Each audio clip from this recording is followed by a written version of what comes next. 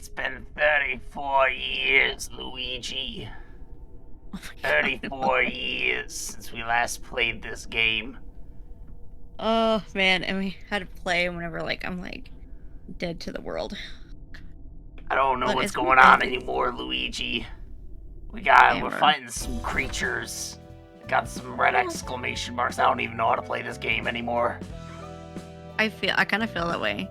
So we're not gonna start with her floor yet, because Yeah, remember you said it was kind of tricky. We're just gonna yeah. ease into it I, and watch the one I picked not be easing into it. okay, it's not to say that the rest are necessarily going to be easy, but prefaced CamCam here by saying the first battle for Gaburo's floor is not necessarily hard in terms of like your deck building so much as it is the condition that you have to fulfill to actually succeed in the battle is annoying. Um, like at this Yeah, point you in the said there was a game, good trick. having entered Star of the City, you definitely have good enough cards to beat it, especially since Mhm. like there's other you have the floor battle after it unlocked. I'm pretty sure, but the condition is just annoying and it'll probably take a few tries to satisfy, and it's probably my least favorite abnormality fight. Because even though it's a really neat idea, it kind of fucking sucks in practice. It kind of sucks, bro. It kind of didn't work out as intended. Okay, sorry, I had to resituate myself. Oh my god, I had to take some painkillers and some muscle relaxers before I sat down. My back is killing me, bro. Do them sure. It sucks being an old lady. Let me tell you.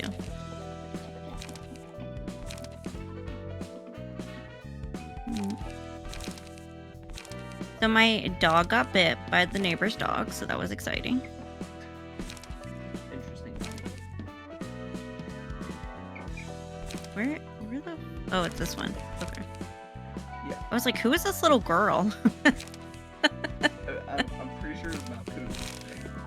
Yeah, it was. I was like, who is this little girl? I was like, I don't remember seeing her face. One of the That's how long it's been. One of the announcers for Limbus Company that you can no longer get because she was a limited time offer. Yeah, you finally got her. Wow, you were so happy. I was. And then now we get Angela, and hopefully I don't have to spend any money for her. Cross fingers. It said that you just have to log in for like either a week or 2 weeks in order to get her, which is fine. I log in every day, like a Giga Chad. Ugh, I love my gamer boy. Just saying. I'm It's the just best. like so sexy, you know? When gamer boys log in every day, like, ugh, really gets me going, you know? Like I'm a Limbus Company stan, and I play it every day regularly. It's a lot of fun. I have a good time with it. And I used to think I was in like the sort of upper echelon of like playtime, so to speak. Mhm. And I probably am realistically. But when I posted that poll on Reddit to see what the turn count was for the Refraction Railway 3, I stumbled upon people talking about what their battle pass level is. Every season they have a battle pass system, and as you level up your battle pass, you get rewards, you know. And after a certain point, you just get a standard reward for every level. But you can effectively infinitely grind. I think they cap it out at 999. But in order to do so, you have to go through this rather tedious dungeon. I don't know about if I could call it tedious, but like, it's a dungeon that takes like an hour and a half to do. Depending more or less on how lucky you get. And I saw, and the most bonuses that you get for it come once a week. So I had been just doing it once a week. And I saw people talking about their battle pass level, and some people were saying they're in like 500s, and I'm like in low 300s, and I'm like, Jesus Christ, how many times did you guys do the fucking mirror dungeon? This is what it's called. Oh, so you found out you're like a loser, basically. Yeah. That you suck. I mean, depending on where we're at the end of the season, I might grind out more mirror dungeons just to get some rewards or whatever. It's just like, jeez, it's a lot. Hold on. I mean, they're killing the game, bro, is what it sounds like. Oh yeah, no. It's. Wait, who's killing the game? The developers or those guys? Those guys.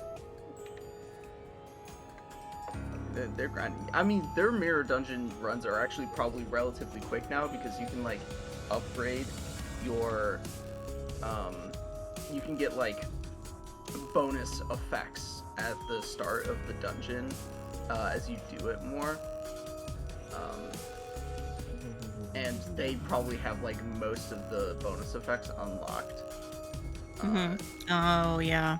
So Theirs are probably relatively easy at this point, but like you have to put in a lot of fucking hours to get to that point.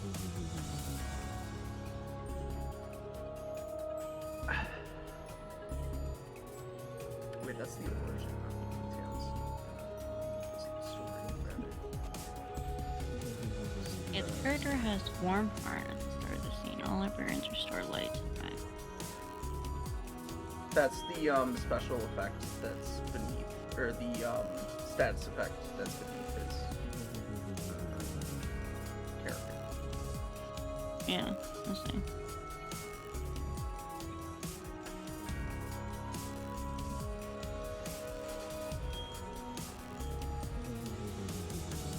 Or actually, no, it isn't.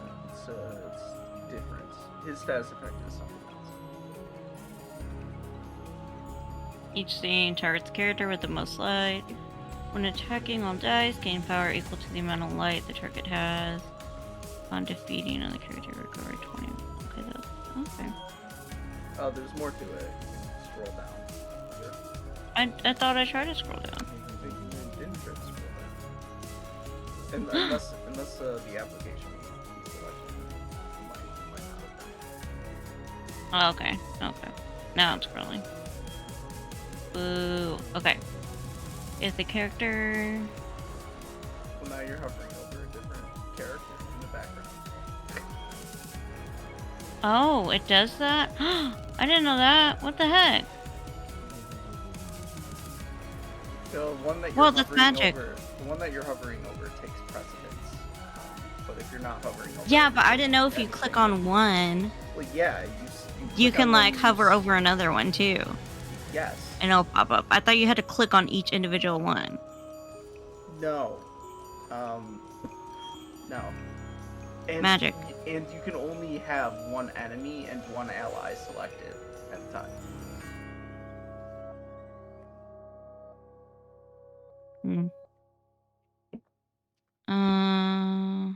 Upon defeating another character, recover 20% of max HP.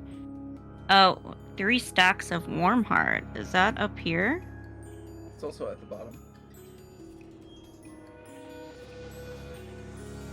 The character has no warm heart at the start of the scene. It becomes staggered. Okay, so the more warm hearts it has, that's bad. Yeah.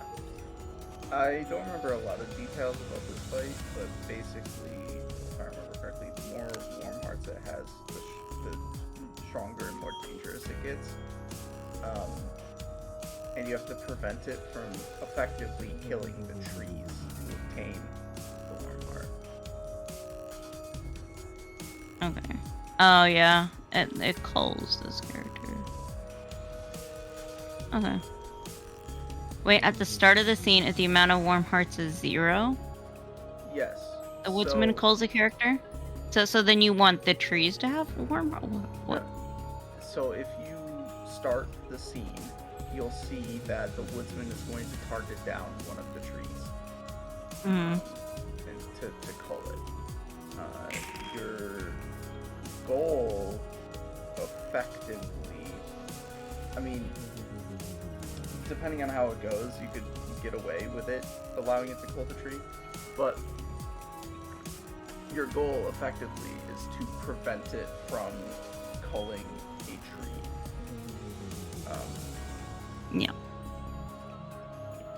And that can be done possibly through redirecting attacks, or through killing the tree before he has the opportunity to.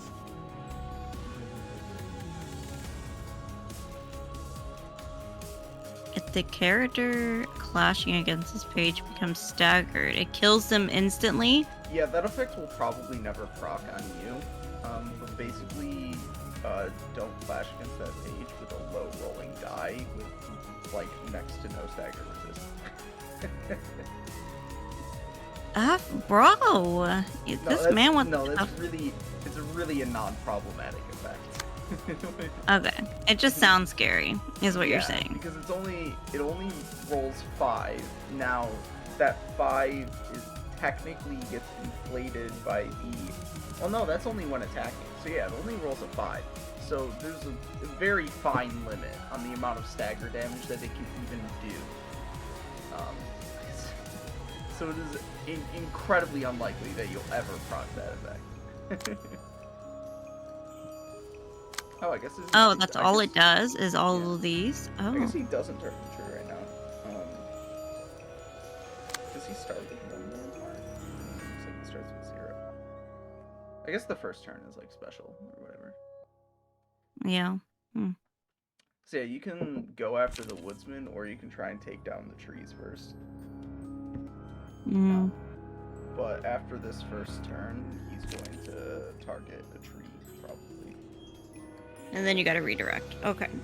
Well, I'm not sure if you actually can redirect. I don't remember if the card is redirectable. Oh, if it lets you. Okay. Yeah, there. I don't know if we've ever come across it before. Probably have, but some cards are, regardless of the speed, you're not able to redirect them. That is so rude. Oh my god. We do not appreciate that. I mean, you can think of those cards as like scripted events within a battle. Anyways, the story of the woodsman.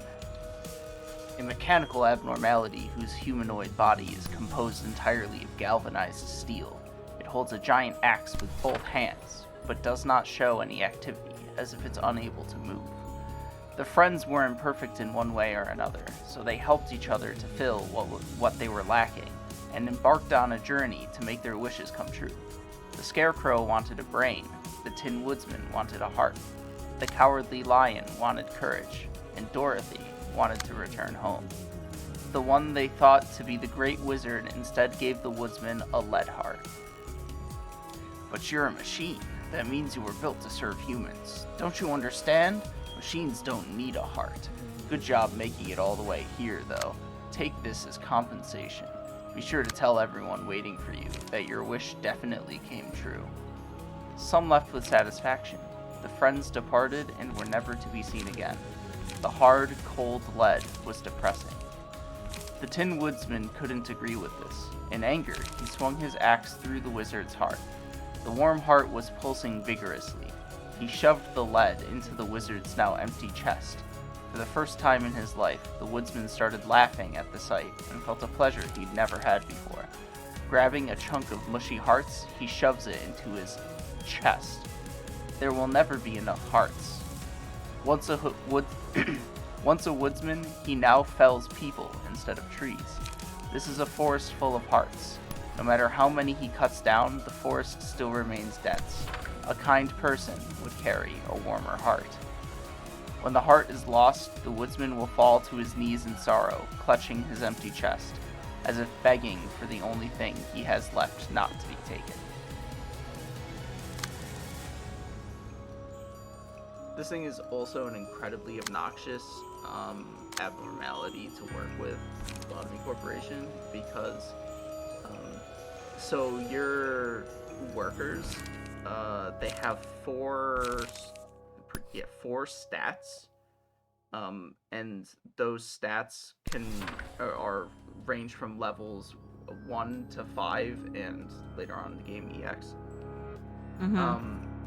And this guy has very special conditions as to what stats can be what levels without him instantly killing your employee.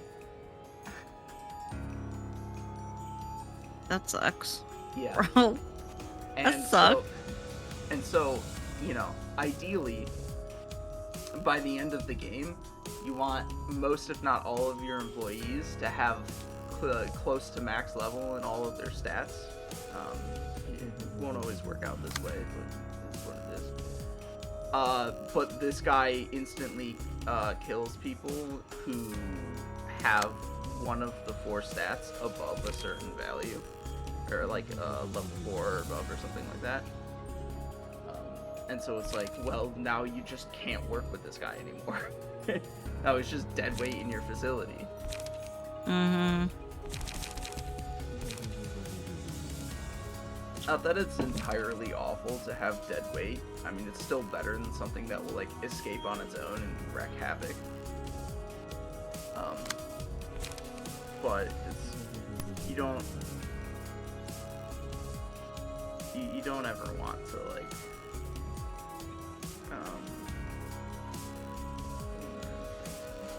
You don't ever want to accidentally work with the guy at that point. Yeah. And there are just better things that you can have instead.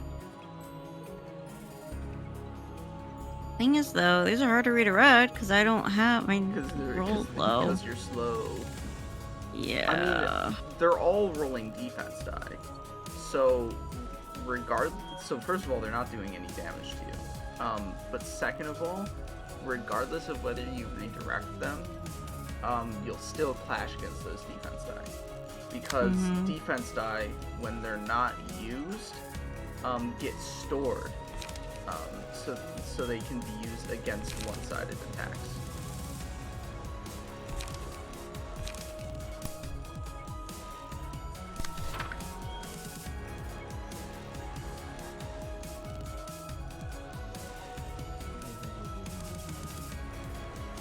Ooh, and then there's this one, but I might just have to take that hit.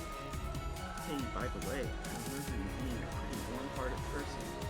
Yeah, I guess it still craves a warm heart to fill that void, right? Hello's chest is still hollow, I see.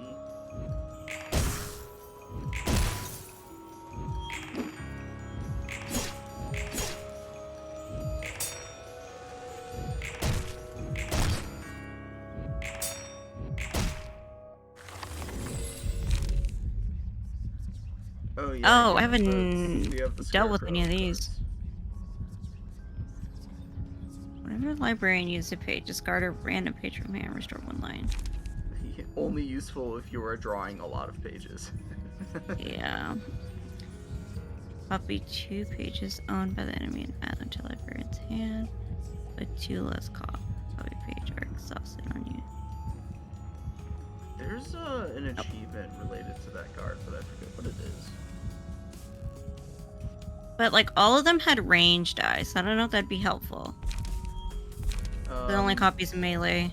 When equipping a melee only key page, can only copy melee while equipping a melee only key page and vice versa.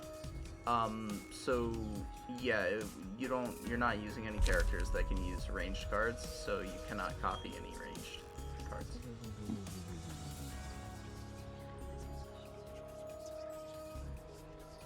Gleaning, however, is pretty useful.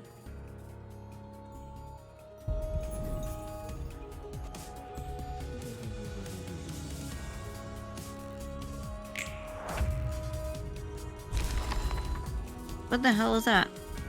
He, he was him culled the culling tree. He culled the tree, yeah. Uh-oh. Now he throws attacks at you. Hate it. Hate it.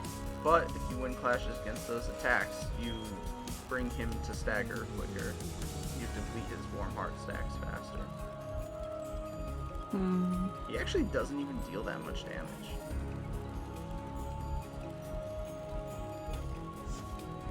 Unclash lose. Yeah, I'm just noting, like, one die that rolls 6 to 8. It's not a lot. I mean, maybe when he gets less warm hearts, the attacks he does are stronger. But I'm gonna be honest, the scarecrow seems harder than this.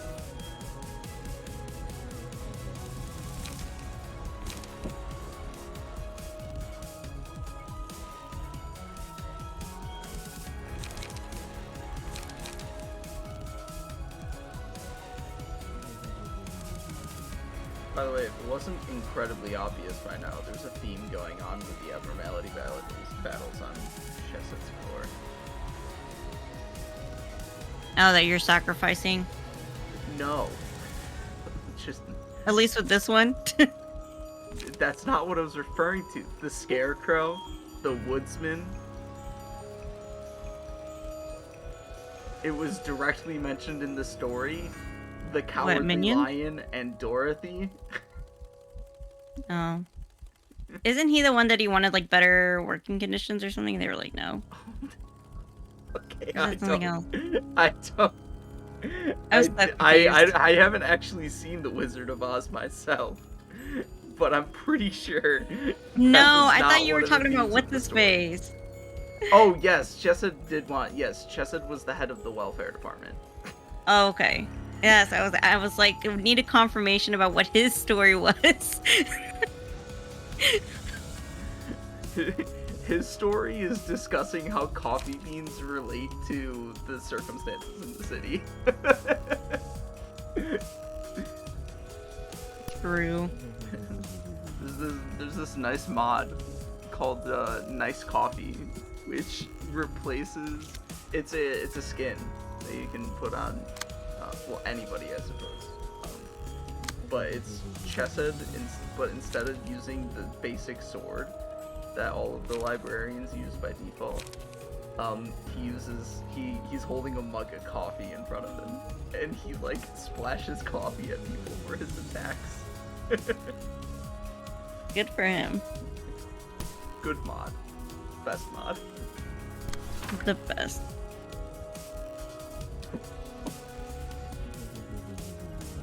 Actually, I don't mean to move my. It would have been fun to include that one, but I feel like it's part of the game to have your librarians actually don the skin of the people you defeat. Don the ego of the people you defeat. That's a better way of putting it.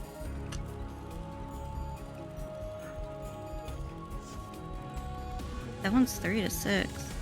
The kind hunter, the owner of the heart, was the warmer my insides become. Fun. Yeah, 3 to 6 is not that high. Now, should you use faint memories instead of flashing strikes? Yes. But 3 to 6 is not that high. I know what I'm doing. Maybe. You also targeted the wrong one for a clash. It's actually the middle one. Yeah, it's actually the middle one that's targeting this die. The one on the right is targeting your seal die. Oh. Oops. Wait. Now I'm confused. This one. There you go. Oh my god, this music. It never ends.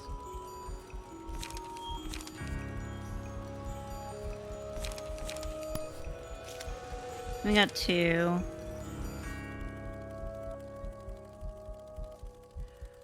We could restore light, but I don't know.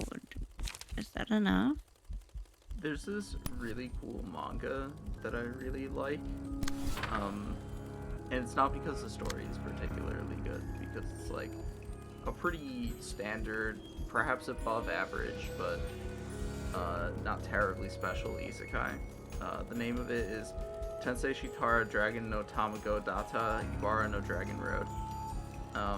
Reincarnated as a dragon hatchling, apparently is what that translates to. And the reason the manga is great is the fucking art. It's got such like this really interesting, unique art style. In the particular way of shading that it does, that's just like awesome. I love it. It's great. You can use Rip Space. You're gonna have 10 charge after using. Oh yeah, after that. Yeah.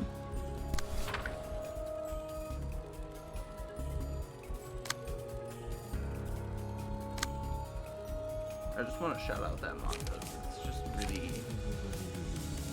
I wouldn't even call it pretty.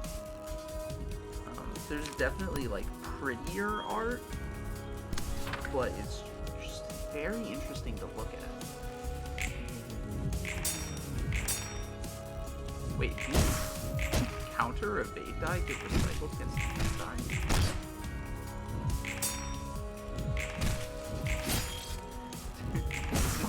My musing on that just reminded me of a comment, or one of the Steam reviews of this game, where somebody was like, I played this game for like 300 to 400 hours and I still don't know how counter die work.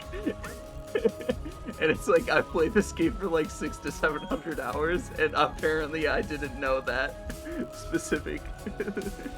I didn't know everything about how counter die worked. Oh my god. It's something to be said about the way that this game goes about its tutorials, which I think is like fine, but definitely not great. Because as I'm sure you've noticed, there's actually like a fair amount that goes into the mechanics of this game. But every single time like a new mechanic pops up, it gives you like one screen that says some stuff about what it does, and then that tutorial just leaves and you never see it again. Yeah, that's true. Yeah, and you're just like, oh, okay. So like you do, especially since the tutorials happen in the early half of the game when the game is relatively easy, it like happens and you do it and you're like, oh, I kind of see what's going on here.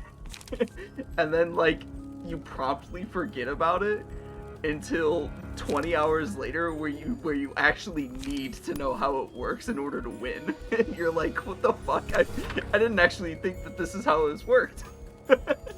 And you're like, pause, what? Huh? And you're like, how does this work again?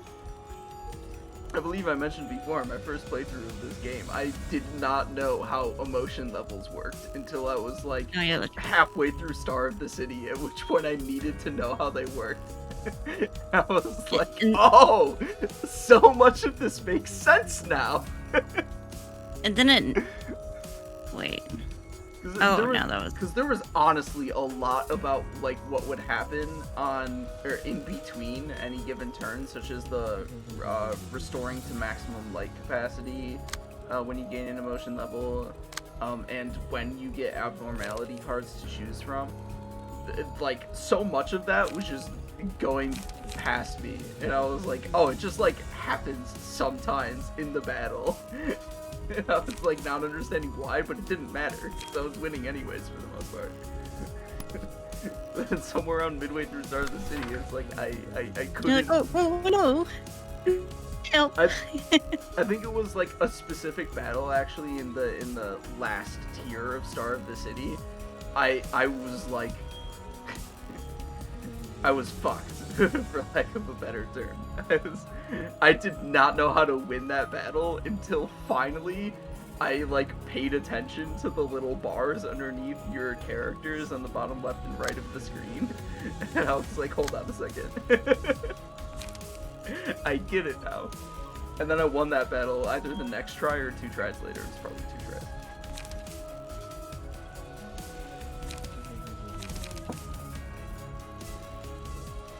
Look at this game. This game, man. And didn't Nimble say like he doesn't deal with emotion levels, or he didn't know how they worked for a while or something like that? I don't know if he remarked on. I don't remember if he remarked on that. I just remember he was saying that Lobotomy Corporation was easier than this game, and I'm like, well, I mean, different strokes for different strokes. There are very different types of games, but I'm gonna be completely honest here. The difficulty in Library of Ruina is like significantly more manageable than that of Lobotomy Corporation. You can get fucked by just like completely unavoidable or inane things in Lobotomy Corporation that force you to restart the day, and it's really obnoxious. Like one of the most obnoxious parts of Lobotomy Corporation is the combat. Or the abnormality suppressions. And your need as the manager to effectively micromanage the suppressions, or and in doing so, like, pause and unpause the game a ton of times to give people like different orders, or your people will just die. Jeez. And it's really annoying.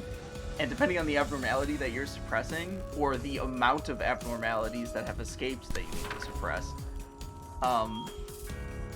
that can quickly get very unmanageable.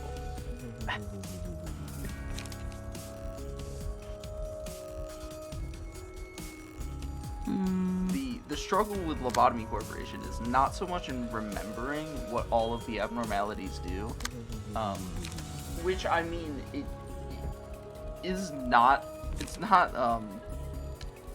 that is somewhat challenging on its own, because there are literally 100 abnormalities in the game, and you need to know how, is it 50? There's 40. And you need to know how 40 of them work. In order, at least, you need to know how at least 40 of them work, offhand, in order to beat the game. Yeah. In order to truly beat the game, you do need to unlock all of the information on all of them, but the maximum you get in the facility is 40, so the most you need to, like, remember all of the details of is 40. But still, so, like, it's not as though that's not challenging. That, for a lot of people, memorization is not necessarily the easiest thing. And there, especially since there's some things that also fuck with that memorization. But it's not so much that as it is, like, just the general uncertainty of the game that makes it really tough.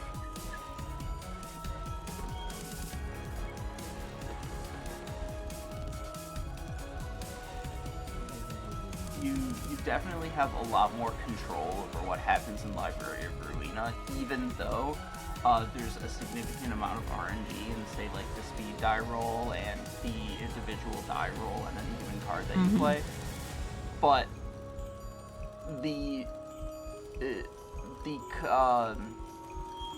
all of the stuff that you can do to control what cards you have available to you and how you go about playing them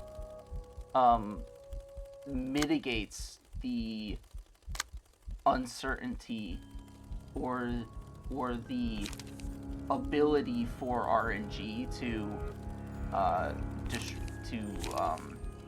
destroy you so much more. Like, on any given turn in Library of Ruina, you're probably rolling several dozen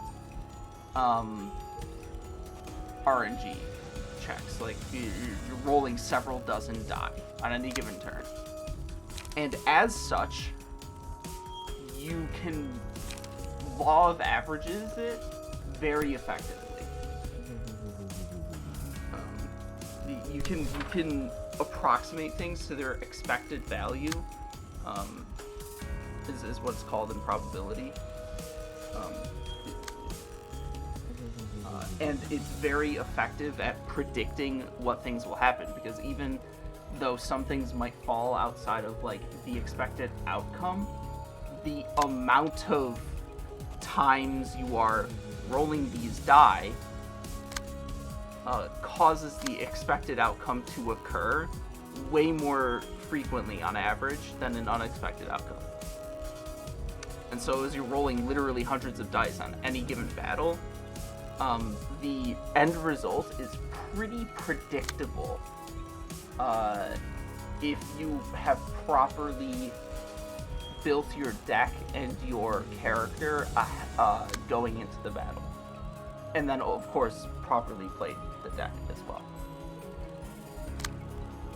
But in Lobotomy Corporation, it's a little different, because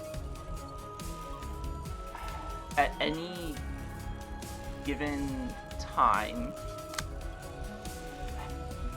So, here's a different way of describing it. When you work with the abnormalities, you, depending on their rating, or depending on the abnormality, any given work session with them can produce up to a certain amount of energy. And that energy is produced in a binomial function. That is to say, you have a series of weighted coin flips that is either success or fail over the course of the total amount of things. So if the abnormality you're working with can produce up to 20 energy, you are doing 20 coin flips in which you have a certain % chance to get heads and a certain % chance to get tails.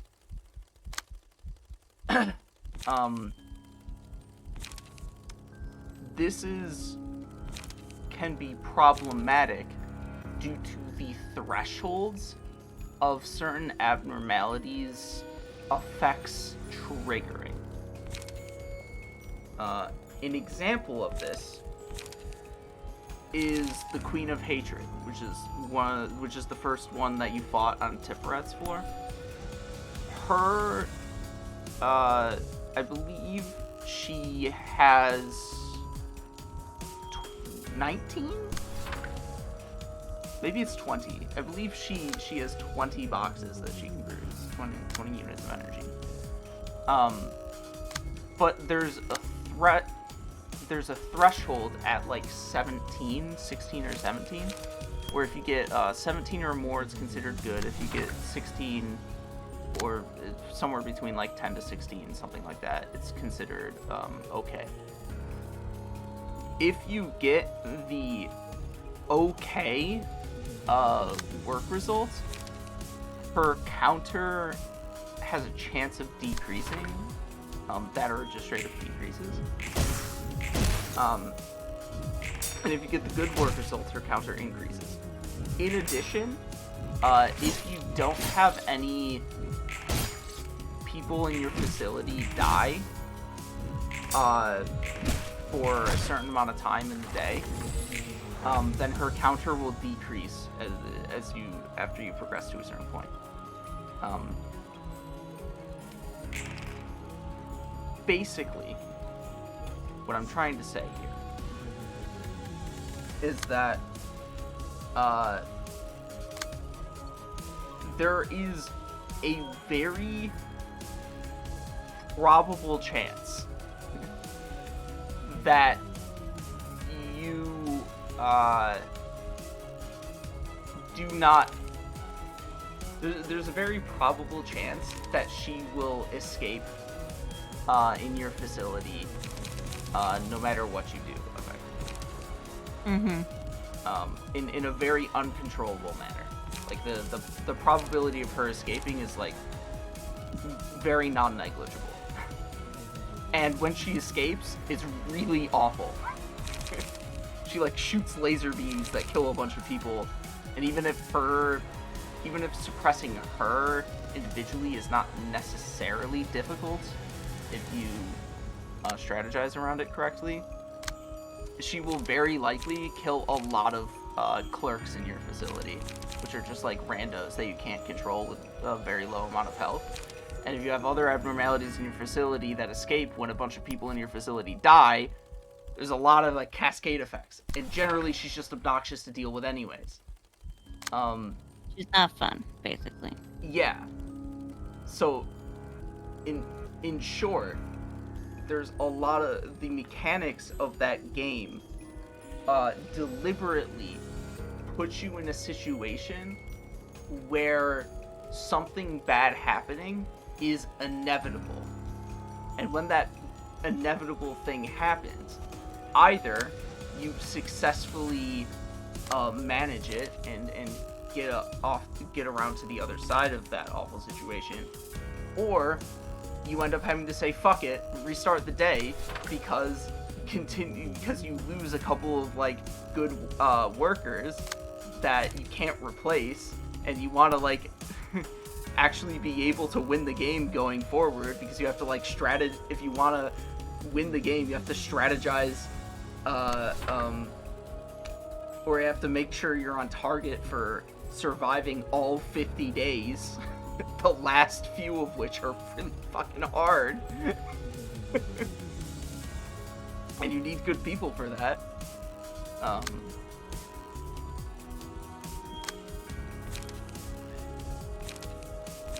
That's awful.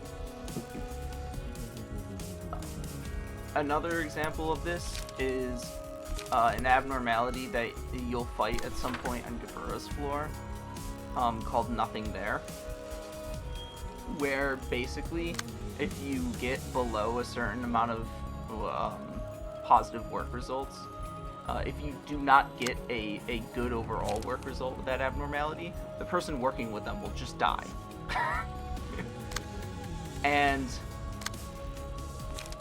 then there's the whole fact that if you don't mod the game, you don't actually see what the percentages are for these binomial distributions. It just tells you if your chances are very good or very high, medium, or low, or very low. And you're like, I don't know what this means. What does this mean? What does this mean?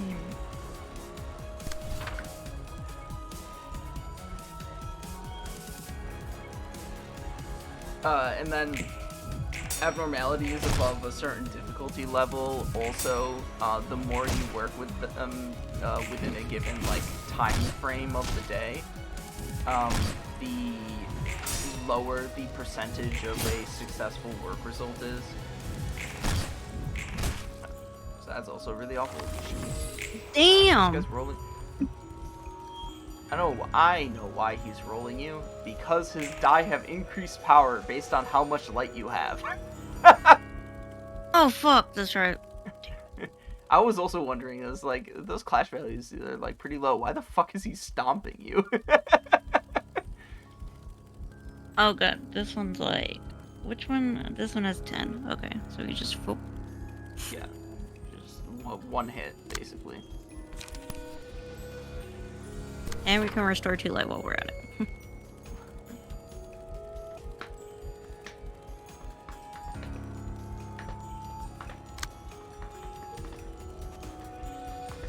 Well, it didn't gain. It gained only like 1, so that's not too bad, I guess. Well, think about it this way: after you kill the trees, you can focus on the woodsman, and if you get him either staggered or you actually manage to take away his warm parts, then he's basically defunct for the rest of the battle, unless more trees spawn in. I don't actually remember. No, don't say that. What the fuck, bro? Don't say that. If more trees spawn, I'm just gonna kaboom, you know? It's mean jelly bean? It would only be 1 tree, and it's not that big. It won't be 1. God, like that one with the spiders, the ones that turn into spiders, that was so annoying. Oh my god. Ugh. All things considered, you actually haven't taken that much damage, surprisingly. Also, that's the die with, that's a 5 speed. That speed die is 5, not 6. Just... Oh. I got too excited, my bad. I got too excited. Okay.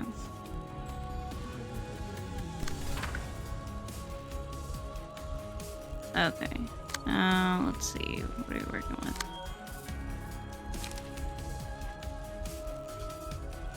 Wait, is this one a 7?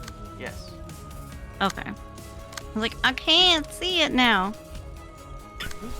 You should be able to see it. No, it was because of the arrow was covering it. Yeah, you still should have been able to see it. You really do need like a monitor with like an actual resolution. I don't, bro. I can't. Okay, I'm really trying. You're just using like a laptop screen, right? Yeah, it's a MacBook Air. Yeah, so your screen is like relatively small, and while I would say you probably should still be capable of reading these numbers and whatnot, and with relative clarity, even on the smaller screen, a bigger No, I screen think would it's just certainly my make it easier. eyesight. So My just wear eyesight's just really glasses. bad. Yes, Just but wear like, just wear your glasses. no, oh, I am wearing my glasses, but I was like telling my doctor, I was like, bro, I cannot see. I'm telling you, cannot see. He's like, oh, he's like, you're just very nearsighted. Like, sorry, bro. Well, he should have said he should have told you to get better glasses. He should have given Yeah, you a but he new said my vision prescription. is about the same. Like, my vision hasn't changed any. Well, then your glasses should be good. I don't know, bro. Sure. Wonder if I should maybe get a second opinion. I Probably get a second opinion at the end of the year.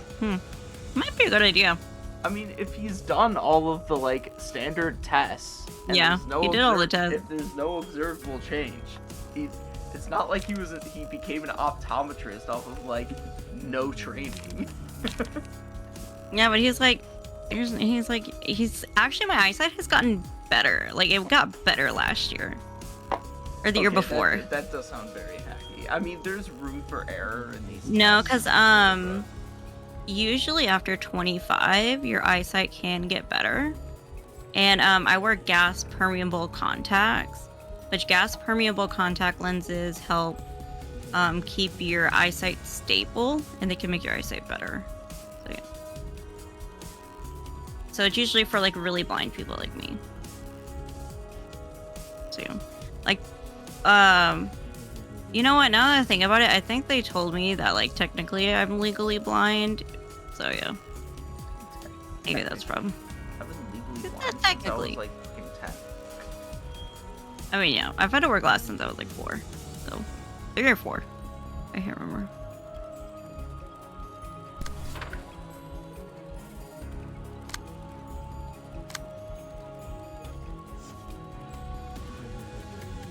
Oh, I could probably rip space, right? Yeah.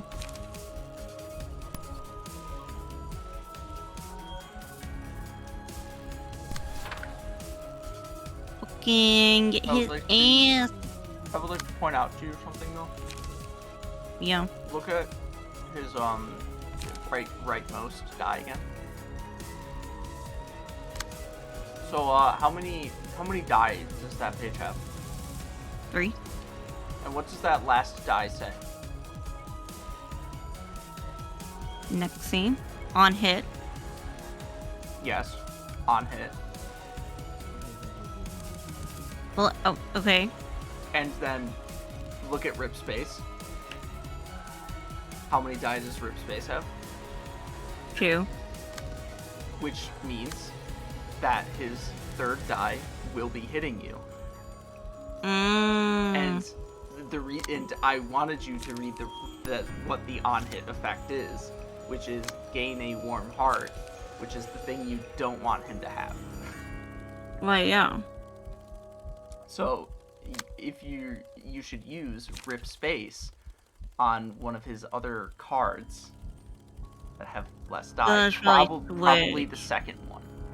Because the first die on rip space is rolls lower, I'm pretty sure.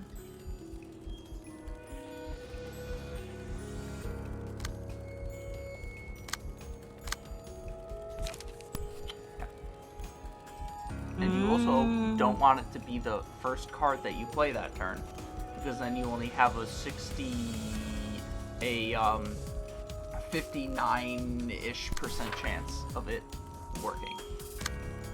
You want Rip Space to be the second card that you play. Oh, what do you mean the second?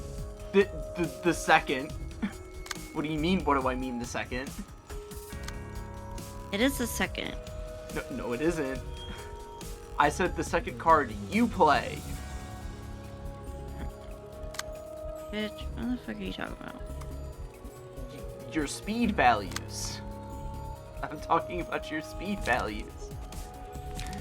The card that you play that has a speed of 6 is going to go before the card that has a speed of 4. Well, yeah. And if you So want you rip want this one, so like this? The 4 against the 1 here? No.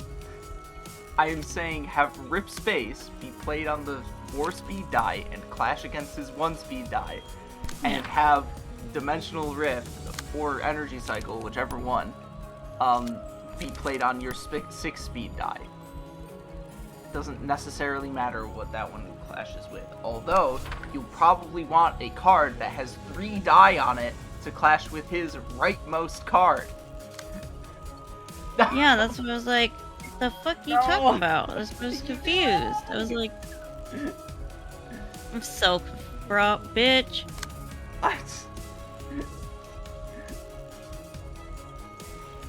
Okay, so this one's not gonna work because we need 3. Got it. So then, okay, but none of my cards here have 3. Yeah, but he's not the only character that you have. Yeah, so I was just gonna use this automated movement here. Okay, there you go. Okay. And then we can use... I never had a problem with that. Oh my god. You're saying too many things. You're playing Rip Space on the 6-speed again. So here. Oh, you want Rip Space, so then go after the automated movement? I already told you to not do that. Yes! Fuck me. Just, let me look at this again, because I'm like, bitch, the fuck you talking about? Okay. Okay. Oh, so you meant second 1, 2. You're too fucking confusing. You kill me.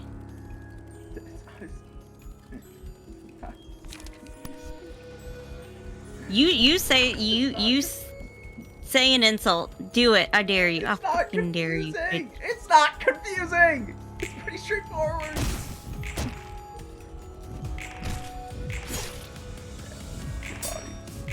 And yeah, I was like, you better say an insult. Do it, bitch.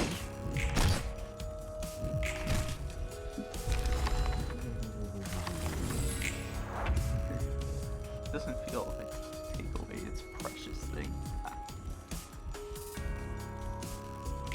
Oh, we lost one.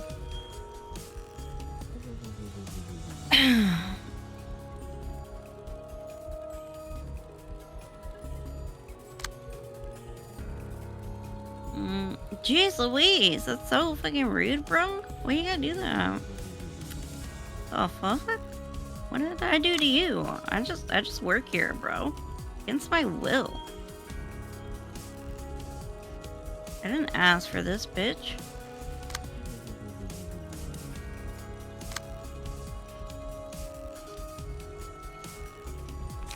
I was thinking, like, you know when the game first starts up and they have Roland like covered in blood with like his axe or whatever, you know, his suit.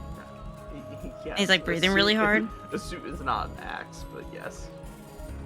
Whatever the fuck is in his hand, I don't know.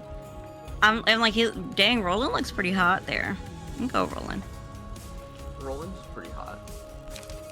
Roland is pretty hot. He's a Giga Chad, actually. Roland's actually a Giga Chad. I mean, he kind of is.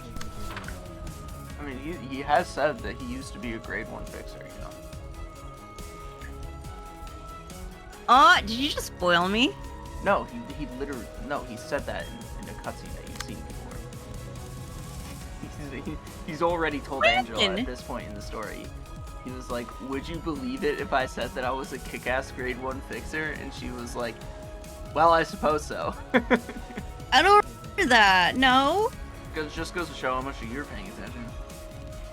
When? It was sometime The last one we saw? It was sometime during Urban Nightmare. Bitch, I don't believe you.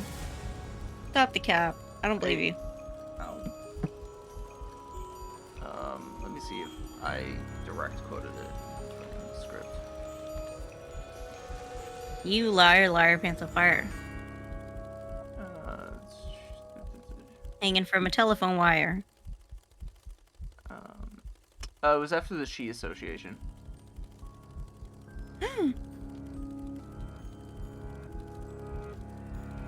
And I missed that. Just whoop.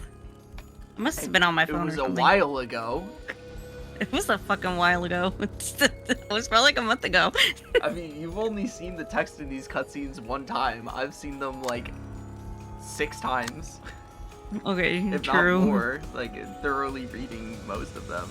So you know.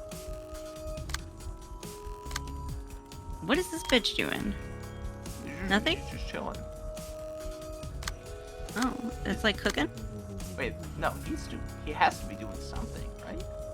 I mean, oh, you closed down, you minimized the combat page that enemies are playing. Oh, I was like... I'm like, if they aren't doing anything, they don't target you. He has to be doing something. Yeah, I was like, I know it's on staggered. I was like, what is happening? I don't understand. Okay.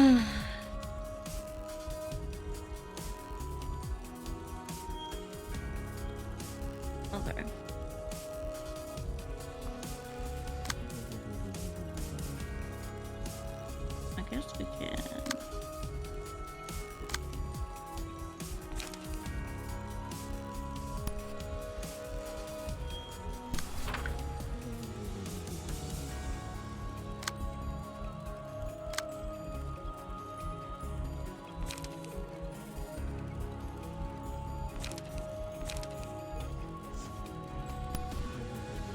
You gotta overcome that crisis. Yep.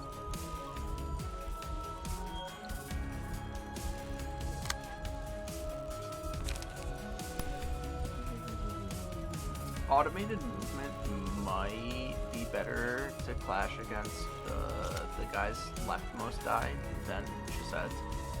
But the main reason I say that is not because the other one rolls higher, or because Chased's on low health.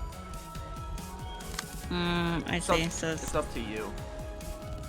I mean, even if Chased dies, that doesn't necessarily mean that you'll lose. Don't.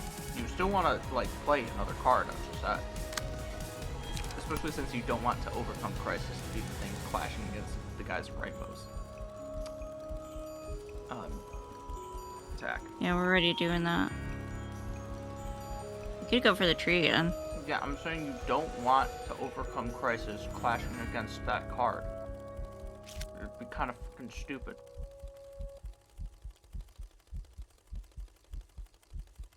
You're just literally saying, please hit me with an attack. Not only that, you're probably saying, please hit me with 2 attacks, since he gets bonus power based on how much light you have.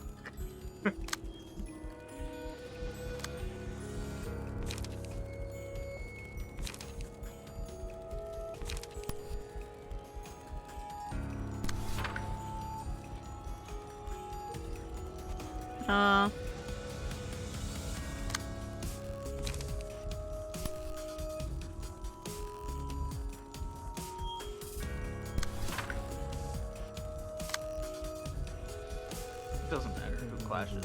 It's all defense die. Well, I mean, You're a defense die. I guess it technically could matter, but it's not worth it. Not worth thinking about. You're a defense die. Oh, got him.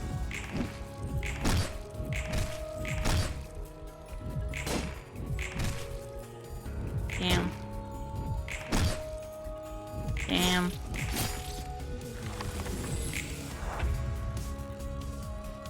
That tree, fucking bitch ass tree. It high rolled you.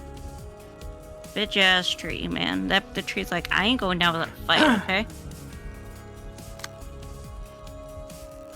That tree said, your mom's a bitch too.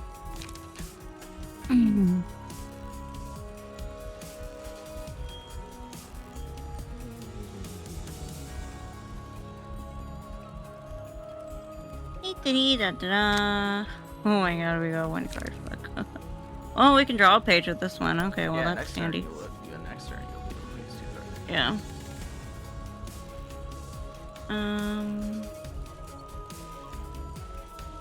Mm.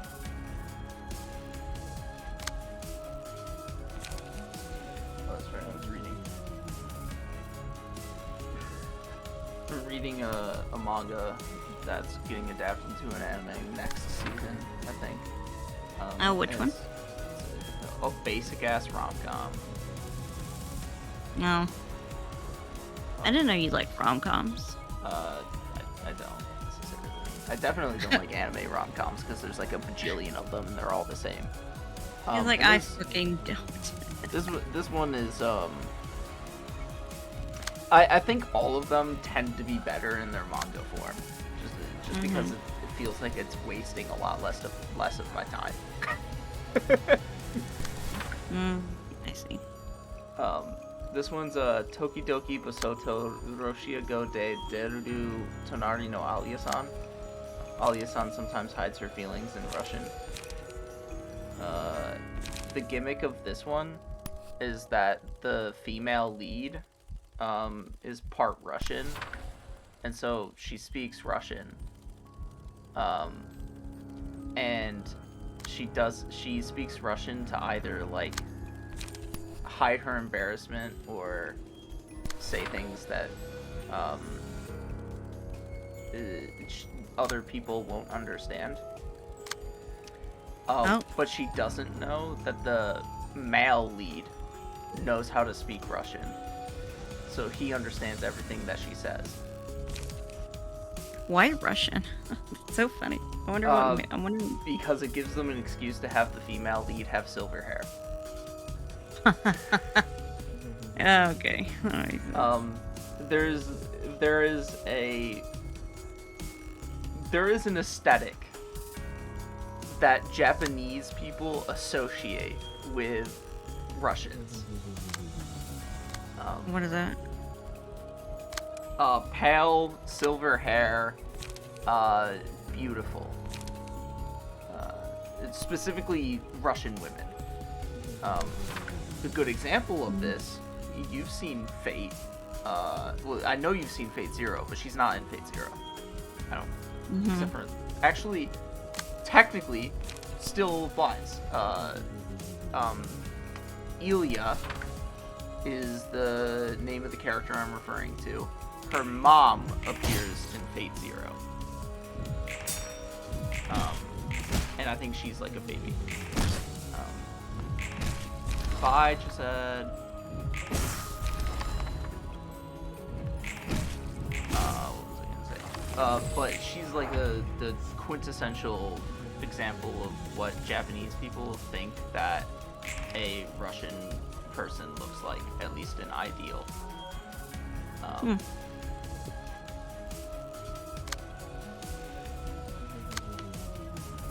And so, Alia also similarly reflects this. Ripple, probably a good choice.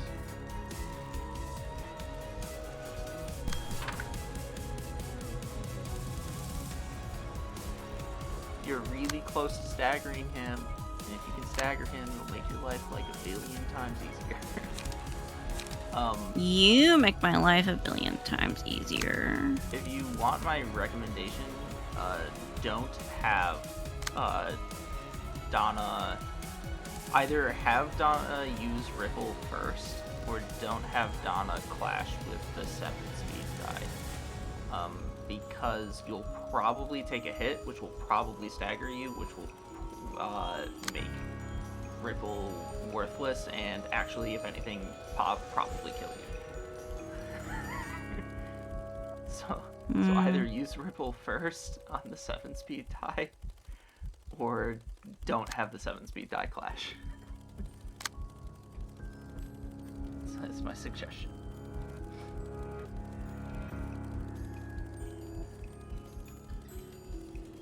I mean, I could use Unclash Lose.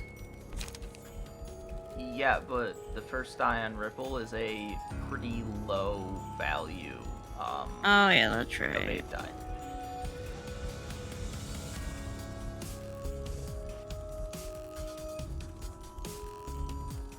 It would be good against the. Yeah, this one maybe. it would be good against his leftmost attack because it's an evade die.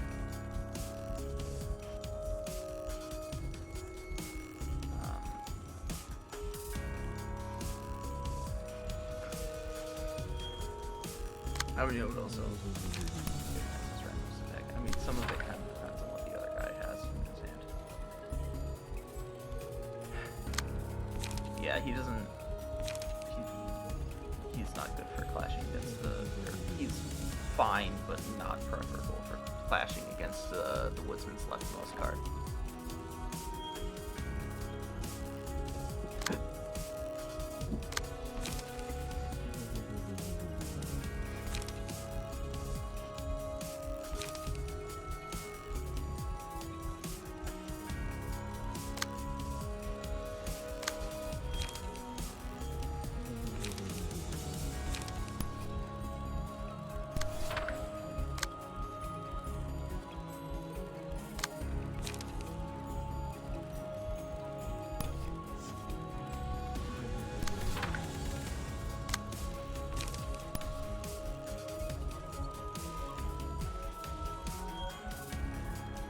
Want another recommendation? Actually, Yeah. Never mind. You did it anyways. See, I'm so smart. Wow. I need praise. I mean, some of it. Oh, what? He high rolled you. God damn it. I don't want praise. Oh, motherfucker. L. Rebozo. Gotta restart.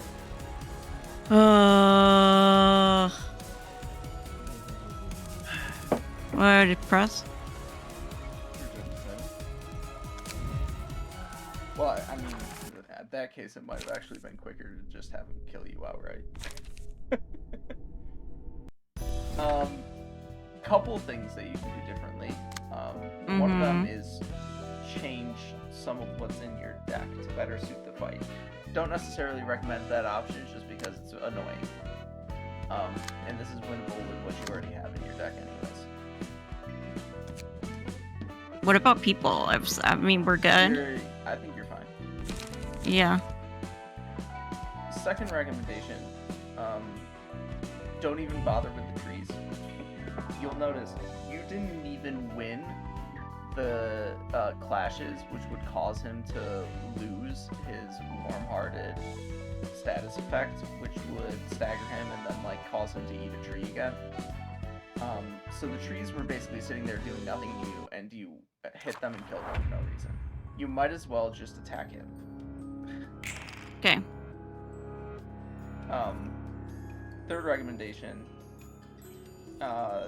is a reminder of the fact that he gains power based on the amount of light that you had. Actually, is it at the start of the scene? It has to be, right? Yeah, it's at the start, I think. No, when attacking, all dice gain power equals the amount of light the target has. It doesn't say at the start of the scene. I feel like Yeah, I think it's another one, isn't it? I feel like it would have to be at the start of the scene for it to work the way it had been working. That might actually, I wouldn't necessarily say it's a bug, but I think that might actually be a side effect of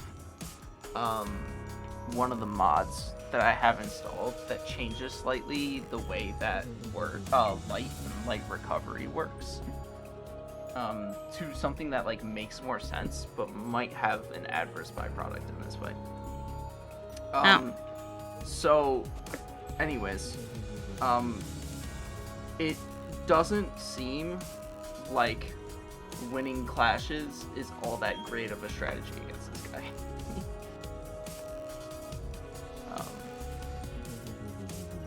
It has not seemed to work very effectively unless you use a card like Rip Space, which has very high values. Then what's the recommendation if we can't win clashes? Target down one-sided attacks. Just beat him up. Target down one-sided attacks. Okay. Yeah, just have every single attack that you throw, like, I have not tried this before. This is just like a thought. I don't know if this would necessarily work. But if you have all of your attacks just target one of his speed die every single turn, and then just try your best to have that speed die, somebody's gonna clash it, try your best to win that clash, I suppose. But, if you just have everybody target one speed die of his, then you're just gonna deal a bunch of damage to him, and he's gonna hit you for free in return, but he obviously does a lot fewer attacks than you do. Yeah. So you're gonna be dealing a lot more damage to him overall. Interesting. What is this one again? This one's like 5/5. Oh, they're all 5/5. Yes, he doesn't do anything for this turn.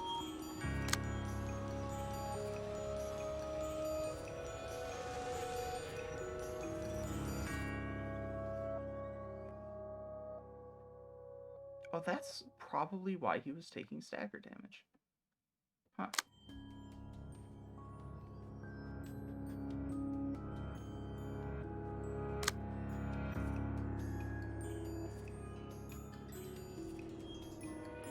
Okay, now I think you're thinking like way too hard. I'm sorry.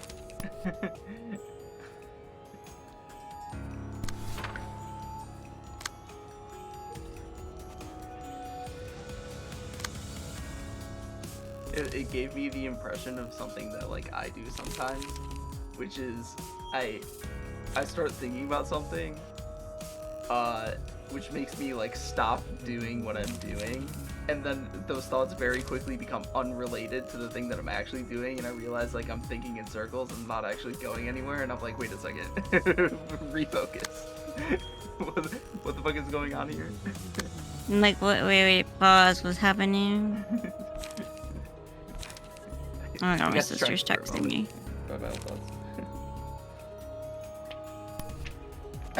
Anyways, we have a lot of calendar facts to go over.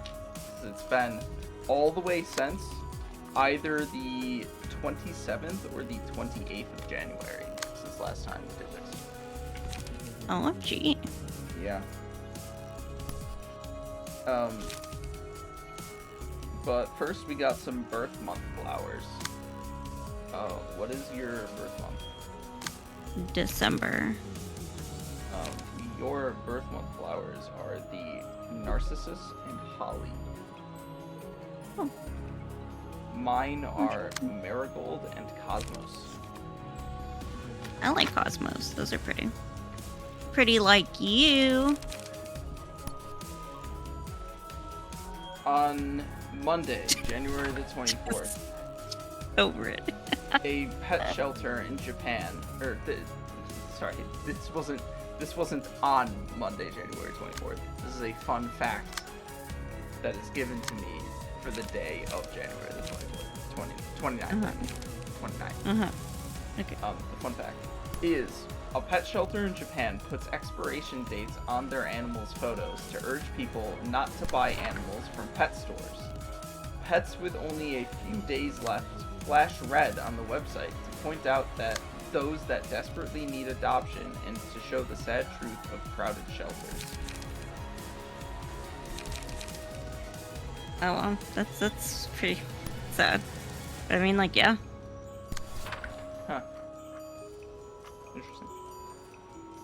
Yeah, and like pit bulls in America are like the #1 dogs that get killed in kill shelters. I'm like, it's so sad. Why was the robot so tired after his road trip? I don't know. He had a hard drive. Got him. Funny.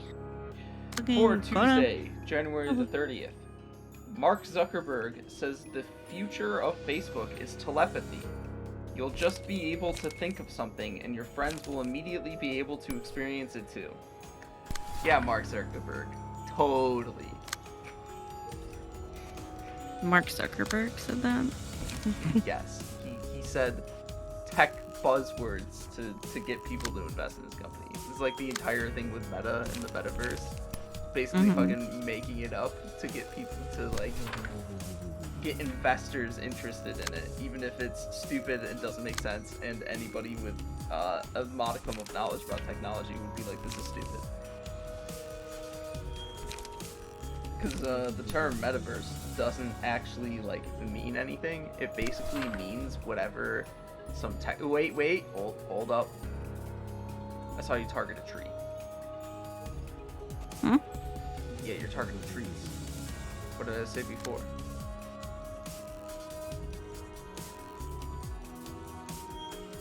Oh. Just ignored everything I said. Oops. Fuck the trees. Wait, fuck. Yeah, that's right. Fuck Yeah. the trees. Yeah. Because we don't win clashes, and then yeah. Got it. You're Got it. because you weren't even like winning the fight in a way to make the tree mechanic even matter. What was I saying? Yeah. So metaverse basically. Oh, means... hold on.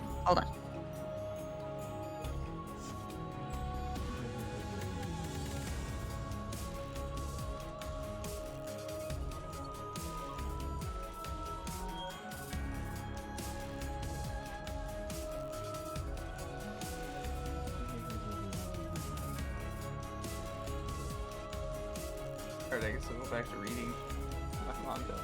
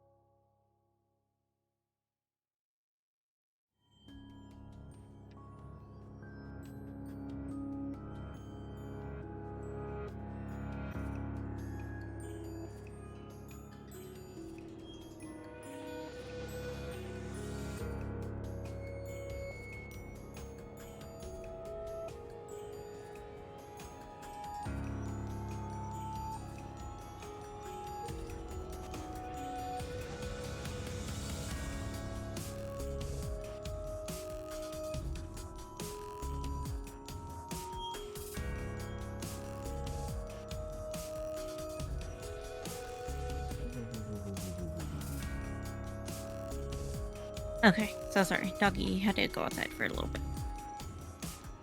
So, metaverse basically means whatever the tech bro is saying it wants it to mean, rather than anything in particular.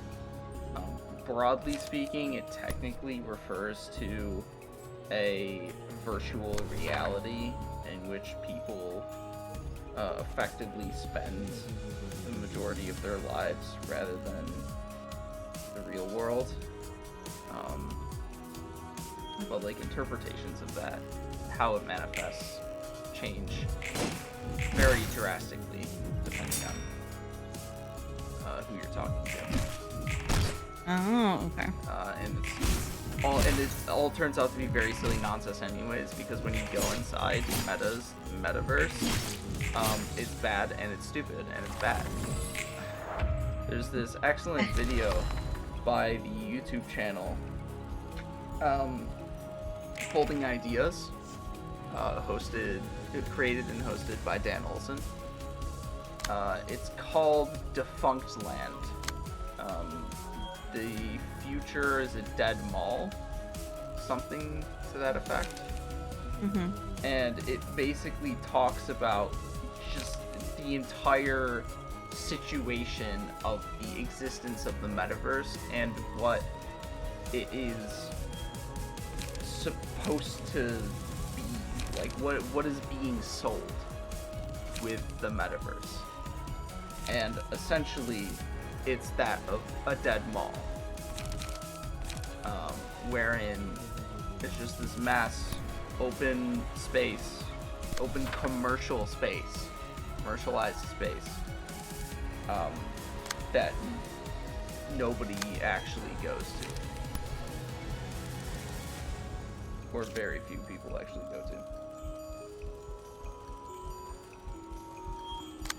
It's I'll have to watch it. You'll have to send it to me. You should just watch everything on that channel. It's like how I sent you the channel H-Bomber guy. Similarly, you should watch all of the, especially the recent videos. I think I watched Defunct Land a couple of times, like his Disney video. I think I watched, but that was a long time ago. That's not a Disney little. The Defunct Land is his metaverse video. Doesn't he make like other stuff though? So Folding Ideas was a movie analysis critique channel for many years, until the past 2 or 3 years, in which it effectively became a scam documentary channel where he basically talks about scams.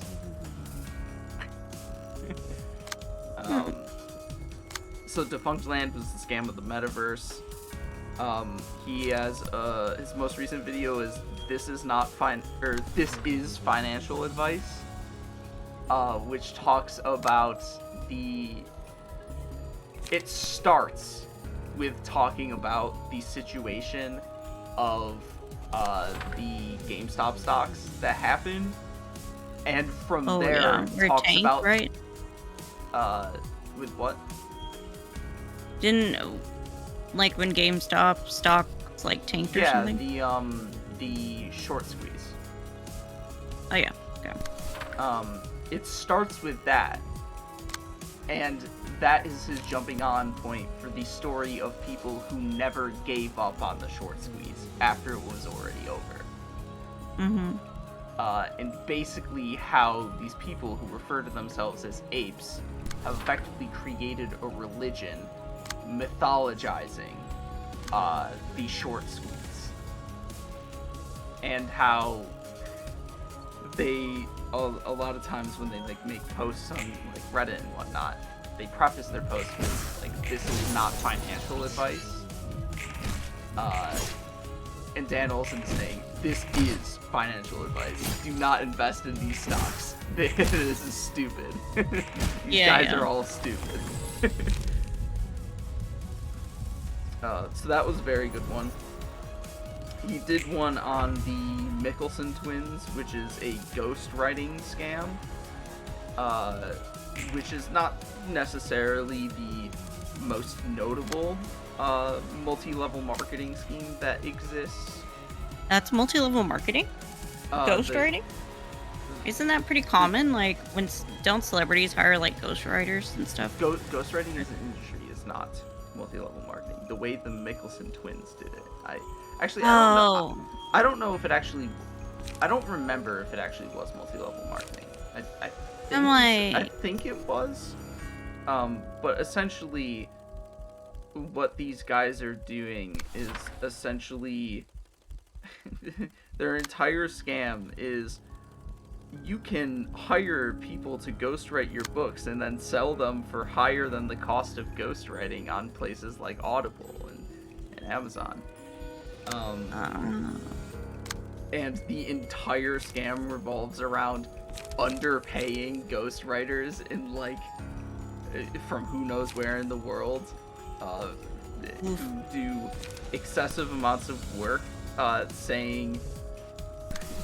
padding out their writing to form books that say nothing. Regardless of it being a multi-level marketing scheme or not, it definitely was a scam. And though it's not the most notable scam that exists, it was at least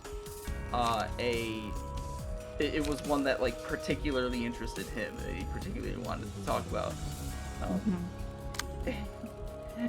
And one of the things that he did as part of it is he hired a ghostwriter to write a book on a particular topic within a given time frame to illustrate what is happening, and he also underwent the same workload, and he like documented what it took to write like some 10,000 odd word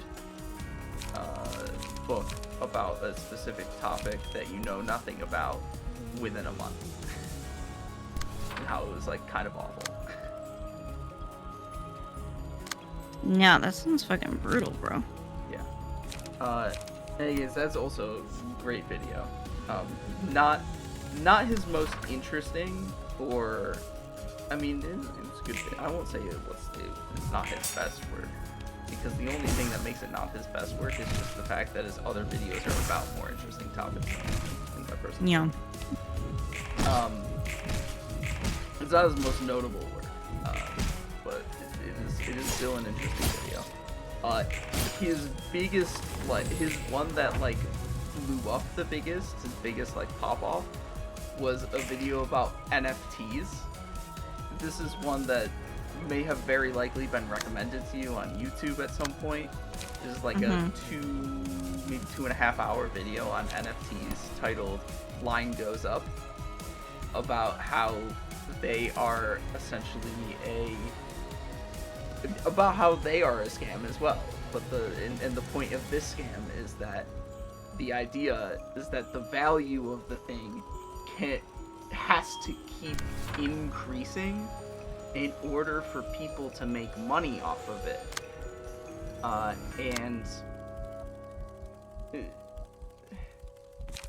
And there inevitably comes a point in which somebody buys one of these NFTs for an exorbitant price and cannot resell it. And so the idea is basically that these people who are making these NFTs are selling these shitty pieces of art for exorbitant prices with artificial value and artificial scarcity, with no intention of the people buying them ever having the capacity to like resell them and make their money back. Like, it's not real investments. Yeah. Yeah. Which is something that everybody kind of like, something that most people kind of like intuitively understood when NFTs were quote unquote popping off. But he went into quite detailed depth as to what was really going on with NFTs and crypto in general, because like a large portion of the video was not actually about NFTs so much as it was about cryptocurrency.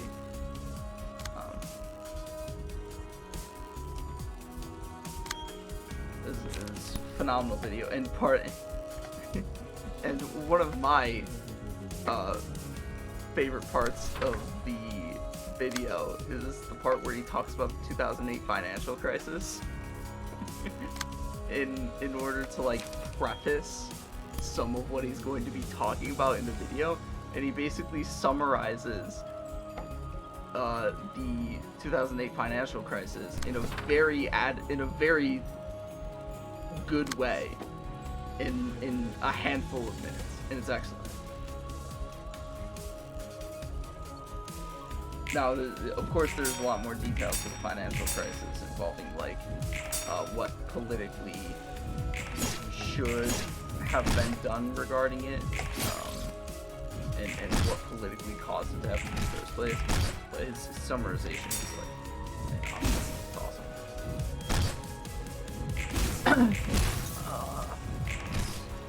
So the NFT video, Defunct Land, the Nicholson Twins.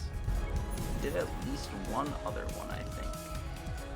I don't remember.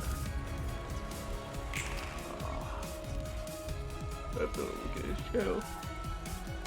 He also, outside of his more, geocentrism.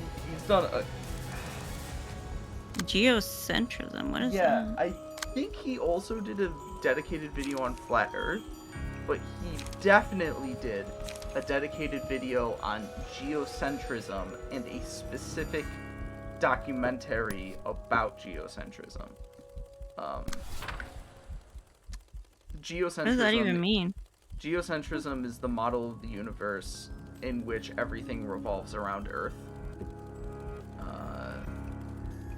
which was one of the thoughts at like the BC era of science. Yeah, that's what I was thinking. I was like, kind of old, bro. Yeah. Whereas it's been, very well understood for a very, very long time that heliocentrism for only the solar system, but still, heliocentrism is the correct physical model. People still think that. It's the same people who it's the same people as like the flat Earth people, basically. It's embarrassing. It's for the most part religious zealots. What religious zealots? Who? Like the freaky ones. The freaky religious zealots. I'm like, bitch, like, I'm Christian, and I'm like, what the fuck? Well, yeah. What Christian is out there? Look, I just want to, bro, I just want to talk, bro. Yeah, Christianity... I can't necessarily speak to what the Bible specifically says, but, like, at least modern Christianity does not inherently have anything to do with, inaccurate representations of our universe. Yeah, I'm just... It is the fundamentalist people who want to do such perversions. And they are freaky. They're very freaky. Now I'm just thinking about. Now I'm thinking about supply side Jesus again. I didn't get that. I was like, what is happening? Supply side Jesus. I'm like, I don't understand. Supply side. Get the joke. Supply side Jesus is a what's the word? Hyperbolic. It's not even really hyperbolic though. Sort of sarcastic, I guess. There's another word for this one. Yeah, it felt kind of sarcastic. It was definitely sarcastic, but like there's a parody. Yeah, okay. Because I was like, but I was like, is there context behind it that I'm supposed to get? Like it's a parody of the way that Christian conservatives talk about the Bible and what values it represents. Okay. Because the Christian conservative or Republican view of the Bible is one which coincides with what Supply Side Jesus in this comic by Al Franken does. Okay. Whereas the actual values represented by Jesus of Nazareth in the New Testament more closely resemble that of at least liberal, but also leftist values than it does conservative values. So, Supply Side Jesus will say the lepers should not be given any like food or money because that would just make them lazy and they should fend for themselves. Whereas Jesus of Nazareth would say, no, we should give people we should share our money and our wealth and our food with these people. Yeah. That kind of thing. And then there's also the specific quote from the Bible. It is easier for a poor man it is easier for a camel to go through the eye of a needle than it is for a rich man to ascend to heaven. And then Supply Side Jesus instead says, it is easier for... I forget the specific quote, but it basically inverts that. Where it's like, it's easier for a rich man to go into heaven than it is for like a camel to thread the eye of a needle, or something to that effect. And it's all just very silly, inaccurate representations of what the Bible says. It's hilarious. Oh, Okay, okay. 어김없이 이곳은 커피 After- 냄새가 See, I'm not down with 가득하네. like the Christian conservatives, so I'm like, I don't get it. yeah, because they're all stupid freaks who like don't even understand their own religious text. True, like the whole like I guess the Christians had like a weird Super Bowl ad. I think Oh was years yeah. ago.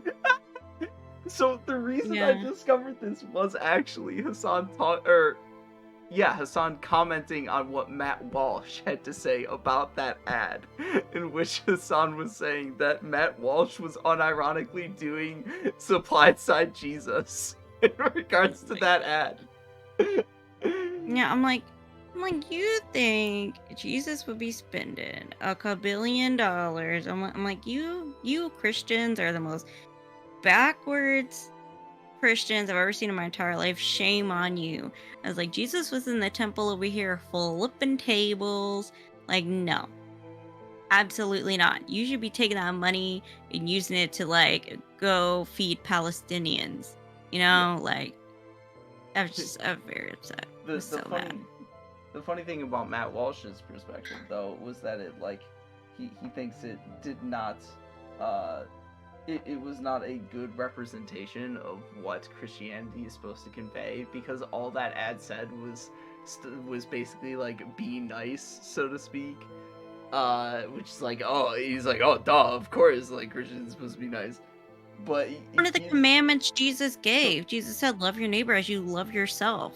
yeah. So, but the thing he had to complain about was, so it's my understanding that the ad depicted a series of people washing other people's feet, Yeah. and a lot of it consisted of a white person doing the washing of the feet of a minority. And what Matt Walsh had to say How dare they? was like, uh, uh, I can't remember exactly what he said.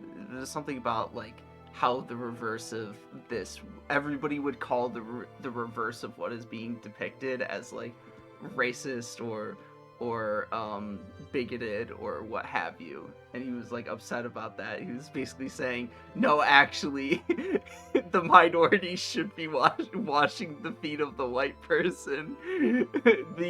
The black person He did should be not. washing the feet of the cop. No. No, shut up. He did not He actually did. say He that. did. It was so bad. So. Oh, he's so stupid. I'm Ugh. embarrassed. Yeah, and the whereas like the entire idea with Jesus washing people's feet is that like he's the son of God, and thus he's like a more powerful being than them, but he's like purposefully demeaning himself to wash these people's feet, to do a thing that I cannot describe adequately right now, in like uplifting them or whatever. How it's to invert the servant master relationship, of how typically the servant is of a supposed lesser power than the master and serves the master, but Jesus is really is supposed to be, as the son of God, more powerful than everybody else and should be served by everybody else, but instead he is servicing other people, to demonstrate, like everybody's all equal under the eyes of God, or however you want to interpret that in particular. But basically it's very silly to make the argument that the black man should be washing the feet of the cop. Yeah, because that's not even the whole point of what Jesus did, like. Oh, not just that, Oh but my it god. kind of would be fucking racist. I'm so disgusted with them. Like, shame on you. Shame on you. Oh, and that is like, and it's my job to kind of like I have a role in my church to kind of like teach people kind of like about the Bible, and I do all this research, and I even like go through outside sources to make sure my information is correct. So like I would never go online and just start blabbing because that's like the worst thing you can do. I'm like, oh, I'm sorry, like that's embarrassing. I'd be so embarrassed. I Like, kind of want to play that Supply Side Jesus comic right now. It's so funny to me because it's just so it is yeah, and so also washing, Republican Christianity. It's not even like yeah, funny. and also like Jesus or like even washing feet is like back then was a sign of The hospitality gospel. as well.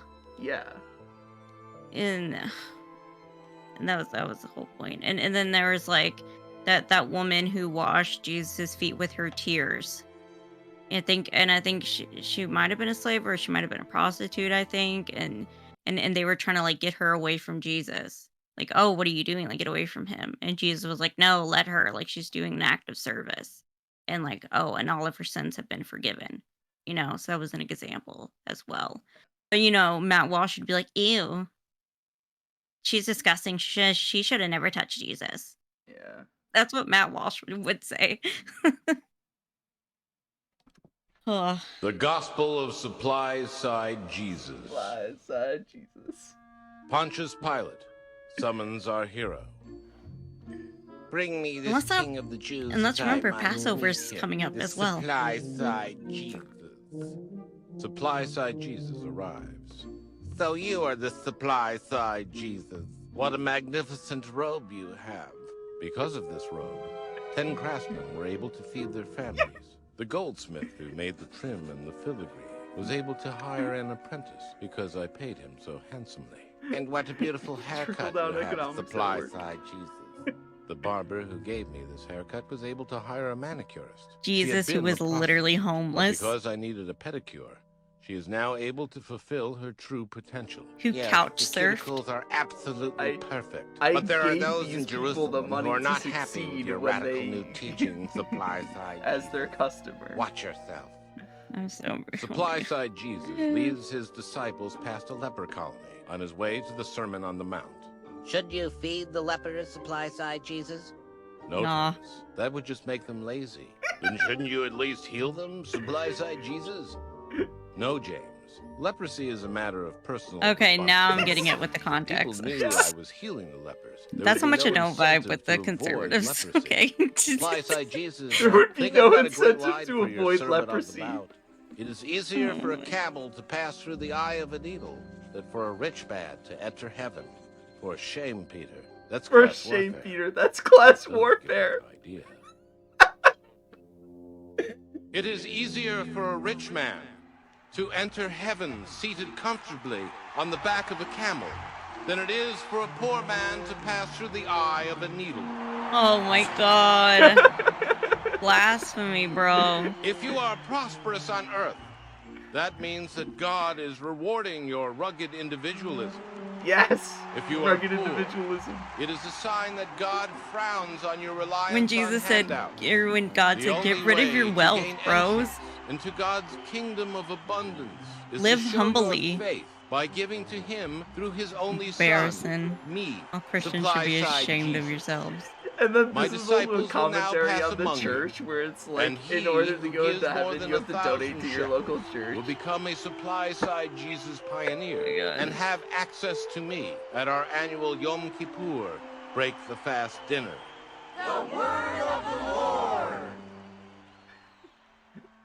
The Last Supper. Actually gripping. Also, like, there's a It's bunch very- of like priests and preachers who make their living off of doing this very thing.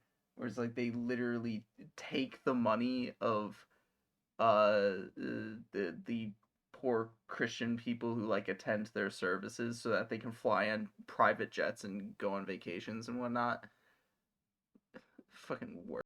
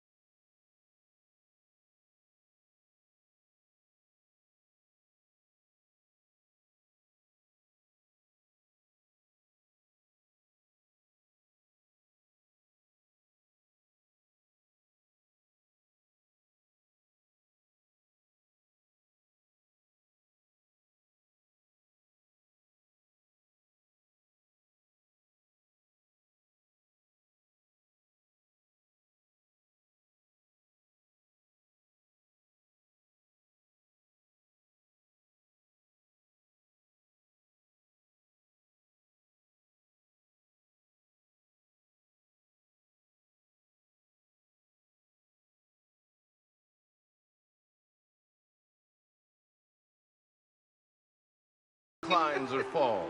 And I will stop these environmentalists who claim that lead is poisoning our water system.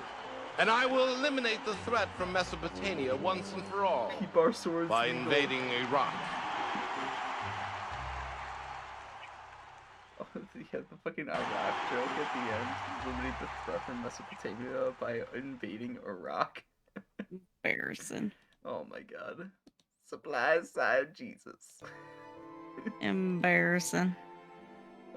Anyways, I'll talk about the geocentrism again after this fucking cutscene. Coffee! 어서 와. 오늘은 인디고 마운틴인데 한 잔 마실래? 좋지? 커피의 맛은 늘 똑같은 게 아니야. 여러 가지 요소들로 맛이 각기 다르지. 어디에서 어떻게 재배했냐부터 얼마나 볶아내는가. 추출을 끊는 정도와 원두를 어느 정도로 분쇄했는가도 중요해. What a 입자의 coffee 크기에 fiend. 따라 산미와 단맛이 결정되니까. 꽤 He's speaking 섬세한 facts though. He's 음료였구만. been. I don't 난 know. 그냥 주는 대로 마셨는데 It's 말이지. gross. I love coffee. 도시의 사람들과 닮은 것 같지 않아? 뒷골목 출신인지 둥지 출신인지 또 뒷골목이라면 어느 구역 출신인지에 따라 자라난 사람과 가치관이 판이하게 달라지니까. 그리고 그 성장 과정이 얼마나 험했는가도 I've just 포함해서 I've just been drinking straight espresso with almond 음악을 milk though 못하는 lately. 자는 패배자로. 맛의 골목에서는 언제 자신이 식재료가 될지도 모르는 거야. 그게 재배지의 방침이니까. Ugh. 듣고 보니 예. 그렇네. 잠깐, 사람마다 다른 맛을 낸다?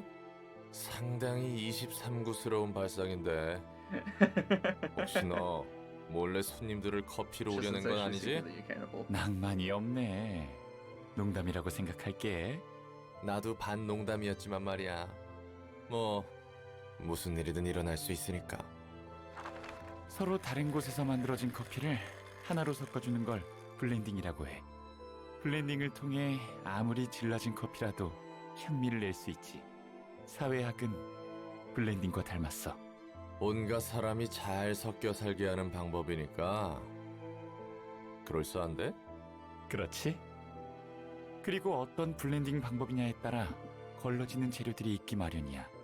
하지만 커피콩과는 다르게 사람들은 욕망이 있어서 원하는 블렌딩 머신으로 스스로 가고자 해. 이왕이면 고급스러운 세상으로 가고 싶은 거지. 갈려나가는 것은 똑같은데 말이지. 그래서 좋은 커피콩들을 얻기 위해 도시와 둥지는 끊임없이 속삭여. 가장 거대하고 개성 있는 맛을 섬세하게 채워줄 보충제가 필요하니까. 인생의 가치는 이곳에 있다. 보란듯이 잘 사는 모습을 과시하고 걸러진 패배자의 모습을 보여주지. 그렇게 모두 홀려서 자신을 파는 거야. 거짓이라 해도 뒷골목의 삶보다 둥지의 삶이 나은 건 사실이야. 그럴까? 날개들은 말 그대로 사람들을 커피콩처럼 갈아놓고 있는데 I mean, yeah. 저마다의 날개는 자신의 둥지가 가장 아늑한 곳이라며 깃털들을 모집해. But I mean, they easily fall 둥지 apart. 안에서의 정책은 날개마다 상이하게 다르고 뒷골목은 그 정책에 맞게 뒤틀려가. 모두가 거대하고 달콤한 거짓말에 젖어 있어. 지금 자신의 행동이 최선이라고 애써 믿고 있는 거야. 최선이라고 믿는다니. 그게 최선인 거야. 뒷골목 삶에서 벗어나 날개에 입사해 안정적인 둥지의 삶을 보내는 것. 이 이상의 방법이 없어. 그렇다면 블렌딩 방법은 누가 정하는 걸까? 아니, 블렌딩이 필요한 걸까? 골라내는 것이 필요한 걸까? 각자 자신이 내는 향대로 살면 안 되는 걸까? 속 편한 소리 하네. 그런 의문을 품으면 한도 끝도 없어. 그런 걸까? 그런 거야. 커피는 잘 마셨어. 가볼게. So basically, the city attracts the coffee beans of the people by saying, "Come here into my blending machine, so that you can become a great tasting coffee. You can become what you desire to be." What all the city is doing is grinding all of these people up and blending them together.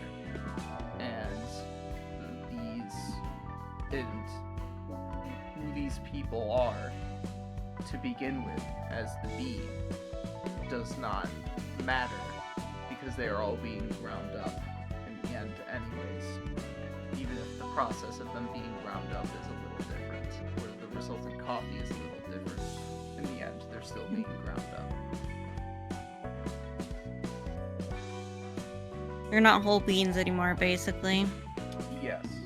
Instead of being allowed to express themselves in the way that they should, as their own flavor, they are being blended together in a sort of like hodgepodge mess. And additionally, even though the lives of the people within a nest are nominally better than those who live in the back streets, everybody is still living a life of oppression and suffering within the city. It just comes in Yeah, different it's still either forms. killed or be killed. Yes. This cutscene talks in pretty general terms in this regard, because depending on where you are in the game, you may or may not know things about particular wings, and what have you. Because basically, at this point in the game where we're at right now, all we know about are Lobotomy Corporation and W Corporation, and what those two wings do. And the suffering that those two wings enact were very different from one another. They're still suffering in the end, and they were still basically farming the deaths and suffering of the people involved. But this is also the case for the other wings. For example, it's not covered in this game, but there's T Corporation, which literally took the color away from its district. There is no color in T Corporation. Really? District. Yes. No color.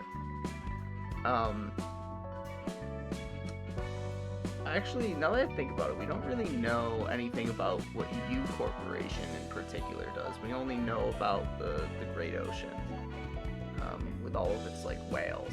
But we do know that the singularity of U Corporation is constructed essentially off of the... it's made from whales, or it's made from whale oil, and what the whale oil is capable of doing is, like, disassembling your individuality. So it's like, I don't even know how to correctly put it at this point in time, but it's basically off the backs of people suffering in that case too. G Corporation, I think it is, turns people into literal bug monsters. Yo, that's messed up. J Corporation essentially makes all of its citizens into eternal debtors in its gambling industry. And those who work for J Corporation, you actually see in Emma and Noah, they sit there staring at CCT screens all day. Not necessarily CCT screens all day, but they stare at screens all day looking for cheaters. They're slaves to the system. Mm-hmm. So basically, everybody undergoes their own form of suffering or exploitation within the city. Right. And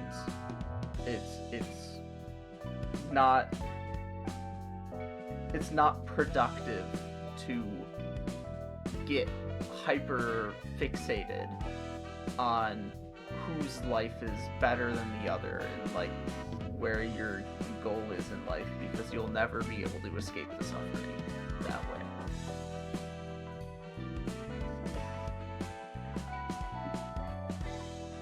And that's kind of the situation that Roland is in. He's saying, well, it doesn't really matter that the suffering of the people who live in the nest, it doesn't really matter that people who live in the nest are still suffering, because their lives are still better than those who live in the back streets. So like the only option that you have is to move into the nest and become a corporate slave. It's like It's to suffer really... less. Or suffer in a different way that's more palatable. You're just suffering in a different way, and you don't have the right attitude. You're not like... Yeah, when it's like, don't you want to just have like a better existence overall, you know? Like, don't you... Haven't you ever thought like, hey, maybe this could be better, but, you know? I mean... Coffee beans. Coffee beans, basically. Yeah, coffee beans. I mean, I like grinding up my coffee beans, you know? It's very interesting how the people who made this game basically turned coffee beans into... Or they basically forced coffee beans into their, like, metaphor. I mean, you know that person is, like, heavily addicted to caffeine. Not caffeine, coffee. It's heavily addicted to coffee. Get it right. Oh, my bad. I'm trying to click and nothing's happening. Parcel should be working. Did you...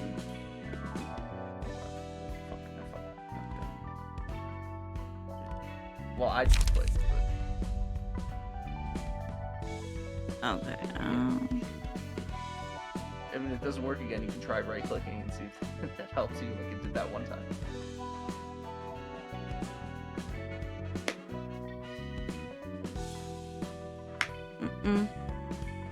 Nope.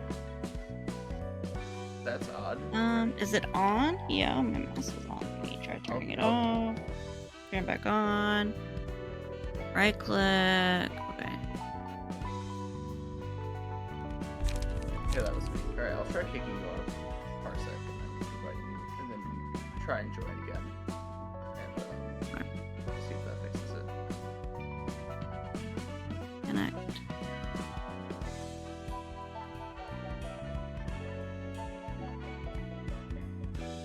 Try it. You're connected.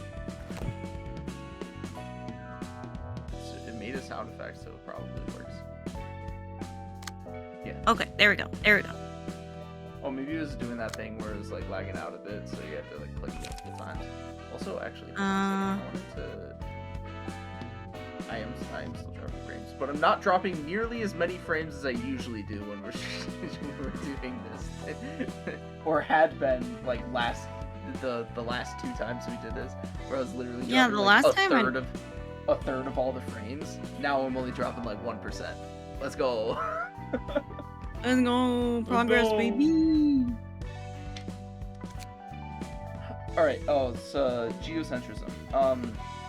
So Your mouse is here. Again, it's this idea that the universe revolves around the Earth. It's a derivative, effectively, of human exceptionalism, rather than accepting the physical reality of how humankind came into existence. People feel the need to have humans be exceptional creatures that were deliberately created to be exceptional, for one reason or another. But that's not the important part. The important part is there was this documentary, I forget the name of it, in which a couple of geocentrists basically tricked physicists into prominently featuring in their documentary that was nominally about describing the history of the development of the Copernican model of the universe, that is to say, heliocentric, as compared to that of the geocentric model. But in reality, was basically portraying the geocentric model to be the true one. Especially... How do you trick physicists, though? You tell them that the documentary is about something that it isn't, or you use footage of them that is public domain. Yeah, so this one's the King of Greed. yes, this is the King of Greed. You need the mousey Or mouse. Ember.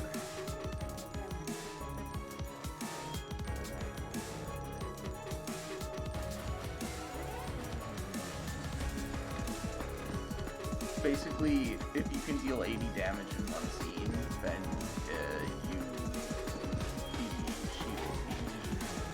you can get 2 different second phases to this fight, depending on whether or not you can deal 80 damage in one scene.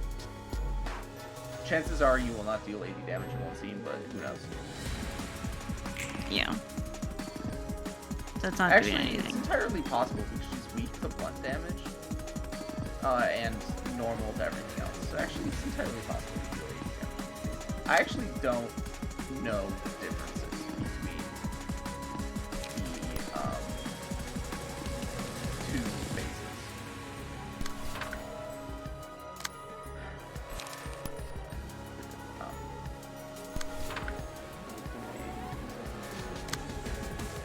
And so particularly if you look at like the trailers and the marketing for this documentary, it is definitely heavily implying that the documentary is showing that the model, that the geocentric model is the actual truth, and that like scientists have been lying to you. Every fucking bullshit. And so basically they tricked a bunch of. He definitely did do a flat Earth documentary. Remember, Dan also did. Anyways, so basically the way that they tricked the physicists into doing this was by either telling them it was about something else entirely, or they used already like public domain-ish footage, because one of the prominently featured physicists, Lawrence Krauss. Okay, we got the magical girl. Yeah, basically said as Is that much. good or bad? Like I said, I don't remember. They do different things. Lawrence Krauss basically said in a public statement after the fact, I denounce everything that this documentary stands for. Whatever footage they had of me, they either lied to me about what they were filming about, or it's footage that I'd already signed off for like public use anyways. And then the narrator that they gained for the documentary also is like a prominent narrator of other documentaries. She also like denounced the thing after it released. It was basically very funny, and it was a good video. And then Dan Olsen also, like I said, did a documentary on Flat Earth that was also excellent. I think it's called In Search of a Flat Earth.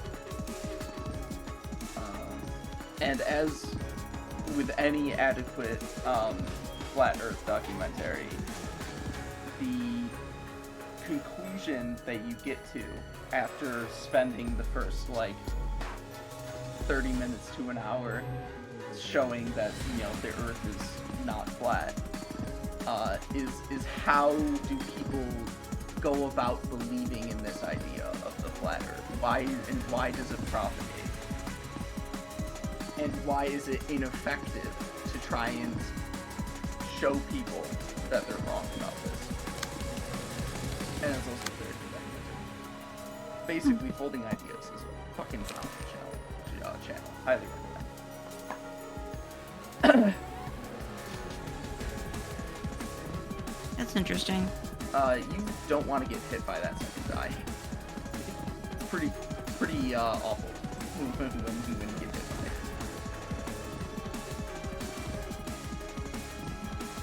Yeah. Also, because I was describing those things, I didn't actually read what any of the analysis did, so I don't really know what she does. A lot. They always do a lot. 50% transfer and communicate. Maybe the idea with the magical girl is basically to make like the first half of the fight easier. Yeah, and it won't fall below 50%. Yeah, I'm saying if you're gonna have to fight the King of Greed anyways, maybe you want her to be a magical girl first because it's easier when she's a magical girl. So you first have to here. Brilliant Fist is an annoying mass attack, or not Brilliant Fist.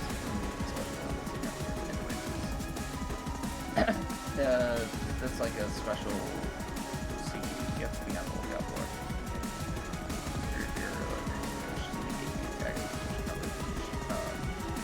Yeah, basically shit happens every 3 seasons that you have to like actually pay attention to what you're doing. Otherwise, it's straightforward.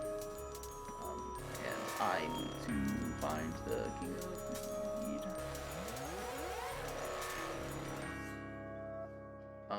Also, at this point, the theming of Tiferet floor in regards to the abnormality battles should be pretty evident. It's magical girls. Specifically, it is magical girls themed around particular ideas whose like design are themed around playing cards. That's such a weird thing. Yeah, you probably weren't paying that much attention, but in the first phase, in the first turn there, the thing that she was encased in, the window was roughly in the shape of diamond. She's basically the magical girl of diamonds. The Queen of Hatred is the magical girl of hearts, and the Knight of Despair is the magical girl of spades. And so all of the magical girls are have a corrupted side to them that represents the opposite of the values that they are supposed to hold as magical girls. The Queen of Hatred, in her normal existence, is supposed to prop up love and kindness, and wants to be a hero of justice and help people. But if she goes too long without helping anybody, then she corrupts. She goes berserk. Yeah, she becomes a giant snake thing. She starts killing. She turns into the villain that she is supposed to stop when there is an absence of villainy for her to stop. So instead of representing love, she ends up representing hatred. The Knight of Despair, when she fails to protect any, I don't remember the details of her all that well, but when she fails to protect somebody, she goes into despair or whatever. Something to that effect. And then you'll see the clubs one in the fourth battle. But for now, you're looking at the magical girl of greed. So let's find out what the fuck she's all about. The first bit,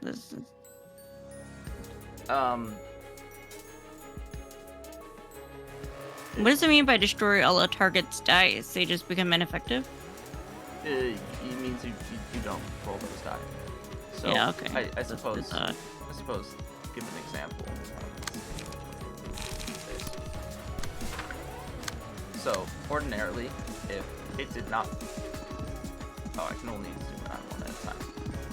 So ordinarily, the clash would go this die against this die, this die against this guy, this die against this die, right?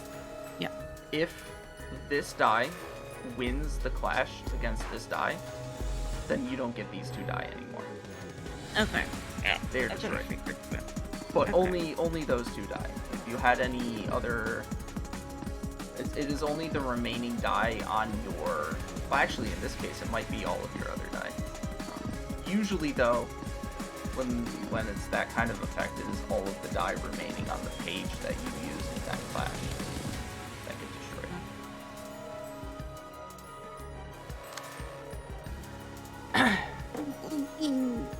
So, the first bit of humanity's desire started with the bite of a sweet apple. We've been banished from Eden for that sin, and now we're standing inside of a vast orchard. My basket is so large, all the fruits of the world can't make it full. But is it so bad to lust for honey when there are flowers? After all, we are born to pursue happiness. Happiness became obsession.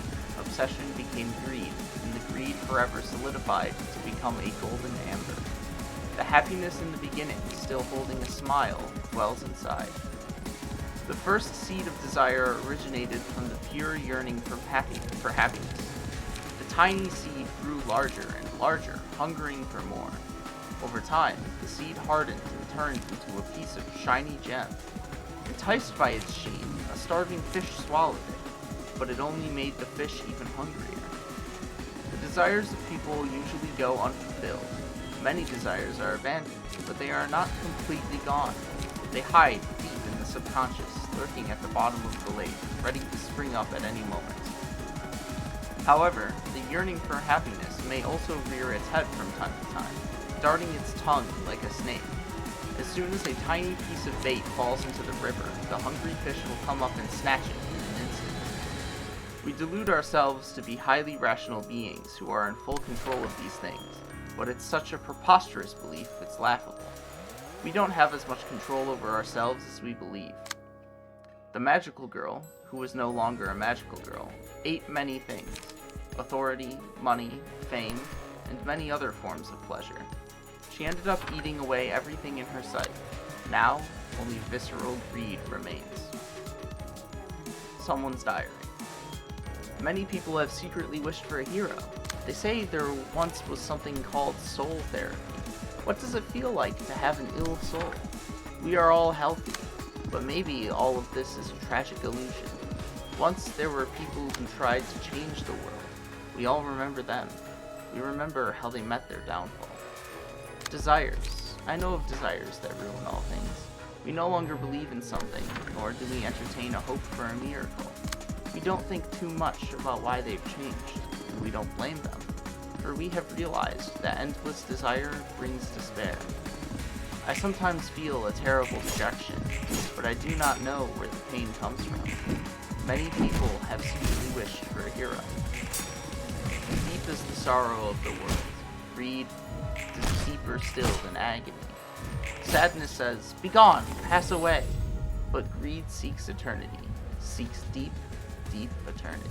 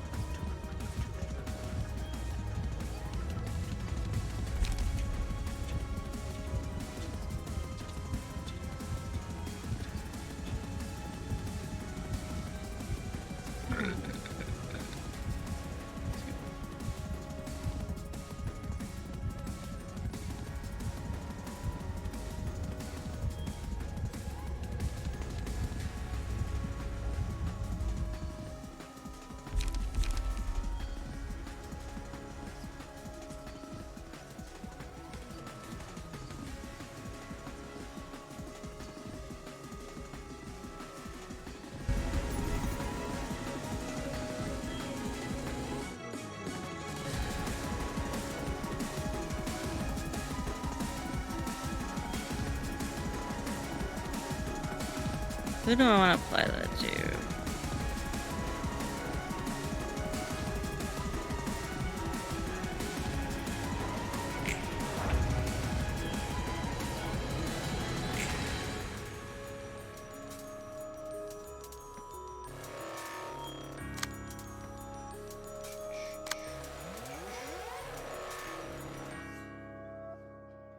I remember how I was telling you about like what happened with my referral the other day.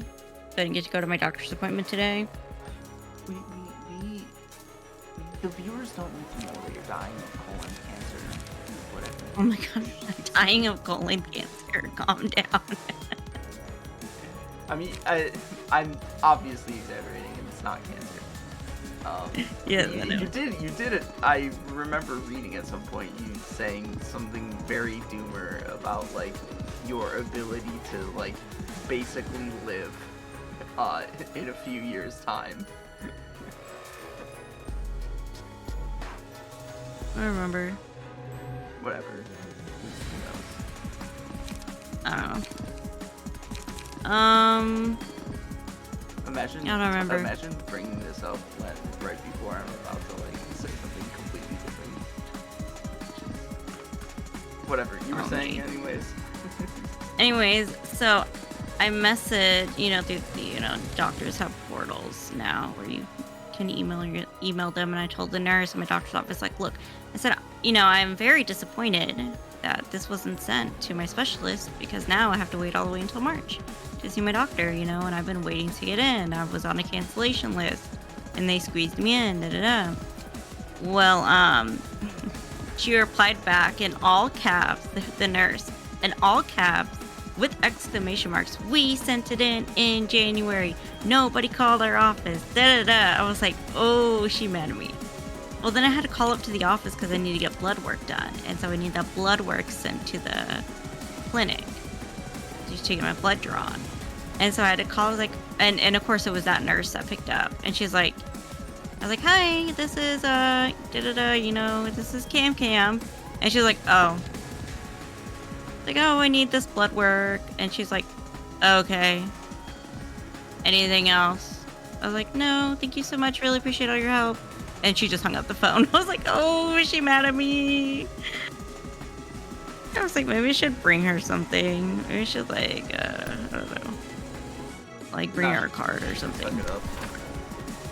Oop. I accidentally did escape. That's not cool. I was like, dang, girl, like, I'm like, look, all I'm just doing is relaying messages. Like, I'm just telling you what the specialist told me. Like, don't shoot the messenger, okay? Y'all need to figure your shit out. Y'all need to communicate with each other, okay?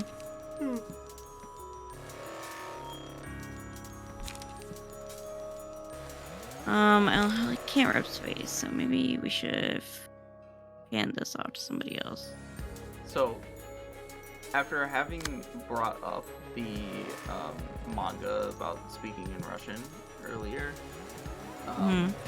I thought about it even some more, about how it's like very much a generic rom-com, and it's like, oh god, it's so generic. The plot revolves around the student council, and specifically, like, she wants to get elected as student council president, and the male lead, like, is gonna help her. So it's like, again, this like student council high school thing every time. She's a tsundere every time. The male lead has like no self-esteem in a pretty stereotypical manner. And I'm like, I am enjoying this. The only reason I'm enjoying it is because it's in manga form. I would feel like it was like a novel. Yeah, in the anime form, I would feel like my time is being so heavily wasted. What about a light novel? If it was a light novel? I wouldn't bother reading it. Like, reading just text takes so much more focus than any other medium. Oh yeah, that's right. Because you have to go through the process of internally visualizing what you're reading, and on top of that, you can't the mechanism of understanding the text, like processing that text, takes up more mental capacity than other mediums, because you have to internalize more information before you can develop an understanding of what it's saying. I mean, this is not like me saying this scientifically. This is me like trying to articulate at least my perception of why reading is more like focused intensive. Because when you think So you're about making excuses. Okay, got I'm it. Sure. But like, if you think about it, in order to But obtain hear me out. an understanding of what a piece of text is saying, you have to read like several words or like an entire sentence, or depending on what it is, an entire paragraph, and like the more you read, the more of a picture you get of it. Ooh. But with like say manga, a lot of that process is expedited by just having that picture immediately available. And it's not necessarily like a visualization thing that I'm trying to articulate so much as it is The fuck is this? just like the time span it takes to process visual information as opposed to processing textual information. Basically, you want to have one librarian defeat each of those. I'm pretty sure. Yeah. It exists. It gives special combat pages to the librarian that defeats it. Yes, and you need to use that combat page on the next scene against her special move. You cannot target her for this scene, and you want each librarian to kill one of these diamonds.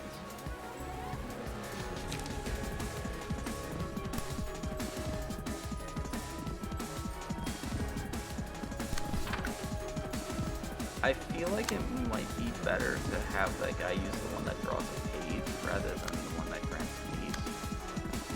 I'm not entirely sure it matters. Wait, no. Was this one? Yeah, this one. Another thing worth keeping in mind is that it will not hurt you to supposedly like go overboard in a manner of speaking with the amount of attacks that you're doing against these crystals, because you will be punished if you fail to defeat one. But if you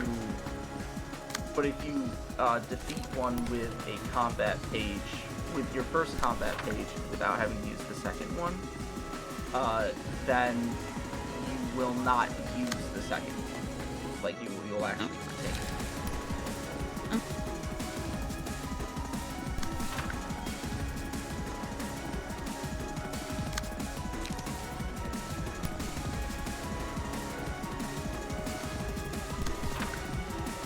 Also, Rip Space might be overkill. I didn't take a good look at what else is in your hand, I got Ripple so. and Leap. Nah, Rip Space is probably fine.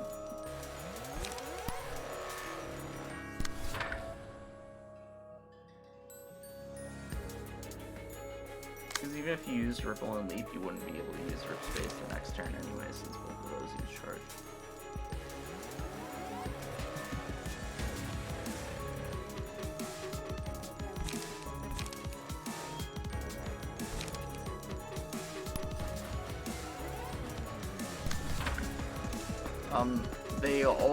They are also all weak to all forms of damage, so any particular attack will deal double the damage that is rolled on the die.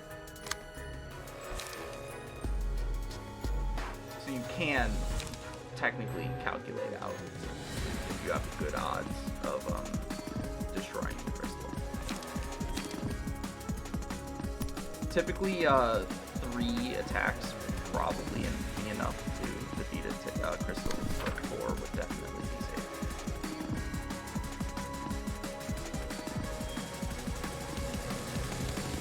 Yeah, well.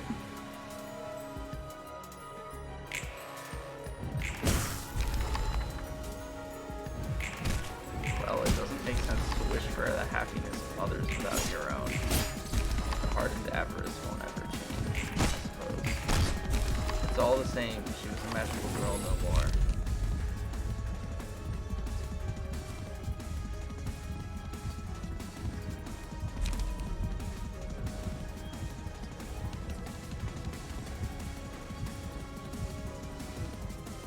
what does that do?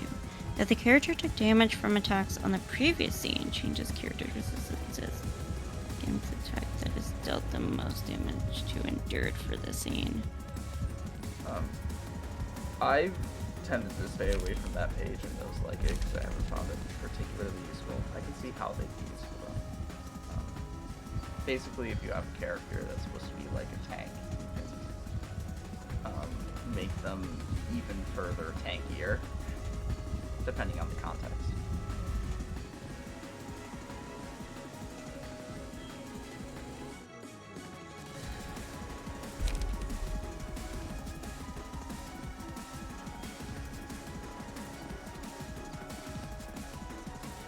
Enemy who dealt the most damage to allies on the previous scene is marked as a villain.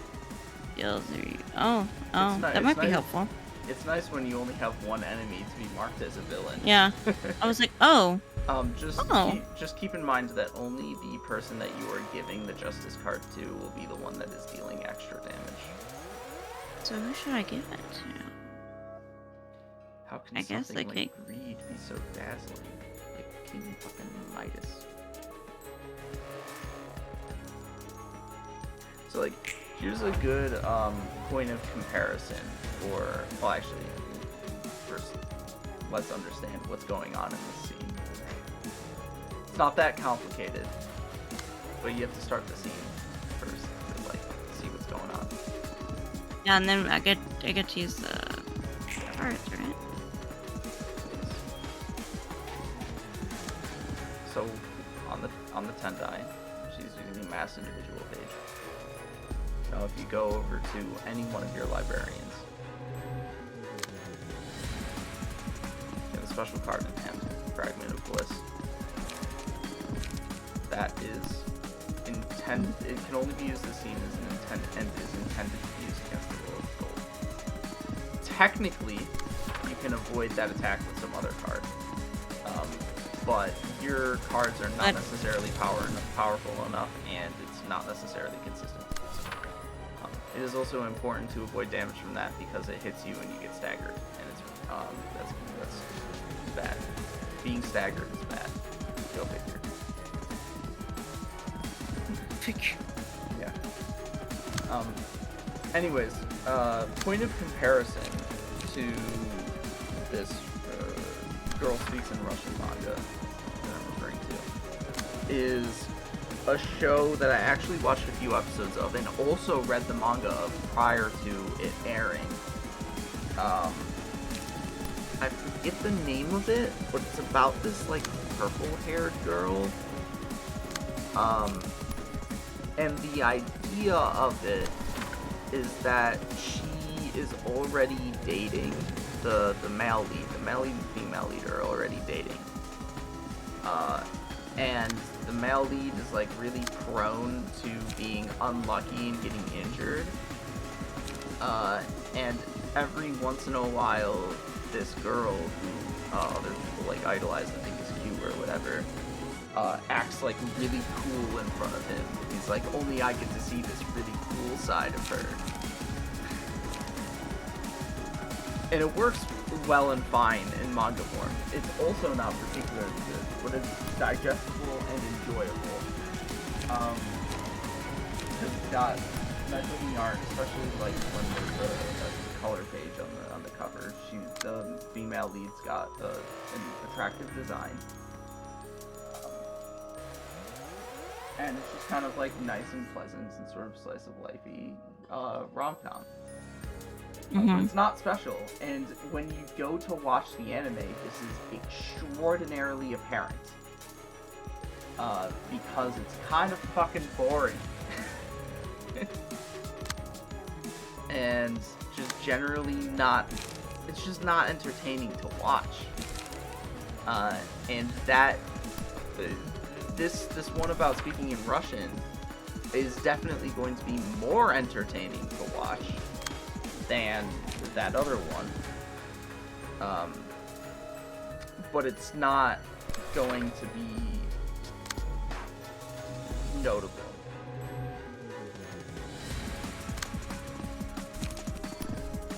It's basically a basic bitch. Yeah.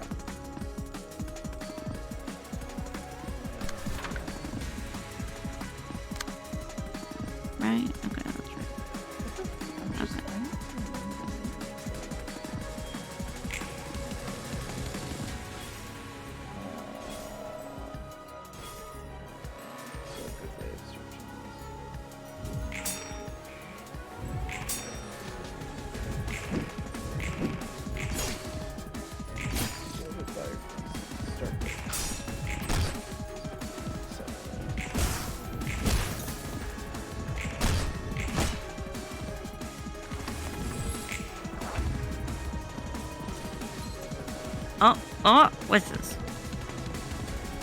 Oh, she's staggered. Yeah, she's staggered.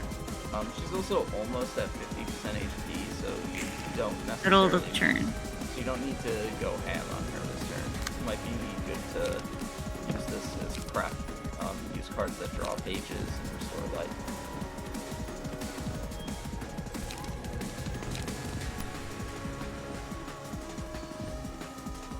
Bro, what's up with this? Okay, there you go.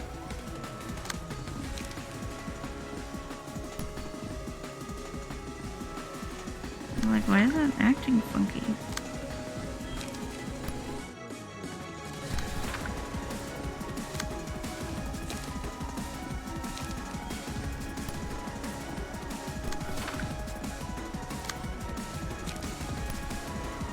Too much anime as well. I go to fucking my anime list, the romance section, and sort by release date, and it's just a million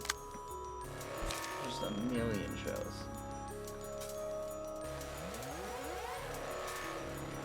It's not that one. And meanwhile, I'm trying to look for a specific character design because this lady's name starts with a... Oh, Shikimori. That's what it is. Shikimori-san. Shikimori, Kawaii Dakija Nai Shikimori-san. Shikimori is not just a cutie. That's the fucking name of it. Anyways, it was Are you pretty using the fucking fun. mouse? Because it's like dragging towards the Oh, left. that's Ignatius. He's sitting on it right now. Oh, I was like, I'll move him out of the way. what is... Ignatius, move your big butt. So confused. I was like, what is it? Huh? So it was a pretty bland series. Mm.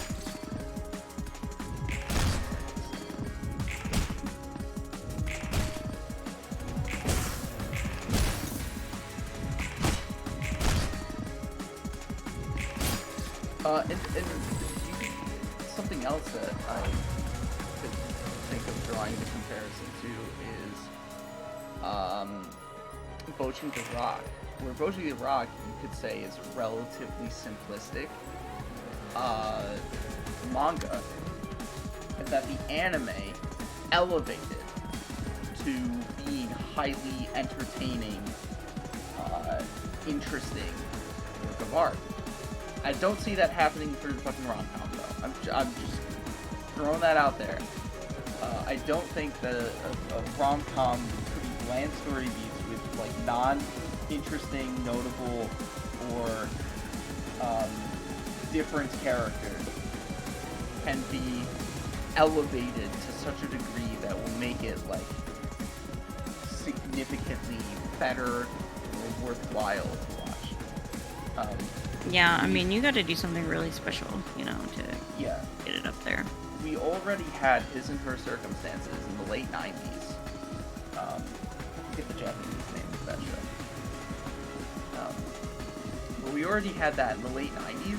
That is basically is the peak of what you can accomplish with the standard high school rom-com structure.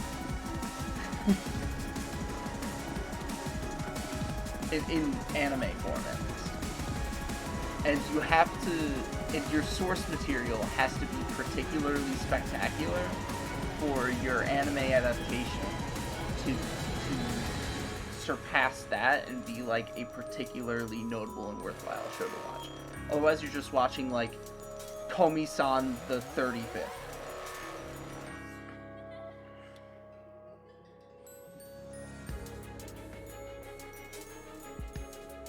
Oh! Yeah, it's mostly the same, but she uses different cards. Yeah. Stronger ones.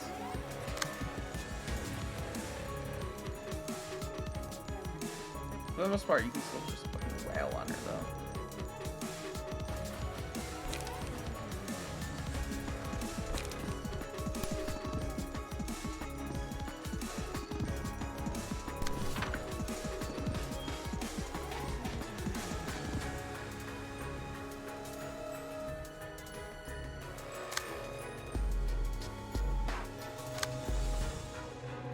God, my dog is snoring so loud, bro.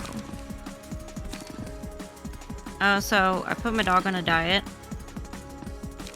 and he's losing weight. Very proud of him. He's a very good boy. I put Ignatius on the diet of he has to finish what's in his bowl before I pour him more food. Is it working? I mean, he ends up eating it eventually. Eventually. Because he'll eat like half of what you pour out for him, and then half a day passes and he's like, "Give me more food!" And I'm like, "There's food in your bowl! Just fucking eat it, bro. Just fucking eat your food, man!"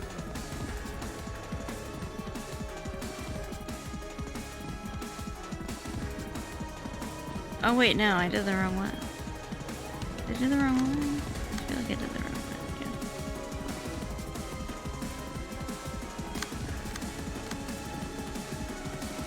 I feel like I was going to do...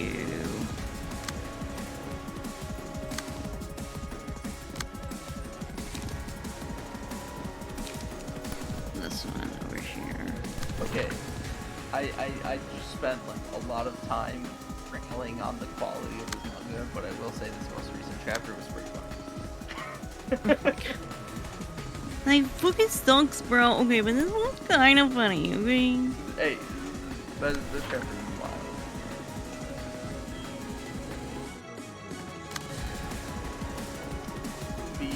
The idea in this chapter is that the male lead, most of the time, he comes to school and he like falls asleep during class and like doesn't have all his materials for the day planned. And he's pretty apathetic towards school. But on this particular day, after saying, "I'm going to help you win the student council elections," he doesn't sleep during class and he has all of his shit prepared. And so the female lead, Alia, she's like, "The fuck's going on? He's acting weird. Is it related to this thing that happened yesterday? Why is he so weird?" And the entire time, it's just like the circumstances of the day. Where he didn't eat breakfast, so his hunger kept him awake. And due to circumstances of like how he went to school that morning, somebody else prepared all of his materials for him. And then when they're in gym class, he gets like spiked in the head with a volleyball, and they have a moment like alone together. And due to something that happened in the previous chapter, he ends up wondering, thinking about what her cup size is. Of course. And it causes him to like dunk his head in water, and she's like, he's definitely acting strange. Oh, and also he gets to see her armpit through her gym clothes. So he dunks his head in some more water. His armpit? Her armpit, yeah. Her armpit, wow. Her whole armpit, bro. He wonders about her cup size. She wonders what's going through his mind. He sees her armpit, he dunks his face in some water, saying that he's thirsty. And then he watches her drink water and dunks his head in even more water as he has more erotic thoughts. So, like, basically, I think most of the reason I find this chapter funny is because of the eroticism.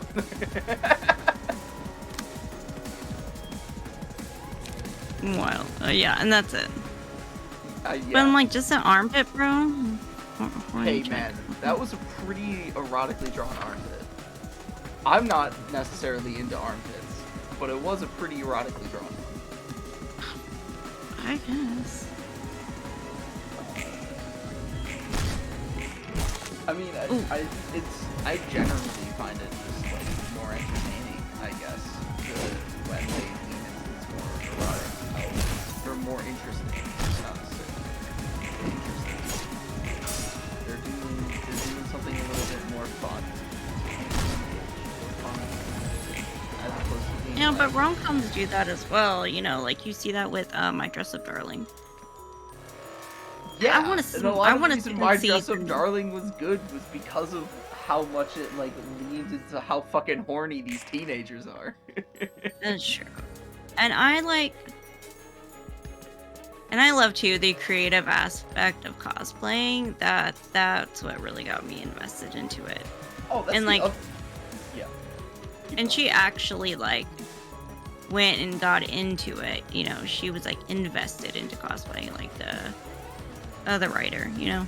Yeah, I mean, that's like the main thing that actually makes My Dress Up Darling better than most other rom-coms is because it like actually has an actual like gimmick or central conceit to the story.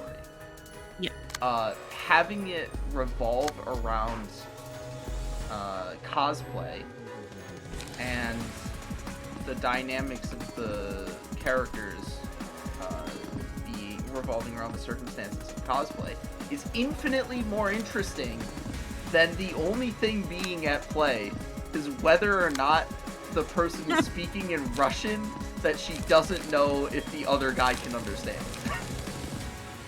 True. It's like, oh, I sometimes speak in Russian. Great. LOL. Fantastic. You really outdone yourself with an idea there. You really have to delve into the depths of creativity. You really fucking did it. Okay, we're gonna rip space with one of these. Which one? Sometimes when I hear your space, I think you're a bass. Wow. You're gonna rip a big fart. No, not right now. Maybe next time.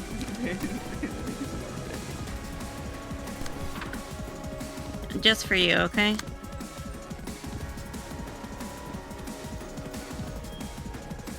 Alright, back to our daily facts here. We got off track when we talked about how stupid the fucking metaverse is and Mark Zuckerberg saying that the future of Facebook is telepathy. I guarantee you Facebook will no longer exist as a company before we gain the capacity to technologically engage in telepathy. Telepathy, Oh, really? Technology. Oh, that's interesting. Oh!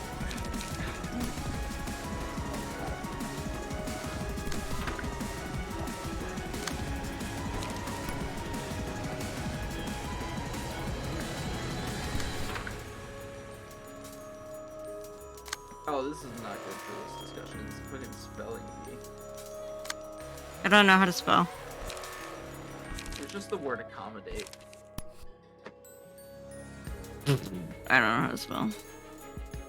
Alright, so for Wednesday, January the 31st, did you know Minowi, Nebraska has only one resident, Elsie Eiler.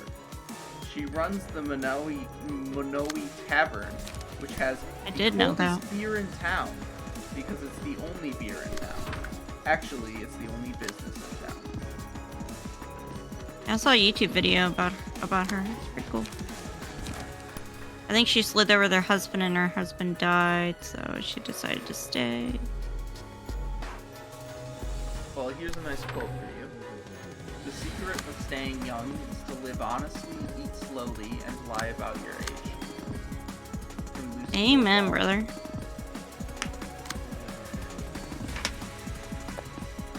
For Thursday, Right? Ripping space just for your... for Thursday, February 1st, foxes peeing on hedgehogs to make them unroll is a myth. A fox will urinate on anything it's interested in, so it might pee on a rolled up hedgehog every now and then. Oh! If the hedgehog happens to unroll, it's just a lucky day for the fox. Yeah, she is. Okay, here comes her thing. Yep. Wait, you might want to reread the special abilities. What's this? She gonna... Because her special attack might be slightly different in the King of Green North than in the magical.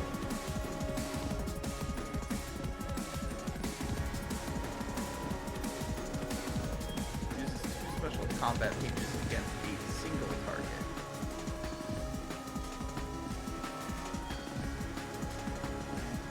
fail to negate any one of the special combat gauges. 15 damage.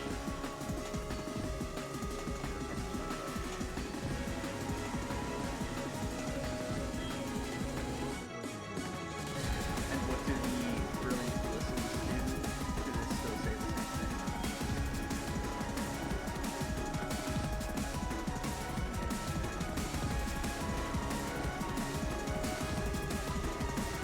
Brilliant blisses? What is that? Get the diamonds. This round. So basically, I'm pretty sure you need Juliet there to kill 2 of those diamonds. Which is a little tricky considering her the amount of light that she has. Yeah. But she actually has good speed values to succeed because she's pretty slow. So you can have somebody else attack a particular target with the goal of weakening it without killing it, and have her finish the job. But your choice of attack in doing so, and your odds of successfully not killing the thing, are not necessarily.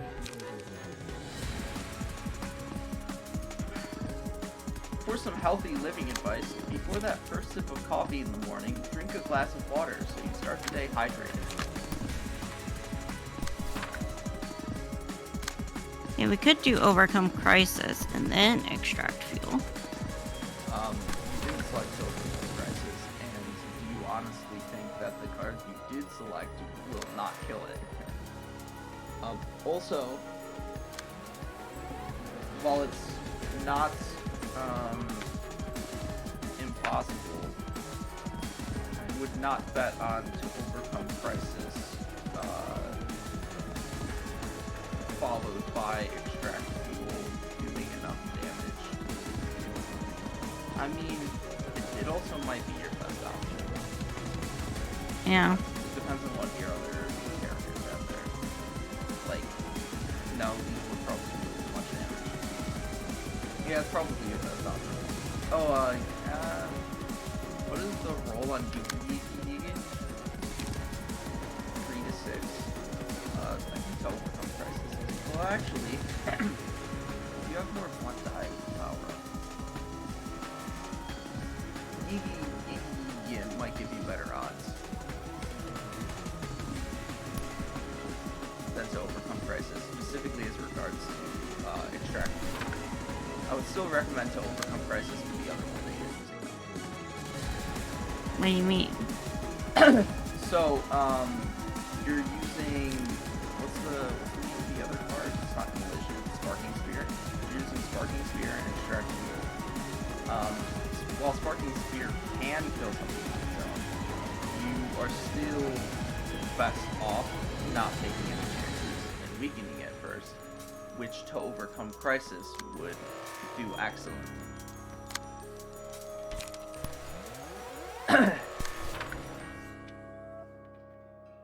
And then use Sparking Spear. Oh. For Friday, February the 2nd, when Tom Wag was 15 years old, he went to Keele University for a week-long internship experience. After only 3 days of looking through, quote, thousands of images and data sets, he became one of the youngest people to ever discover a planet.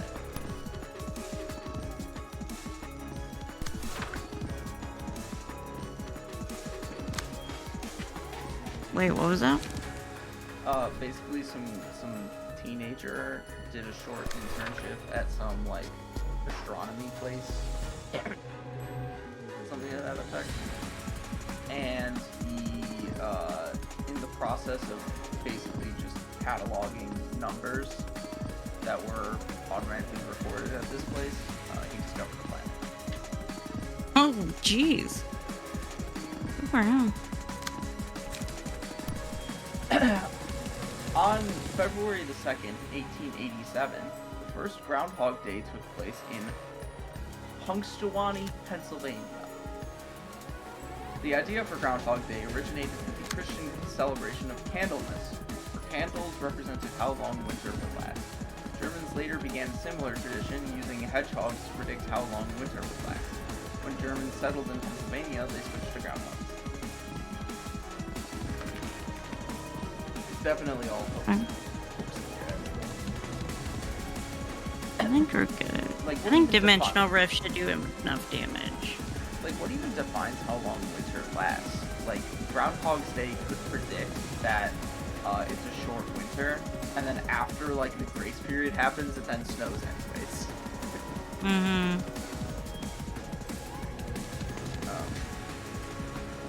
I think we're good. For Saturday and Sunday, February 3rd and 4th, the movie Air Bud has been remade 15 times. That's 1 original, 13 sequels, and 2 spin-off series about a dog that plays sports. You did it. Yay! Make sure you use your cards properly.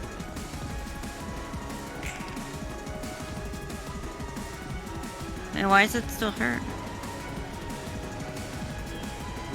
Oh, it's like a targeted mass attack, right? Well, it's not a mass attack this time. It's just a single person being targeted. And that circle appearing was the thing that gave you the indication of who was going to be targeted, and that's why I told you they're the ones who need. They're the one that needs to kill too. Yeah. Fragments of Bliss.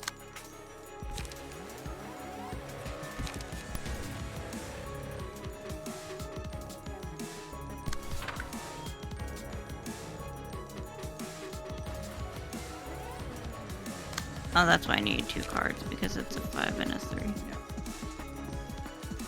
So, wait, 13 sequels? There have been 13 sequels to Air Bud. Yeah, I remember there being tons of Air Bud movies.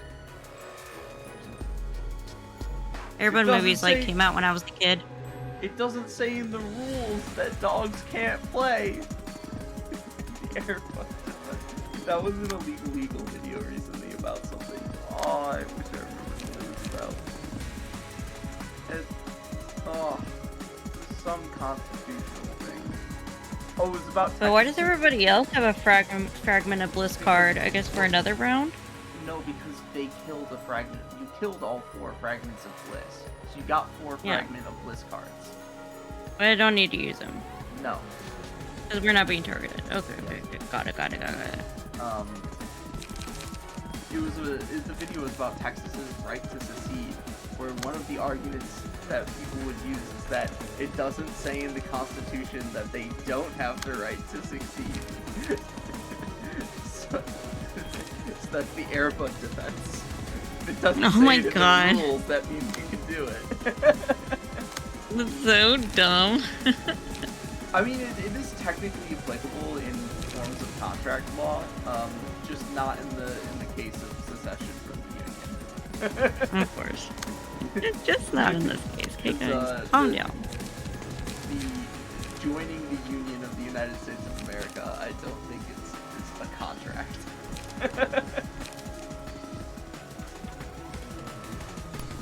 Here's a money-saving tip. Explore different budgeting methods to find out one that works for you.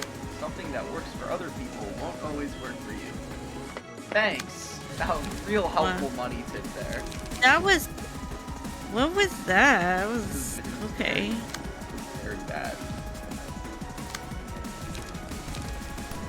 Maybe we'll just use automated movement here. For Monday, February 5th, which is St. Bridget's Day in Ireland. Animals avoid power line towers because they can see ultraviolet flashes that are invisible to humans. Scientists think the effect may become stronger when reflecting off snow, which is why reindeer herds become more segregated when they live near pylons. Oh, that's kind of cool. What are ultraviolet flashes? Interesting. I wonder what's causing those ultraviolet flashes. I don't know, you're the smart one. How come you don't know, loser? Because the power lines operate at a frequency, the power lines operate at radio frequencies, not ultraviolet. Not ultraviolet frequencies. It could be heat radiation though, because the heat radiation would probably be ultraviolet.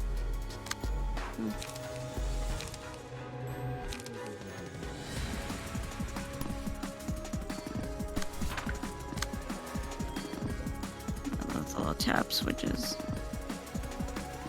Meatless Monday. Cutting out meat for just 1 day a week will lower your risk for heart disease and diabetes, and it's good for the environment. Lentils, beans, and tofu all make great sources. Lentils, beans, and tofu all make great sources of essential protein. I would say fuck that. I eat meat every day, but I don't eat meat every day. I just eat every day. Sometimes it's meat, sometimes it's,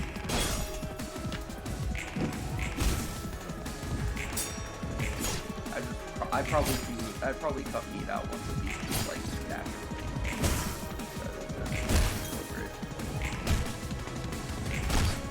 No meat on Fridays for you though, CamCam.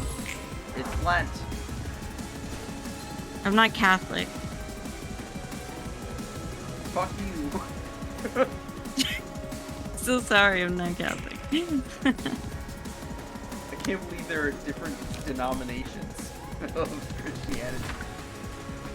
But you know, like, back in the day, you know what capybaras are, right? Yes. Well, like, back in the day, like, when they first saw capybaras, the Catholics were like, can we, like, eat capybaras? Like, because they're kind of aquatic. So they couldn't decide whether they were, like, fish, if they were, like, fish or not, you know? They're definitely standard. And this is like way, you know, way back in the day. Yeah, they were kind of stupid back then. Let's be real. I mean, we're stupid now. They were. Like it. We're like, can we eat this? I mean, it swims and it's got like. If it swims, got, like, then little- it's a fish. It likes to be in the water. It's got little webbed toes. It's like, by that logic, humans are fish. So, yeah. I don't know. I don't think they actually ate the capybaras though. I think they decided. I think they agreed upon that. Yeah, no. No, we can't eat the capybaras. Sorry. Unless they were really sick of Lent and they were just looking for any excuse, man. Yeah. For Tuesday, February the 6th, which is Waitangi Day in New Zealand. From the moment they're born, sloths are always hanging on to something. It's such a natural instinct that sloths even have been known to remain hanging from their branches after they've passed away. 자자, 따끈따끈한 책 대령이요. Hey, look, it's time to talk about the shrimp. Or it's time for the shrimp to 사람의 talk. 마음이 증폭함에 따라 힘을 얻고 몸이 변한다. 이게 바로 뒤틀림이라는 현상이야. 예전 로보토비사에서 환상체가 만들어지는 것과 같은 방식이지. Same process. 뒤틀림이 환상체라고? 과정은 비슷하지만 본질에서 달라. 환상체는 매개체가 된 사람이 스스로 발현한 게 아니었으니까. 누군가의 의지로 마음을 끄집어낸 게 환상체라면 뒤틀림은 자신의 의지로 발현한 거야. 그러니까 사람들 마음속에 죄다 저런 괴물이 잠들어 있다는 건가?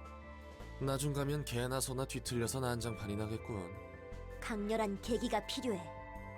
우는 아이가 된 새벽사무소의 필름만 봐도 감정 증폭이 필요했거든. 무언가 조건이 있는 것 같아. 그리고 그 조건은 우리가 만들어낸 변수였지. 변수라고? 엔젤라가 탈취한 빈말이야. 7일 동안 온전히 세상을 비췄다면 이런 부작용도 없었을 거야. 그렇군. 어중간한 잘못을 저질렀어. 안 하는 이만 못한 짓을 한 것 같아. 수습할 방법은 있어?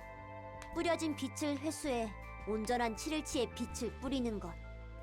엔젤라가 가만히 있지 않을걸. 엔젤라가 그랬어. 다시 회수할 때까지만 유보해달라고. 분명 엔젤라도 찾고 있겠지.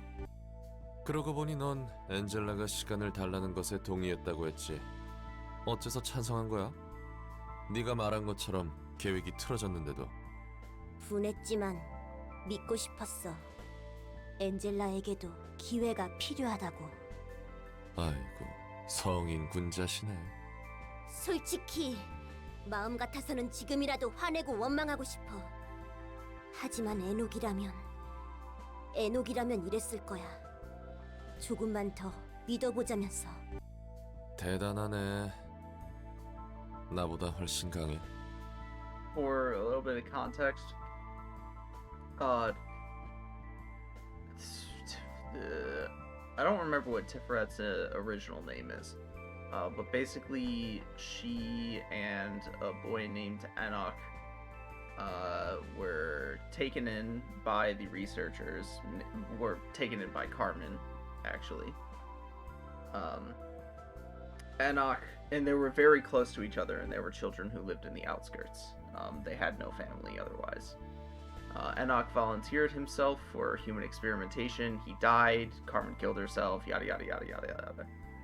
In Lobotomy Corporation, the Sephiro of the of Central Command of Tifereth was not actually just the girl you see here, but also was Enoch. It was actually a pair. But Enoch was in a much more unstable form, you could say. And as part of the process of the Seed of Light plan, as part of the enlightenment that this Tifereth that you see underwent, it basically involved the scrapping of Enoch entirely, largely because he was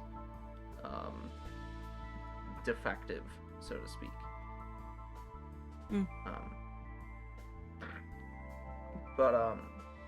So when she refers to Enoch, she's referring to somebody that she regards as very close family, who died and was her partner in Lobotomy Corporation, and from whom she actually takes a lot of the inspiration of her philosophy and of her particular enlightenment.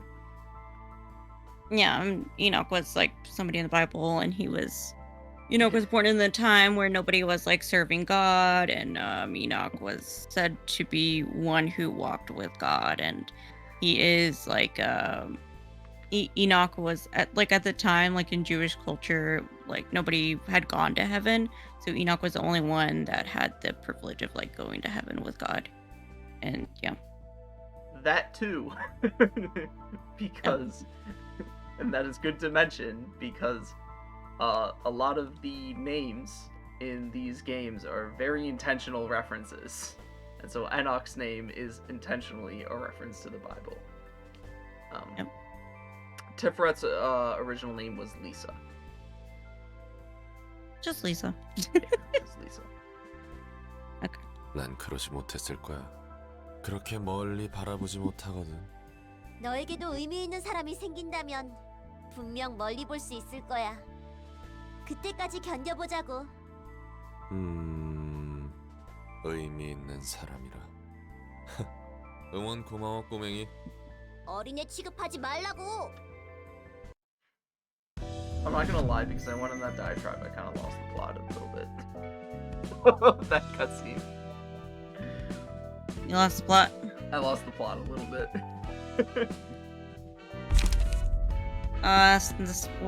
What was she saying? Like that we It's talking about the abnormalities, and then she was talking about Philip, how like, and Roland said that we all kind of have that in our heart, and I guess the meaning was that we could all kind of become that. Oh, fuck it, I'm pulling the cutscene up again. Oh yeah, and that like about the light, and so like Angela has to gather to make things go back to normal. Angela has to Yeah, gather all they the have light. to repeat the process again and try to spread the light again. 아나누니만 수습할 방법. 뿌려진 빛을 엔젤라가 엔젤라가 그랬어. 분명 엔젤라. 그러고 보니 넌 엔젤라가 어째서 찬성한 거야? Yeah, this was the important 네가 part. 말한 Why 것처럼 did you 계획이 accept her plea for more 분했지만 time? 엔젤라에게도 She's like, I wanted to give 솔직히 Angela another chance. 마음같하지만 에녹이라면 조금만 더 믿어보자면서. 대단하네. 난 그러지 못했을 거야. 그렇게 And 멀리 Roland's a 바라보지 doomer. 못한. 너에게도 의미 그때까지 견뎌보. 어린애 치. Yeah, alright, that's basically it.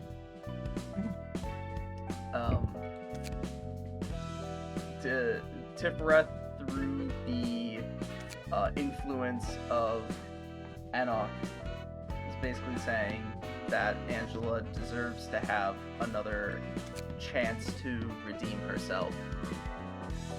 And Roland is like, "Damn, bro, I'm a doomer. I don't think that way. I'm too sad." Well, I mean, yeah, I mean, like he lost the love of his life, and like I guess he's still in that grief. You know, it's hard to like. I guess when you're still in that grieving process, it's kind of hard to like, kind of figure out like, oh, what can I learn from this experience? You know what I mean?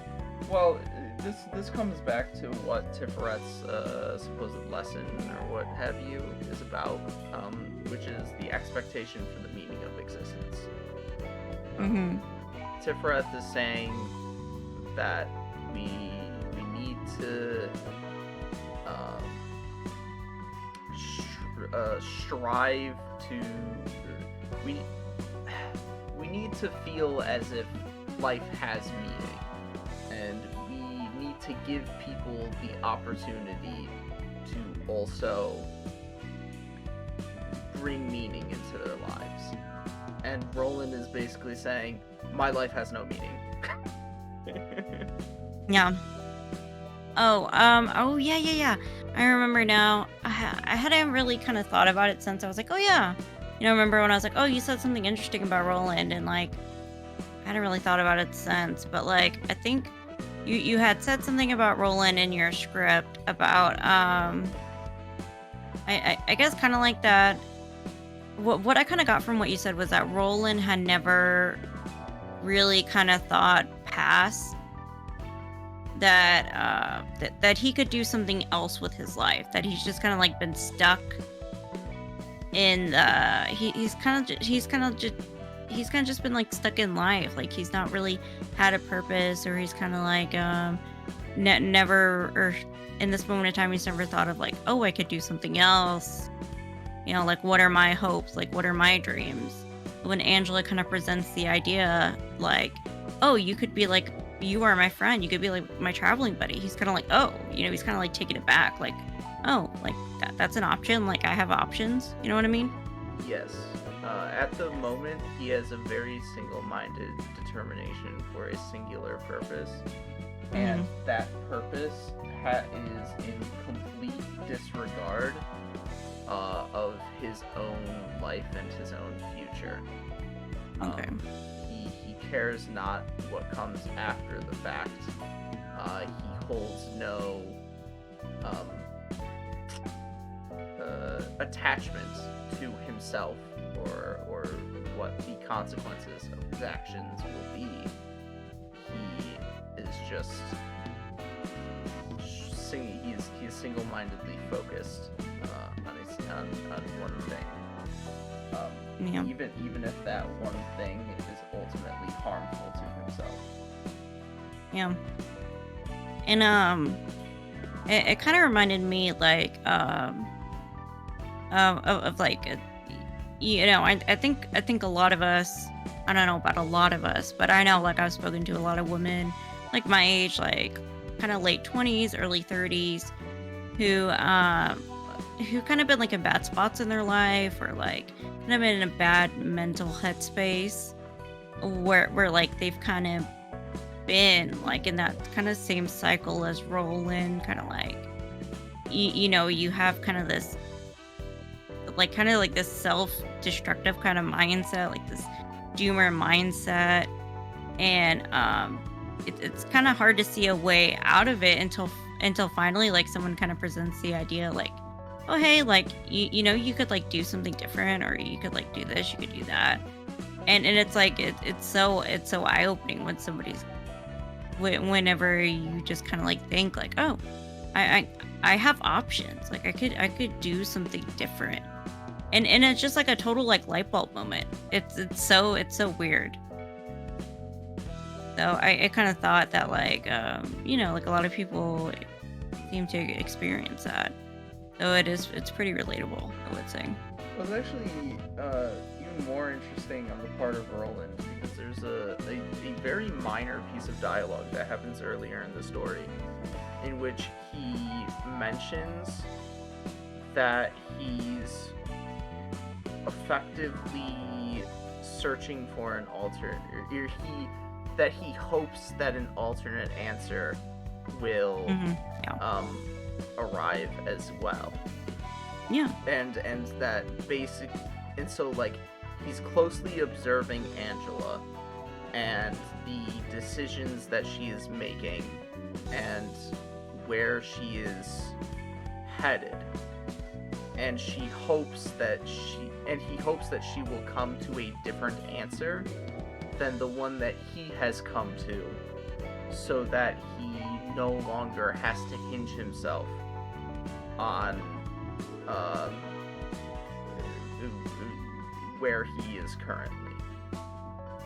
Yeah, because like, I mean, nobody wants to like do something at the expense of their own life, you know, or like something that's gonna harm them or their, you know. I mean, Roland doesn't seem to have like any loved ones, but like he did at one point, and like you don't want to do that to your family or your friends. And so I think you do end up observing those closest to you and seeing like, well, like do they have something different? It's not about his closeness with her,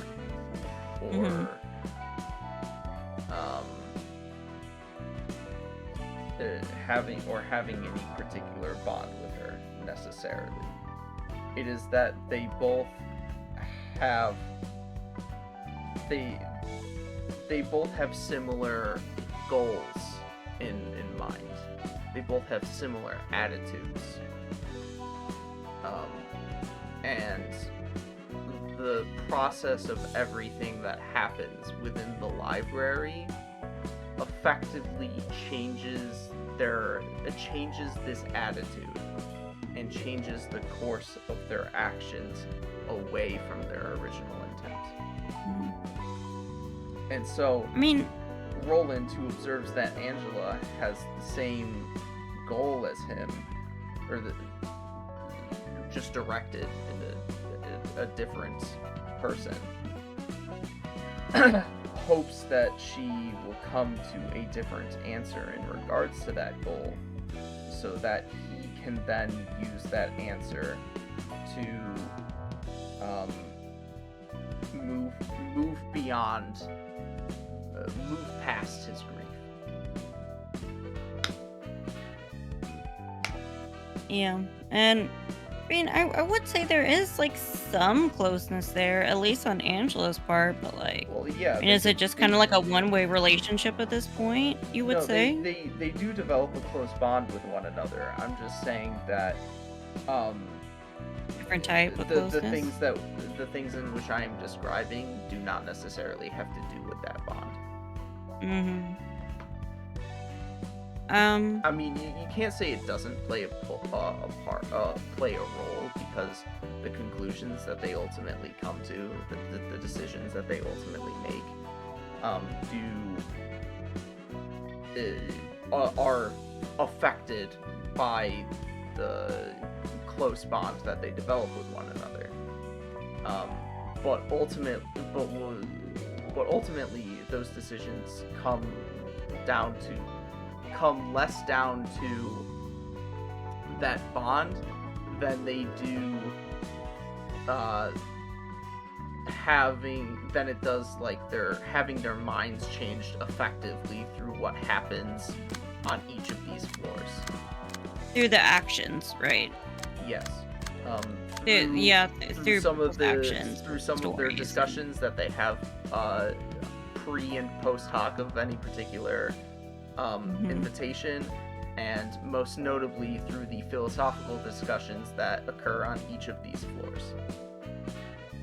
Yeah.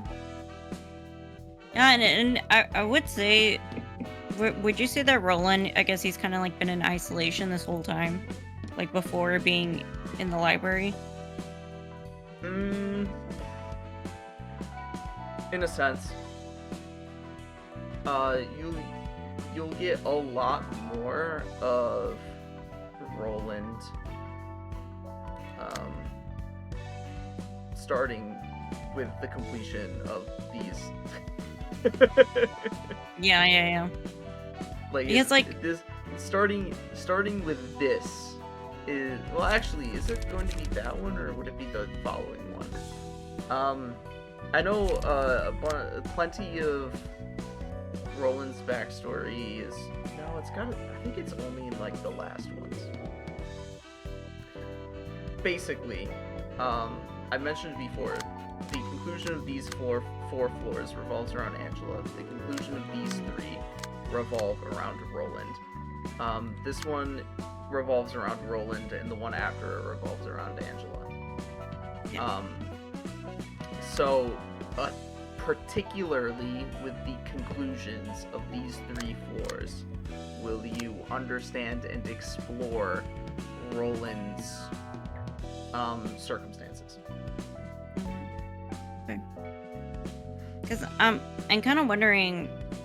Don't that spoil isolation yourself by reading the Orlando Innamorato, though. Don't do it. Or actually, I think the Furioso is the one that's he's more so based on. Don't More read so the spoiler. Orlando Furioso. Don't do it. I think I was going to too. Don't do it. I mean, I'm saying that sarcastic. You can read it. Don't do it. Yeah. Because I was thinking, I was wondering if that being out of isolation has a lot to do with his changing mindset. I will say it has not been a particularly long span of time between when his wife died and now. Oh, okay. So yeah, then he's definitely probably still not out of that grieving process yet. Yeah. Because keep in mind, his wife died when his wife was a victim of the first case of the distortion phenomenon. Or the first, like, at least, recorded case of this distortion phenomenon. Which, came as a consequence of the collapse of Lobotomy Corporation. And the library was founded very shortly after the collapse of the Lobotomy Corporation. I do not know the exact, like, time span between these two events, but his wife has been dead for no more than, like, a few months. Oh, okay. Ooh, that's like super soon then, yeah. That will fuck you up. I'll fuck up a jump, yeah. Okay, interesting. Okay. That's interesting. Don't forget to the floor. I got you excited. Yeah.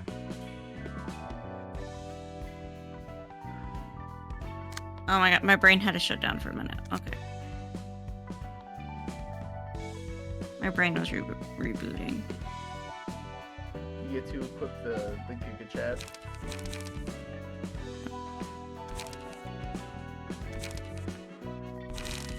That outfit fits her. Is the red and the black, you know what I mean? Oh yeah, color scheme wise it does, yes. Yeah. I mean, because that outfit really don't fit nobody, to be honest. It's like it's the pose. It's the pose. The pose sucks, bro. It's so fucking ugly. It makes sense. And it definitely works best on Yujin. But on everybody else, it comes across just like a little odd. But like you can see what they were going for with the pose. Somebody else. Doesn't quite work. It fucking sucks, bro.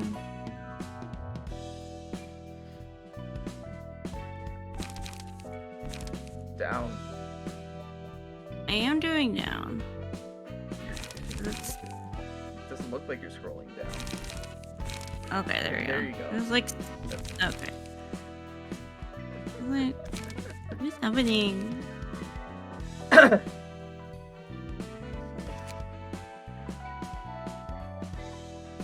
Now we're ready. I don't know if we're ready. Red Riding Hooded Mercenary. Yep, the Little Red Riding Hooded Mercenary. That's a mouthful.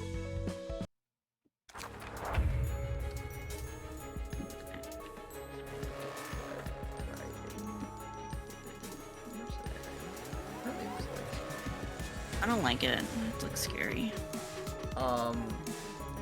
Basic. So, in summation of this fight, basically, you have to get the little Red Riding Hooded Mercenary is, for now, on your team. Or, that's not an accurate way of putting it. The Little Red Riding Hooded Mercenary will not target you. You have to get the Little Red Riding Hooded Mercenary to kill the wolf. Mm-hmm. If you do not get the Little Red Riding Hooded Mercenary to kill the wolf, it will become very, very powerful and will kill you within a couple of scenes. Mm-hmm. It'll start using a mass attack that there's no point in even trying to block, and it's awful. So basically the goal of the fight is to weaken the wolf alongside the mercenary, but do not get the killing blow. Leave the killing blow to the mercenary.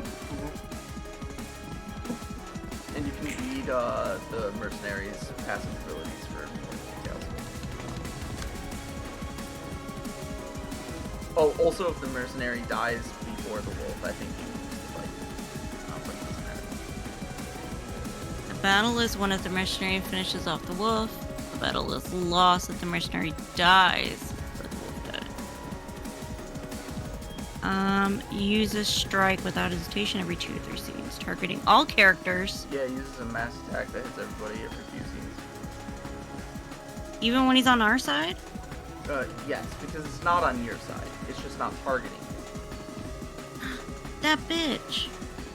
That nasty hoe. When the rage meter is filled, it enters a state of rage. Rage meter rises upon taking damage from the wolf and decreases upon dealing damage to the wolf. The screen becomes redder as the rage meter fills. Rage. After scenes, canvas to strength each scene, and use mass attack rage. Do not want it to enter rage mode because that is another means through which it'll kill you. So how do you even fucking control that? Like, sorry bro, I don't know what to do for you. You, as much as possible, redirect the wolf's attacks. So don't let it hit the mercenary, got it. Yes. Fury Wadal. If a librarian lands a killing blow on the wolf, the abnormality enters and Fury would know how. Let's stay and get to the shot. Yes, basically you lose. That's disgusting. Disgusting. Yes. Why are there so many ads on Twitch? That's what I want to know. Yeah, and I have minimum ad density. It's like 30 seconds every hour or something like that. That's disgusting. And I think there are mid-roll ads. Mm-hmm, yeah. I said it to the minimum value. Anyways, obviously these two are based off of Little Red Riding Hood and the Wolf. But watch out, the Wolf is the sole reason the Red Hood exist in a way. And they have an interesting dynamic within the Lobotomy Corporation facility. If one of them escapes, then the other will too. There's like particulars to how it works. But like if the wolf escapes, then the mercenary can escape and hunt down the wolf. Similarly, if you have a worker go to work on one of them and then have it go to the other one, then they'll escape. The wolf becomes more powerful if it is escaped at the same time as the mercenary, I think. There's like a number of particulars to the way these two interact when they're in the facility together. Also, you can actually hire the mercenary to suppress any abnormality, and it's useful. Throwing that out there. I can't redirect with this one. No, you can't. Rip. Look this up. So, I hate my for the life. story. I blame you, it's your fault. I'm a pro. If you make a request, then I might help you. I used to be expensive, but I'll cut you some slack here, under one condition. Hand that dreadful, cunning bastard over to me if you ever see him. I'll hang his head over my bed. Only then can I get up in the morning without having a nightmare. An imposing abnormality taking the form of a female warrior with a striking red hood. Her frayed hood has initials embroidered on it, unreadable due to the damage the hood has taken. Many patches can be seen on the hood, suggesting that it's been well worn. According to her own claims, she used to be a mercenary before coming to this facility, wandering around without fixed residence. She does not trust others easily, and she has an extreme fondness for battle. She is unusually uncomfortable with parts of her face and body being exposed, or looking at a mirror. Other numerous symptoms of paranoia have been observed in her behavior. She has a strong desire to resolve emergency situations when they break out. She calls it a request of some kind. Since this behavior consequently helps management, the company recommended putting it to use depending on the situation. The following contains information that employees of every level should know. However, when she encounters the big bad wolf, the situation will change drastically. She will undergo several psychological transitions, including sudden depersonalization and intermittent explosive disorder. This encounter will lead to serious collateral damage, so it is advised to avoid any case where the two may face each other. Between us, there is no victory to be won. All I think about is how I'll kill that bastard in a way more gruesome and painful than the last time. Thus, there's no toasts to raise. There's no deliciously baked cakes to eat or wine to drink. I got used to grinding the axe instead of picking flowers when I was 15. Dang. Hardcore! It's on the tits, bro. Calm down. Take a chill, my dude. The fuck? Okay. Well, that's supposed to grinding the blade to This behead wolf the is damn strong as wolf. fuck. I don't appreciate it. Stand in my way. This is my duty. I have to finish this request by my hand. I mean, the Little Red Riding Hood mercenary there is also strong as fuck, so she's pretty good. Even if you can't redirect the attack so that she doesn't take damage, she still does a pretty good job.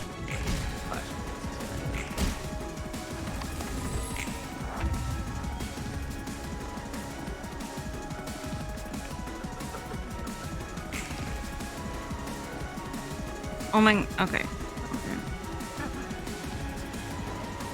Also, watch out for the scene which massive. It might be the next scene. I think it's the next scene. Yeah, every 3 to 4 scenes, targeting uses how. Oh, that's the wolf using a mass attack. I didn't even remember that they both used mass attacks.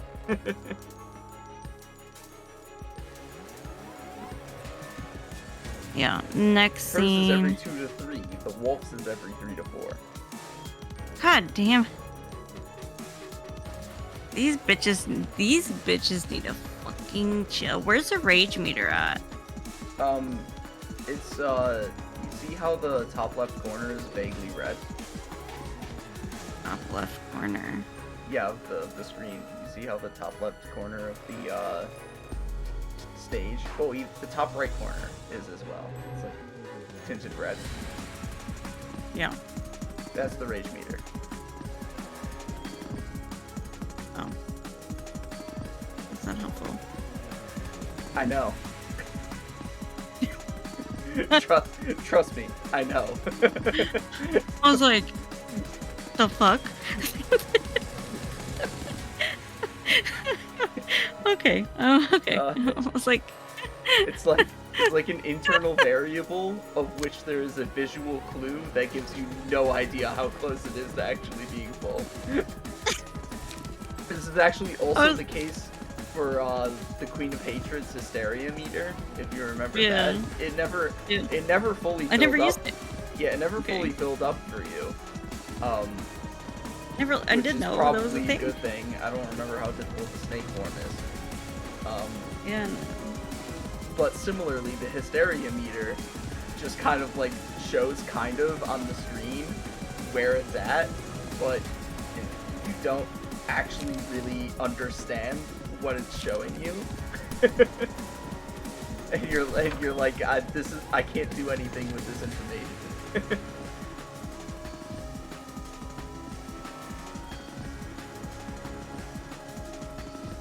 Wait, what are these?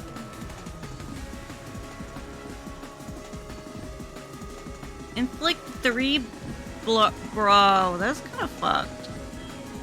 3 what? 3 bleed. Fine. Oh, yeah. Fine. Yes. Yeah.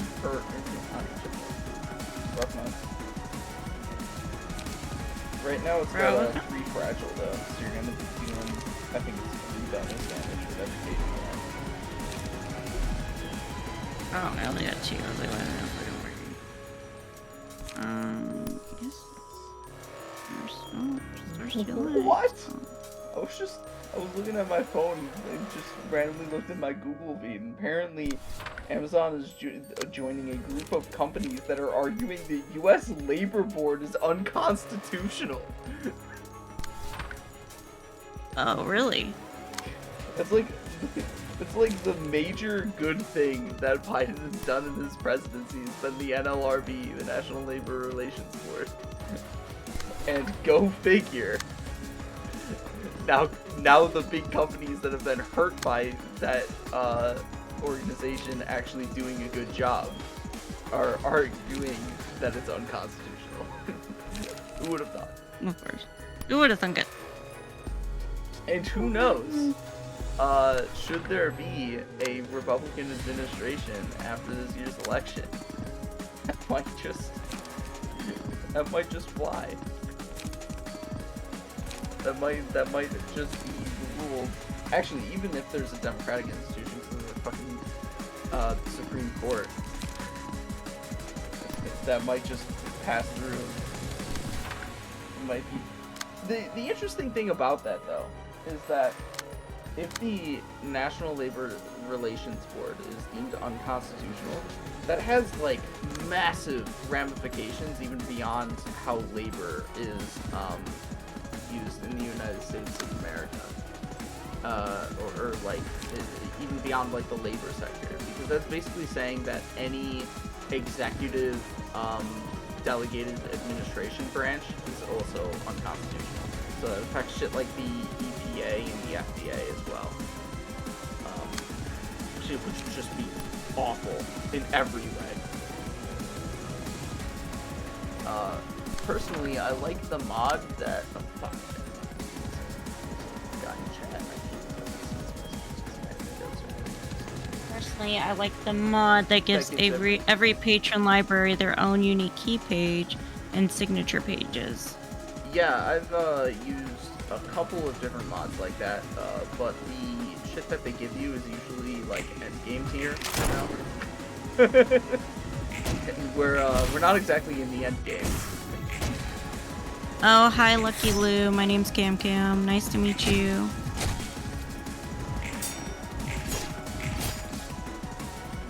I'm not gonna. I'm sorry. And we also have Sour Lemon. He's not going to introduce himself. He's being a Debbie Downer. Wow, what's new?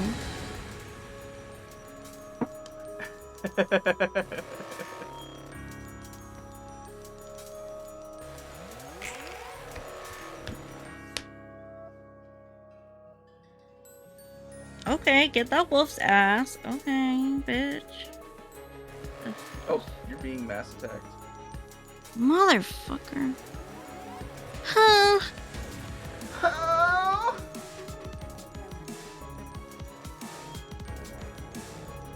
I don't like it. What was I gonna say about the mods?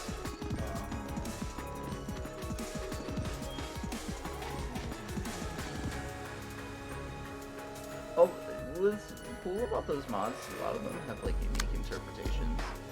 There's, for example, the mod of the reverse library, which the story is like pathetic, and the translation is, or not even necessarily the translation, but like the interface of it is not exactly great. That doesn't mean you should target the Red Riding Mercenary. Oh, is that what you're supposed to do? You just take the hit? You don't take the hit. So, again, mass attacks do not clash in the same way other pages do. They will automatically check the die values against every page that they're targeting. But if the page deflects the mass attack and survives, it will then go on to clash against any other pages that it is targeting afterwards, or continue on a one-sided attack. It's not targeting. So in this case, you can do this. What will happen is at the start of the round, it'll check this attack against the sum of these two die. You'll definitely pass that check, and then this card will later on clash against this card.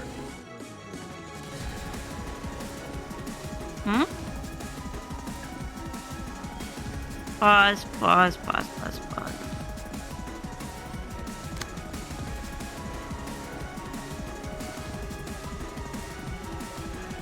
Why though?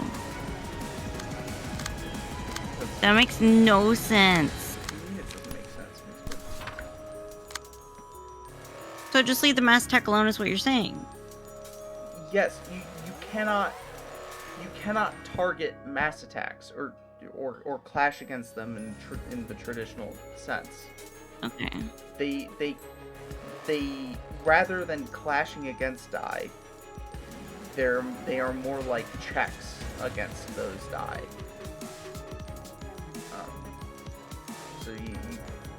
But like, the point is that if you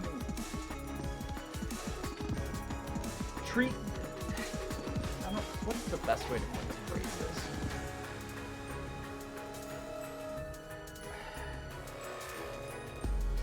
Treat the mass attack not as a page that the character is playing in the same way that the other pages are played, but as like just a global thing that is happening.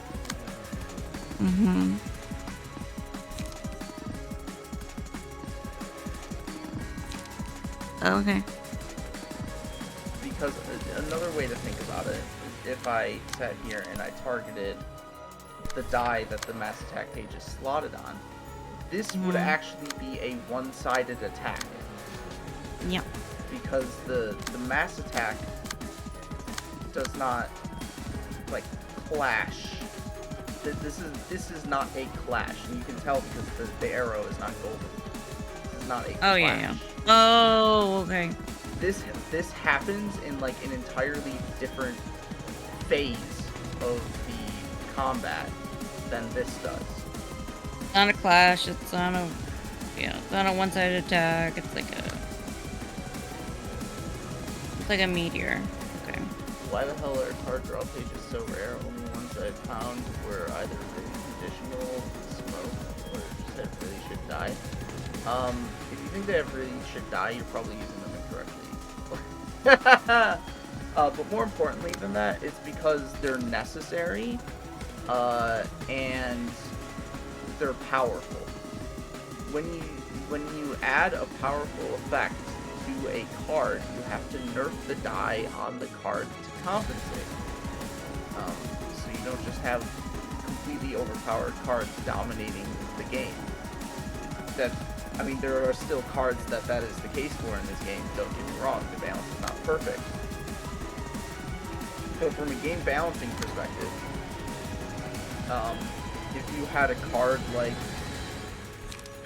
I guess just looking at this hand right now, Flashing Strike, draw pages, that would be completely overpowered. It would be ridiculous. Every deck needs to have cards that draw pages in them. But if the cards were strong enough such that it made sense that every card in the deck drew pages, then that would be overpowered. That would be unbalanced. He said, I lost a good Crying Children run to Netzach running out of cards in his hand. Exactly. There's a very fine balance being played in deck building between like your powerhouse cards, your ability to draw cards, and your ability to restore life, as well as the overall cost of cards. Like, there's a number of like different things that go into play when building a deck.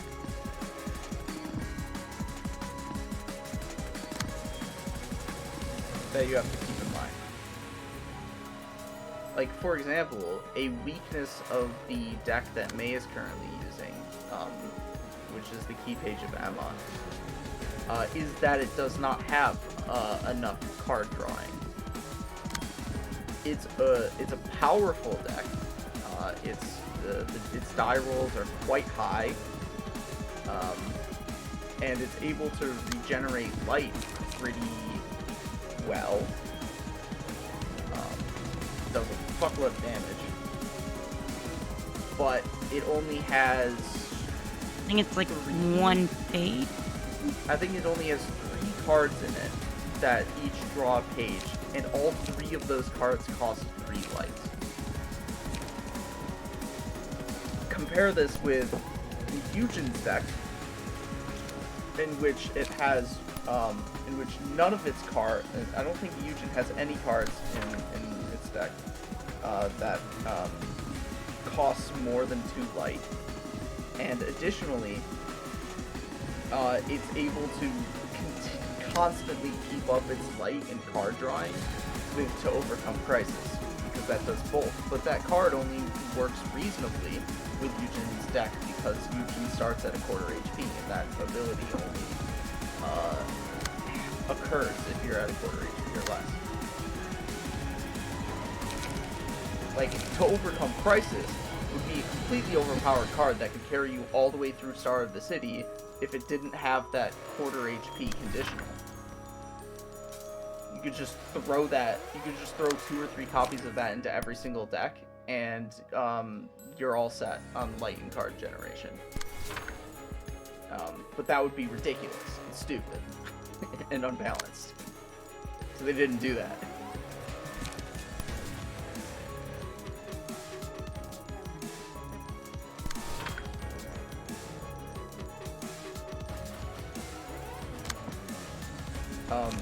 But in regards to losing Crying Children run, that is, I feel like a similar thing happened to me at one point in my first playthrough of this game as well, where I lost a longer fight. I feel like it was probably one of the Abnormality fights, but I lost a longer fight because I ran out of cards in somebody's hand, and it's a good lesson to learn that you need to always have cards in your hand, and that even if you have a character that has multiple speed die, if you haven't built your deck such that you can constantly draw cards, you shouldn't be using both of or more of their speed die every single turn. Because then you'll run out of cards to play and you'll spend one or more turns doing absolutely nothing with that character. Which, if you have the right passives attributed, is not like the worst thing in the world. But it's not preferable.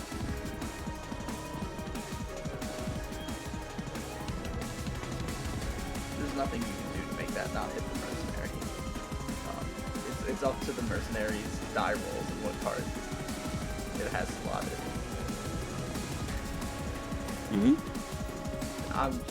I thought you were thinking about what I was thinking about, but maybe you weren't thinking about it. Now I'm trying to redirect this. Oh, you can't redirect it. It's a mass page. Oh, it is. Oh. God. So just don't target this one? Because what I was saying is that you can't do anything about its ability to hit the mercenary or not. Yeah. That's what I was thinking. Okay. Okay. I mean, you can look at what the mercenary is playing to see if you have to, like... Yeah, it should be fine. That's a really good card for not getting hit by that mass page.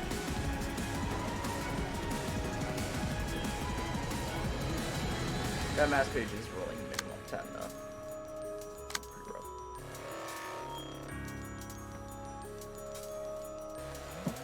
Okay. What, bro?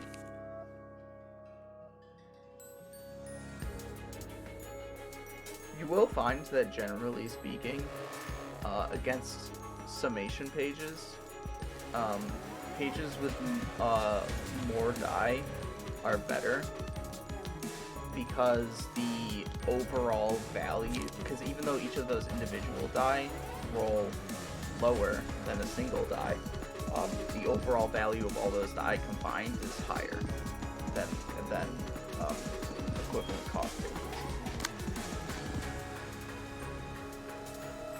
Anyways, you probably want to use Forceful Gesture, because then you'll at least draw a card.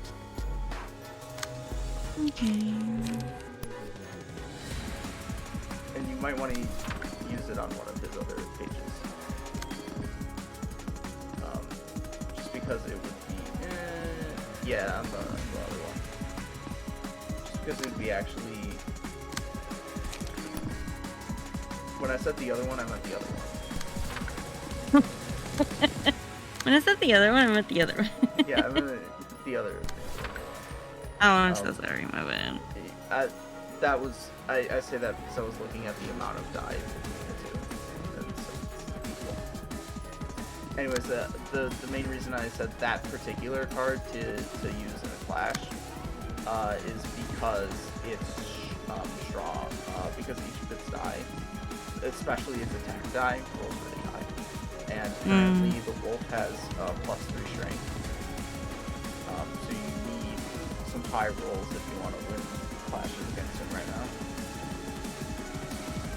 So I can't do anything about this max attack. No.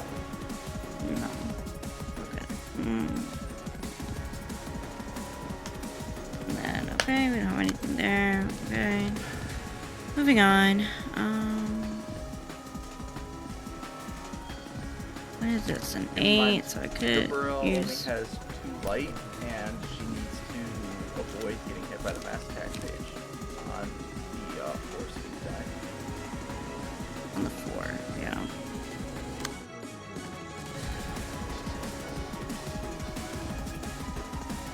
So I have to clash against it? It won't be a clash. Whatever card you slot on the 4 speed die will check the sum of all of its die against that die on the mass attack page. Okay. Okay.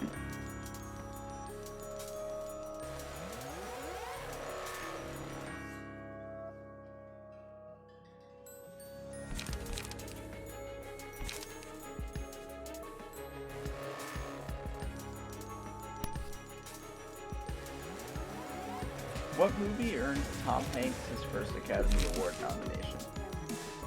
I have no idea. Well, we'll find out after.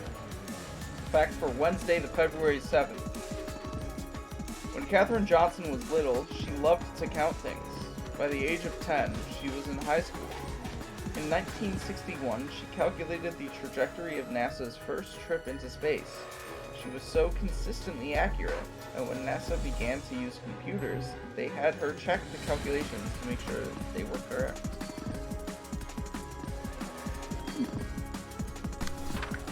Tom Hanks' first Academy nomination was for the movie Big in 1988. I've never seen that movie or heard of it. Well, here's a brain teaser. Mary has 4 daughters, and each of her daughters has a brother. How many children does Mary have? Wait, also, does die power increase the floor and ceiling of a given roll? Yes.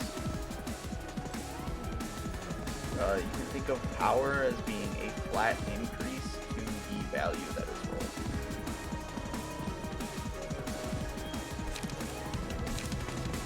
Anyways, what was the question? Mary has 4 daughters, and each of her daughters has a brother. How many children does Mary have? Ask me different. Never mind. I don't know. My brain still didn't register the question. Oh, that wasn't you who asked the question. That was Lucky. Mr. Yeah. Chatterboy. So yeah, that was lucky. Are they My tone music- of voice changed when I asked the question. Did you notice? I mean, now that you mention it. Wow, you just don't love me. You just don't notice when my voice changes. Okay, I see how it is. You just don't love me. You don't pay attention to me, basically. Okay. Should I use Ripple? I guess they're new to the game too, which means we're spoiling the shit out of the form right now. Because they're not started the city yet. Unless they just got to start the city. Ooh, should I do Ripple? Rip space. Okay, guess that's my answer then. Oh, I guess. Oh. Actually, no, you have a point. Maybe you should do Ripple. I just saw that you had 10 charge and had Rip Space in your hand. So it was like, Rip Space! And immediately Rip Space! Rip Space! Oh, skirt. Wait. Pause. But also, go back to Ripple. Spend 3 charge to boost power of the die by 3. That would put the evade die at 5 to 8. It's also not even clashing against anything right now. And I don't think they have any increases to the power of evade die. So No. I don't think Ripple would actually be all that helpful. Because even if you had it clash against this one, your value is still lower. Yeah. He has 3 strength, so this is 7 to 11 each of these. So you're not gonna be able to evade them. So you might as well. So just Rip Space. Yeah. Rip Space only whiffs if you are using it incorrectly. I'm just gonna throw that out there. Also, what? Did you target that die on purpose? Huh? Never mind. It's just a matter of me choosing to do something else than you're necessarily choosing. But that doesn't mean that what I would choose is the best answer.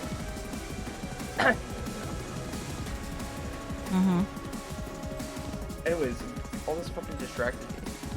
So Lucky must also be a new player to this game if they don't know how power works yet. Yeah, usually if you have 10 charge, Yeah, rip space works. So yeah. Yeah, you have like what, a 10th of, or maybe even 100% chance. What did we say? Like 7 or higher usually, right? But 10 for sure. Yeah, you have a pretty solid chance if you hit it with a 7 or higher. Oh, you already used rip space, so I can't even check it out. 7 or higher, you have a pretty solid chance. It's pretty reliable. But if you have 10, then it's like, yeah, it's gonna fucking work. Oh! I know what happened and why your charge didn't get spent. That's actually an interaction I didn't expect. I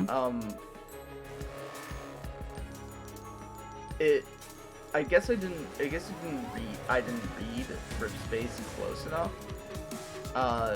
But it consumes the charge at the start of... It doesn't consume the charge at the start of combat.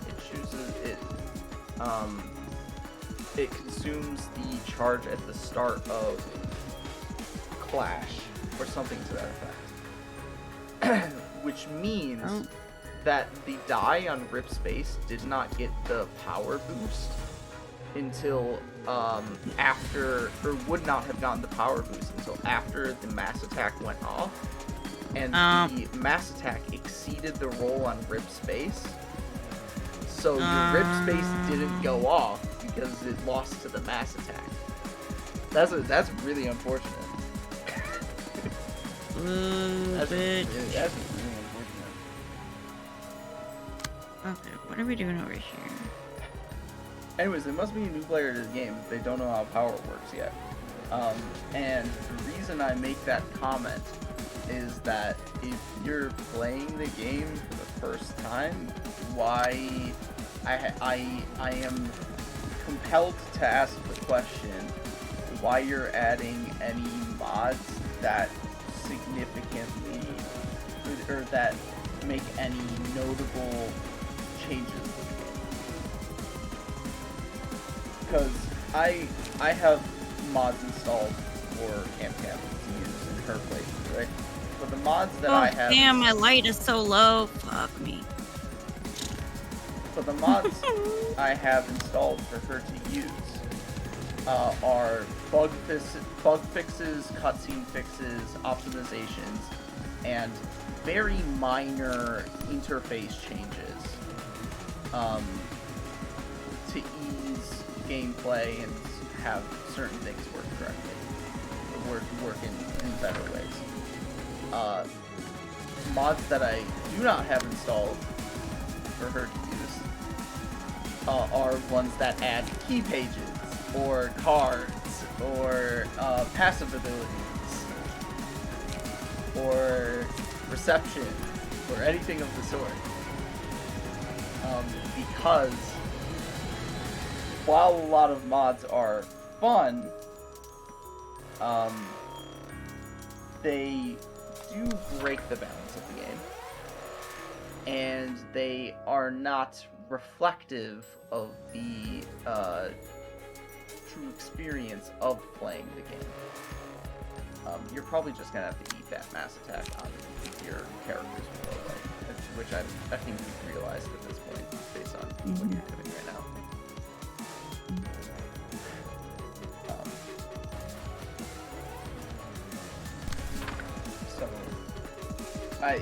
Basically, for a first-time playthrough, I do not recommend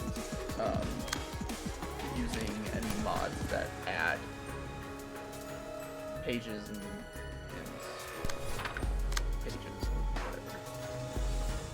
whatever. One, I don't like RNG, and two, I don't think it's fair that the only characters that get unique key pages are being a Roland Reaper. That's why I like this KPG mod. One, if you're having a hard time with the RNG, get good. Because, in my opinion, as a pretty experienced player in this game, the RNG is a non-factor if you have adequate strategy. Or a non-important factor if you have adequate strategy. And two, while I understand the sentiment, Another one? Another mass attack? God yeah, damn. he just keeps going, man. Wait, hold I on. fucking... You know what? Put the wolf down. The HP falls to 50% or lower against me, guy, and use Howl every single time. What a Make bitch! sure the mercenary gets the kill. So while I understand the... Well, I mean, I got such low light, it's probably gonna get the kill. I don't think I'd worry about that. I mean, you'll probably stagger it to see, maybe. So while I appreciate the sentiment that the other patron librarians, it would be nice for the other patron librarians to have unique key pages associated with them, I appreciate, I more significantly appreciate the story reasons why particular librarians have key pages. And I think that character-specific key pages are best relegated to a post-game modded experience rather than a during-game modded experience. I'm unlucky enough to fail 50-50 rolls several times in a row. RNG is not my ally. Trust me, man. I played Limbus Company. Until you play Limbus Company, you do not understand what it feels like to lose coin flips every time. Limbus Company is the epitome of, alright, I got a 95% chance to land this coin flip. Just kidding! Oh no, and he's doing a mass attack too, I think. They're both doing mass attacks. Yeah. Limbus Company is easier than this game. He says, oh yeah. Limbus Company is easier than this game, but the RNG in Limbus Company is way more frustrating.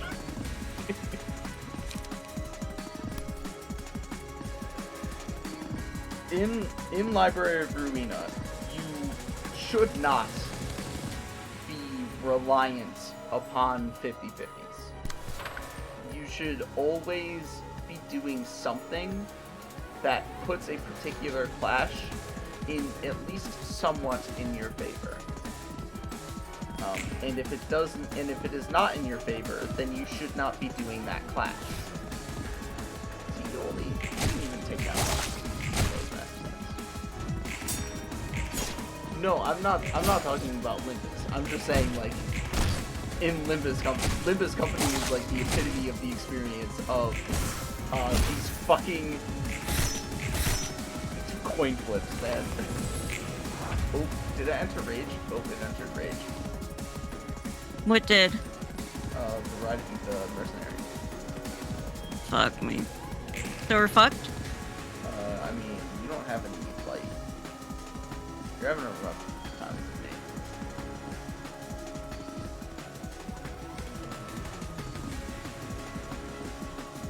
Well, look at the bright side. Both the mass attacks are attacking the same die and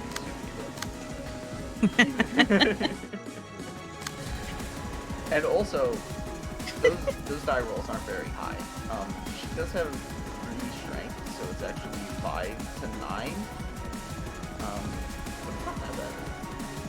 There's too many arrows going everywhere. This is overstimulating, bro. Dude, I'm not even talking I wanna go home. Dude, I'm not even talking about N. Sinclair hitting 3 heads when he's at minus sanity. It's always understood with N. Claire that you have a less chance of hitting a tails flip than you do a heads flip on any other character, because you can't let N. Claire get to max negative sanity without him corroding. Whereas you can have everybody else at max positive sanity. I don't actually even use N. Claire anymore because Sank Claire has really high clash values, and I don't have to worry about keeping his sanity in check. even if Enclair technically does more damage.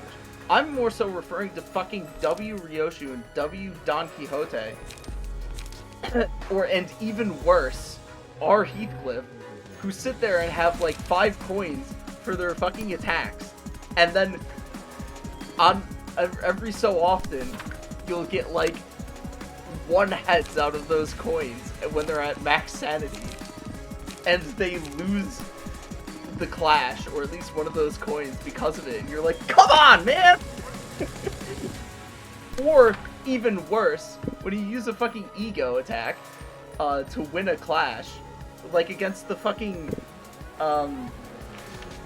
what's it called? Against the Ardor Blossom Moth in the Refraction Railway, and you're like, one of you guys died. And you're like, I need to hit heads in order to win this clash. 2 of my guys died. Yeah, all 3 of you guys died. That was so fucking rude, bro. Rough. Against the Ardor Blossom Mob, where you need to, what was I saying? Where you use an ego, and you need to flip a heads on that ego in order to win the clash, and you have max sanity, and it rolls tail, and it flips tails, and you're like, oh, fuck, damn it! Gotta restart the battle. Because it uses that attack that kills everybody. And you restart the battle, the same thing happens again! It's a 3rd time! Every time! That was awful. Yithang became my worst nightmare against the Ardor Blossom Mob, because I was like, please hit the what's it called? Please hit the fox. Please hit the fox heads. Please hit the fox heads. Hit the fox tails like 3 times in a row. Oh, I wanted to strangle him.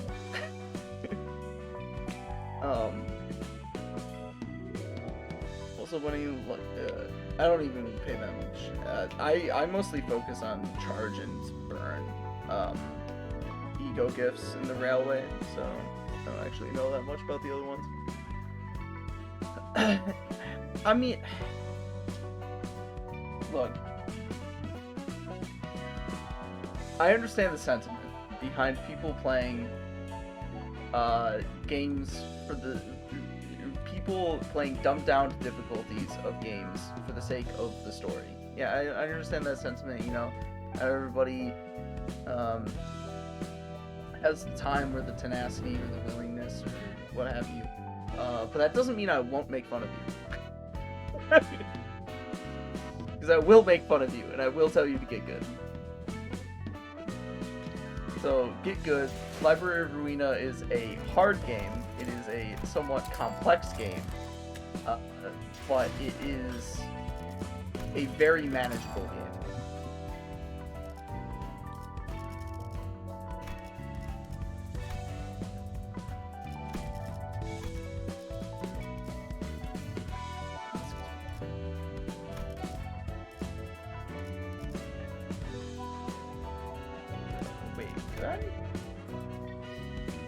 Oh, I think I've been using this. Oh, never mind. I've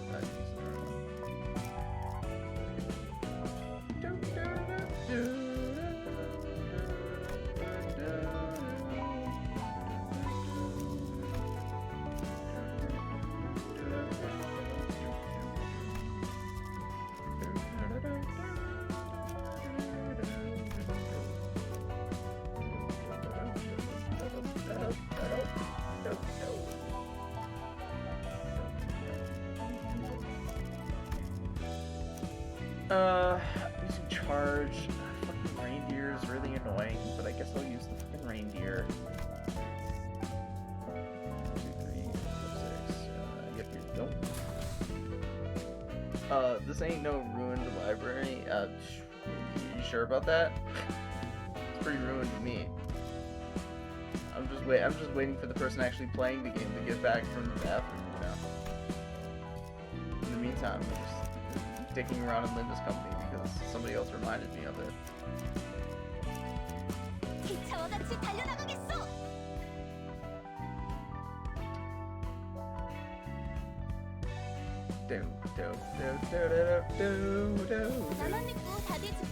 Besides, you got the fucking music in the background. You know it's a ruined library when you got the jazz, the elevator jazz. This ain't no ruined library. Apparently, mixing the OSTs of both games is It's a very I mean, I go to the restroom for like 5 minutes, and this is what I come back to. Yeah. Pure chaos. Well, it's because the other chatter reminds me of them. We'll go back Oh, to it hi, after the Creaky, chatter. Siren. My name's CamCam. This is Sour Lemon. Thanks for stopping by. I can't believe people even need to introduce themselves. Oh, I'm sorry. Don't people need to know who they're like listening to? No. What do you mean no?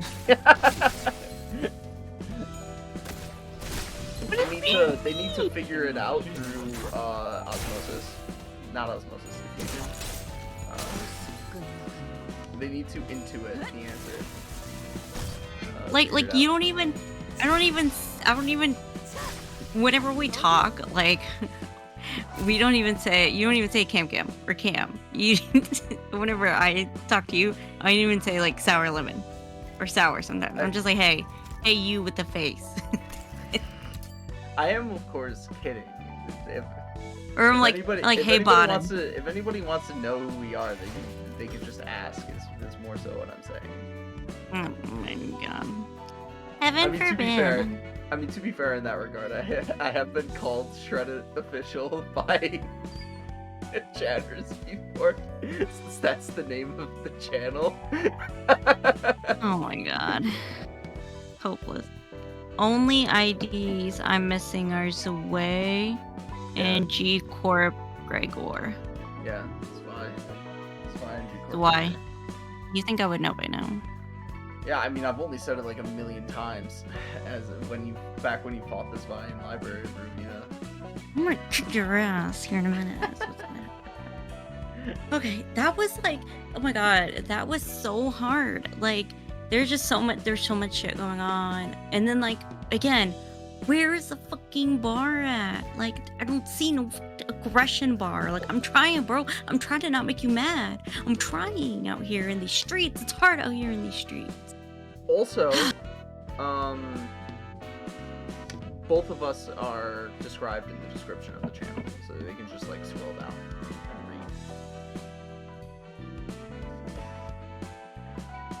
Also, we do a podcast about One Piece on Saturdays at 8 p.m. Come back tomorrow, I guess today, depending on your time zone. In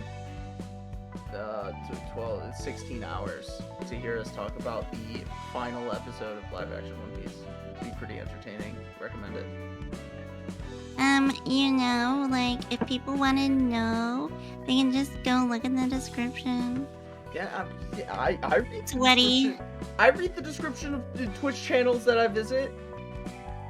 Sweaty. Oh, do you watch Shuon Head? I don't watch her, but like, she was I like, recognize that name from somewhere. Like, I don't know if she used to be friends with Hassan. I don't think she likes Hassan, but like, she's I think she's like I think she's a socialist. Do I recognize? I recognize her from a Big Joel video. The badge. Or a Little Joel video, actually. A Little Joel video. And yeah, she's complaining about like titty streamers on Twitch, and yeah, and basically she was saying that like Twitch is like for like children. Okay, that's I mean, she's a dumbass, and this video it like shows how much of a dumbass she is.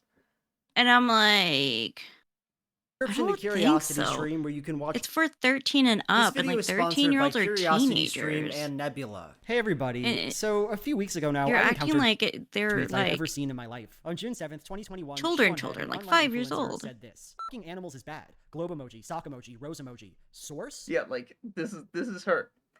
This is her. Oh my god, This is what I what? know about Shuon Head. This is all I Her need and to know Vosh? about Shuon Head. Like, what's up with her and Vosh? What's up with all the Oh, socialists and animals? okay, Come on. okay. Y'all are fucking No, weird, you this is you socialists, okay. man. Okay, this is different. Because This this is is different, no, okay? this is because this is not about like porn or bestiality. Well, actually, it is about bestiality. The context of the bestiality it's about is different though. This is like a reply to a separate tweet that says something about the like understanding what is the moral distinction or like analyzing what the moral distinction is that people have between um bestiality and veganism, like why people are so okay with eating meat which is sourced from an abusive industry towards the animals that it is sourced from, versus bestiality, which is a form of abuse to animals, but Is is isn't just sexual abuse isn't instead. that what Vosh was trying to say? About, I mean, like it kind of is. You could about, like, the say. whole I think this is a little bit different. like, blood diamonds and, Yeah, I the context is definitely different. Like, I guess you the could say the comparison core. I guess you could say the core correlation. of the argument is similar, but because the context is different, I don't think it's like a analogous. You Um. fucking socialists are weird, bro. Anyways, what Shuon Head is saying she's saying having sex with animals is bad. This should be an obvious statement. But people who are like globalists, and I forget what the sock and the rose mean, are saying like, source? What's your source for saying that fucking animals is bad? And Big Joel spends the these 20 minutes basically describing how this is anti-intellectualism. Um and that there is actually like philosophical meaning to the question of why the distinction between bestiality and the abuse of the farming industry, while and that Shuon had reducing it to such like a statement that is supposedly um on its face obvious, Mhm. is anti-intellectual and silly. Yeah. Looking at this tweet on first pass, it is almost incomprehensible, right? Like, what happened here? She was just hanging out online talking about how animal sex is bad, Joel. as one does, and then a bunch of globalists, social democrats, and socialists, that's what those emojis mean, all started hounding her for a source for that claim. What? How did any of that happen? What is this tweet doing? And how exactly did it come to be? Well, naturally, I decided to look into it, and what I found was, I think, a pretty fascinating story. A story about the strangeness of Twitter discourse, about how we treat each other online, about ethics and moral thinking. Today, I'm going to take you through the experience that I had, and I hope that'll be an interesting time for you. 2 disclaimers. 1. This video is not about canceling Shuon Head. I know she's a controversial figure online, and we will talk about her a bit later on, but if you're looking forward to some big, important takedown, you're not going to get what you want. 2. As you might have guessed, I'm going to be talking for a little while about bestiality. It's not what this video is about, there's nothing graphic here, and I don't think I say anything particularly controversial, but just know what you're getting into. And with that, let's get into it. Our story begins with a humble Twitter user named Delaniac making the following tweet. Alright, time to capitalize on the vegan discourse for engagement. Absent extenuating considerations, survival, cost, health conditions, is killing an animal for meat morally different than bestiality? Please explain your reasoning below. Now, I'm gonna tip my hand here and say that yes, I do think there is a distinction to be made between these two acts. But that doesn't mean this isn't a good question or that its answer is obvious. In fact, I'd say that thinking through it is pretty complicated. And since that's very relevant here, let's explore the question together. I think most of us probably come into this question with the moral intuition that bestiality is clearly worse than animal eating. I know I do. But when you try to figure out exactly why that is, you immediately hit a roadblock.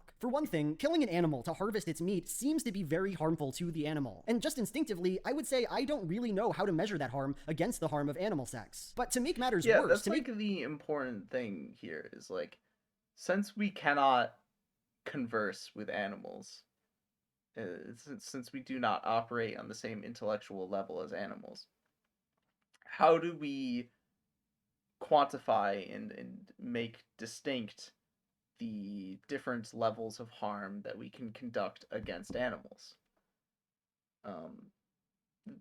That is like actually an interesting question that everybody is going to have a different answer to. Because while a scientist might be able to, in some fashion, measure the like neurochemicals and neurobiology and factual things that are taking place within the animal's body, even when you do the same thing to a human, you find that even if you measure these things, the human's experience is still going to be relayed or understood in a subjective manner. And since animals have a lower cognitive ability than humans, we functionally have no way of being able to understand their pain. This actually relates back to Library of Ruina in a way, because a lot of Library of Ruina is about understanding the suffering of others such that you don't think that your suffering is, because no matter what the factual circumstances behind your suffering may be, even if your suffering from a like objective standpoint is greater than somebody else's, that suffering is still experienced subjectively, and it is silly to approach the conversation of suffering from the perspective of my suffering is greater than yours, or my suffering is more important than yours. Everybody's suffering is important. Everybody's suffering is experienced differently.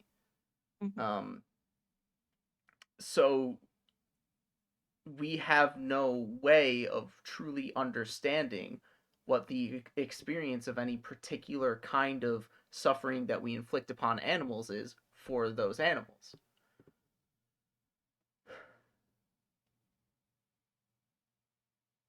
Yes, I would agree with that, and it's just gross. Like there are how many billions of people on the earth, and you can't find one to fuck. I'm sorry. There's infinite levels of porn on the internet, and you're choosing to wank it to the animal porn. Come on, man. Well, I say that, but first of all, furries exist, and furries that like in the same way that gay people are just like gay.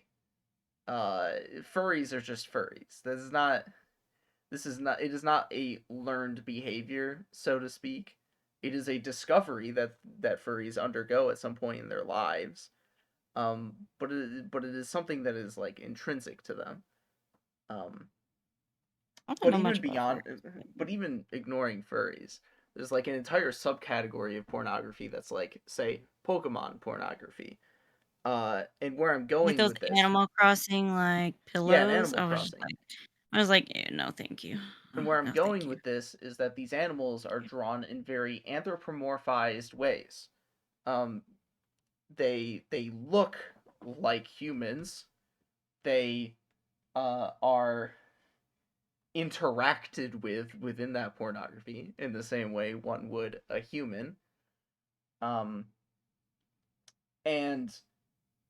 But the differences are like, say, skin color or the presence of animal features like tails and special kinds of ears and what have you.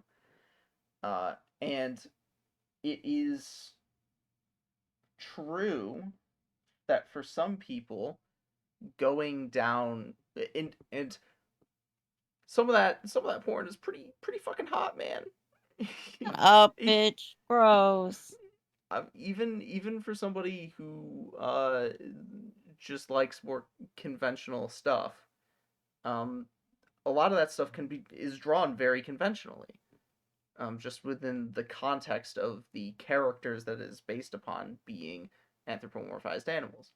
So it is true that for some, finding this porn and especially if they have a proclivity towards it, can draw them down the path of increasing of consuming more and more bestial-like porn, animal-like porn. I would imagine in the same sort of fashion that like conservatives who become obsessed with trans people end up consuming more and more trans porn. But we're not equating, you know, like animals and like trans people, okay? Animal porn to like that's not my intent. I'm just drawing an analog between like the process of porn consumption and areas, I guess you could say. Mm-hmm. And fetishes, the process of like becoming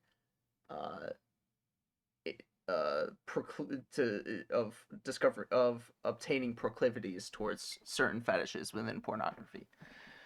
Where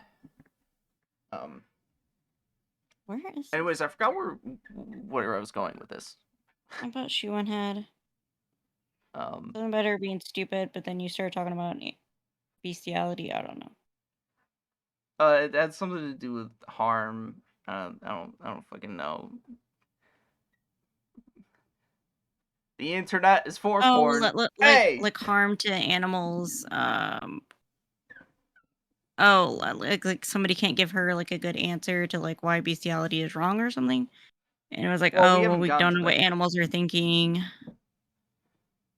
Yeah, right? I'm missing the connecting point between we don't know what animals are thinking and why it started talking about porn. Whatever. It doesn't matter.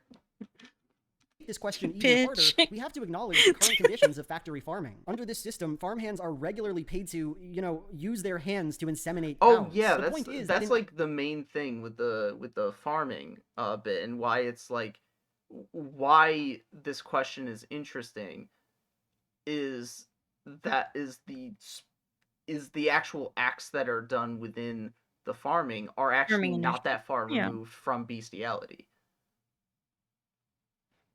Yeah, but like they don't get sexual pleasure out of it, you know.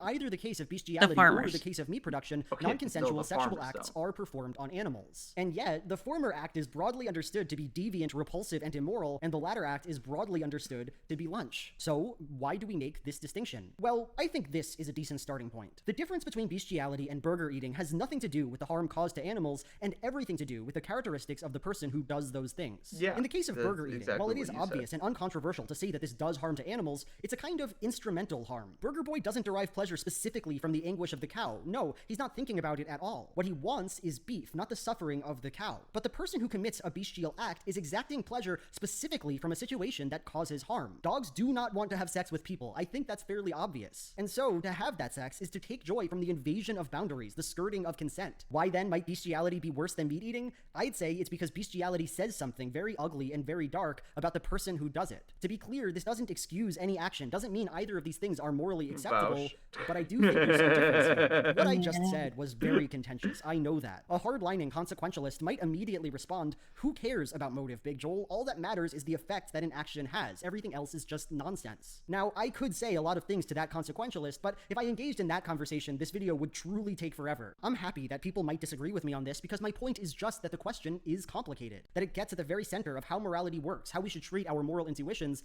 and why. And now it's time for us to explore how this question, strange as it is, got explored on twitter.com. I debated whether or not to properly introduce Shuonhead in this video. Information about her isn't particularly important to the point I'm trying to make, so part of me thought, why bother? But she is pretty dang famous online, so I figured I'd give a bit of info to the totally uninitiated. Shuonhead began her career as an anti-feminist, anti-SJW gamer gator. Her career revolved around finding some snowflake online and roasting them hardcore with facts and logic. That is, until roughly 2016, when two major things happened. First, Donald Trump was elected president, and it shocked a lot of people. Second, Bernie Sanders became a household name, and with him came a renewed mainstream interest in socialism. After this, feminism slowly slowly crept into the background of online discourse, and Shuonhead changed gears in a good way. She was always a liberal, and she started emphasizing her support for leftist policies and Bernie Sanders more than her hatred for feminism and SJWs. A lot of people seem very concerned with the question, has Shuonhead changed? And I can't tell you the answer to that. She's a person. I'm sure her perspectives have evolved somewhat, but it's hard to say how specifically. Does she still think feminism is dumb as hell? Does she still think fatphobia is just made-up BuzzFeed nonsense? Does she still think women are biologically determined to be less funny than our men? I don't know, and I, barely care at this point. Anyhow, that's enough context. This is how Shuonhead first responded to that question about eating meat and bestiality. We are natural meat eaters. We are not natural animal fuckers. We bang our own species. Gone. I love Israel. I love Israel. Gone. Gone. I love Israel. Israel. Gone. I love Israel. I love Israel. Gone. This is so fucking weird. I don't know why that's so funny to me. It's so stupid. It's the way the guy says it. Gone. I love Israel. Gone. I love Israel. Israel. Weirdo. Species. There's no reason to bang animals except for being some kind of hedonistic freak. Now, look, whatever you think of my account of the moral difference between these two acts, what Shu says here is a very bad answer. And that's for two fairly obvious reasons. First, the word natural has no coherent definition. That's not to say it's a bad word or that it has no uses, but it is imprecise and generally seems to refer to a random set of associations that people have. Second, and more importantly, even if we did have some coherent definition for natural, there'd still be no reason to think that what is natural must also be good. It seems intuitive to me to say that murder, which has been around since the beginning of humanity, is natural, and that eating an airhead, this synthetic processed treat, is unnatural. But I think I'm right when I say that murder is bad and airheads are delicious. Here's the thing. Shuonhead's argument here isn't just bad, it is iconically bad. It is the bad argument. Every debate nerd on this planet knows about the naturalistic fallacy. What's more, appealing to natural behaviors is famous because it is the go-to argument of bigots and social conservatives. Social Darwinism, homophobia, and racism have all been defended with claims about what is and isn't natural. I'm not saying that Shu believes in any of those things, I don't think that at all, but it's a bad argument with a bad track record, and it's easy as shit to call it out. And so, people did. Of course they did. The wheels of Twitter turned. If it was natural to eat people, would you think it's morally... I stopped having anything to say on the topic. I mean, you started it. I did start it, because I had something to say. I don't have anything to say anymore. I was like, where are we going with it's an interesting video! Watch the video! Big Joel is cool! We love Big Joel! Yeah, the whole reason I brought it up is because she was saying that Twitch is it's almost like she was saying that Twitch is for kids, and there's a whole it's mainly for kids. It's a website mainly for children. So explicitly not true. And I so guess she's complaining about the sex work that occurs on Twitch, but yeah, the hot tubs category has been around for many years. Yeah, and she said, I used to not complain about the hot tub category or whatever, but she's but with the women recently who started coming out, who are getting, I guess the content's getting more lewd, and there's more of it, yeah, on Twitch. And so yeah, now she's okay, now it's getting to be too much and it's more readily available. Classic. And I'm take. Yeah. And I'm and I don't know. I'm that's kind of up to the parents to kind of monitor your kids, what your kids are consuming, and also it doesn't seem like Twitch is just for kids. It seems plenty of adults are streamers, you know, but realistically, primarily young adults. Because think about it. How many times do the top streamers curse in their streams? All the time! and they constantly make jokes about topics that are broadly considered to be not appropriate for young teens and children. Mm-hmm. These are the most popular streamers on the platform, who are, if we're being honest, most of the time primarily watched by children. Sure. Because that is just the main demographic of these websites. The major exception being Hassan, who's at the average age of his viewers in the mid to late 20s somehow. I mean, yeah, because I just don't see kids consuming his content, you know? Like, well, yeah, because kids generally, first of all, don't give a fuck about politics. Second of all, well, and it's too, like, to me, it's, like, too... It's like, too deep for, like, 13-year-olds, you know? Yeah, yes. Yeah, exactly. People who are that young prefer things that are more, like... They prefer more immediate gratification. Yeah, like video games. And like titties. Yes. and more like slapstick, sort of loud noises type of thing. Yeah. Excitement. They prefer more like they prefer more like immediate gratification. Yeah. They prefer more obvious excitement, whereas the type of excitement or pleasure that you get from, say, Hassan's stream is mostly more like intellectual excitement. Whether you it's like gaining new information or like whether you agree with him or not, the part of your brain that is engaged with what he is saying is like the intellectual part of your brain that is like thinking about what he is saying. Whereas the part of your brain that is engaged in like an XQC stream is the part of your brain that goes, haha, he shouted! Haha, look at him, skippity beepity loopity. Yeah, pretty much. Which, I mean, and, it has its value that I don't get from.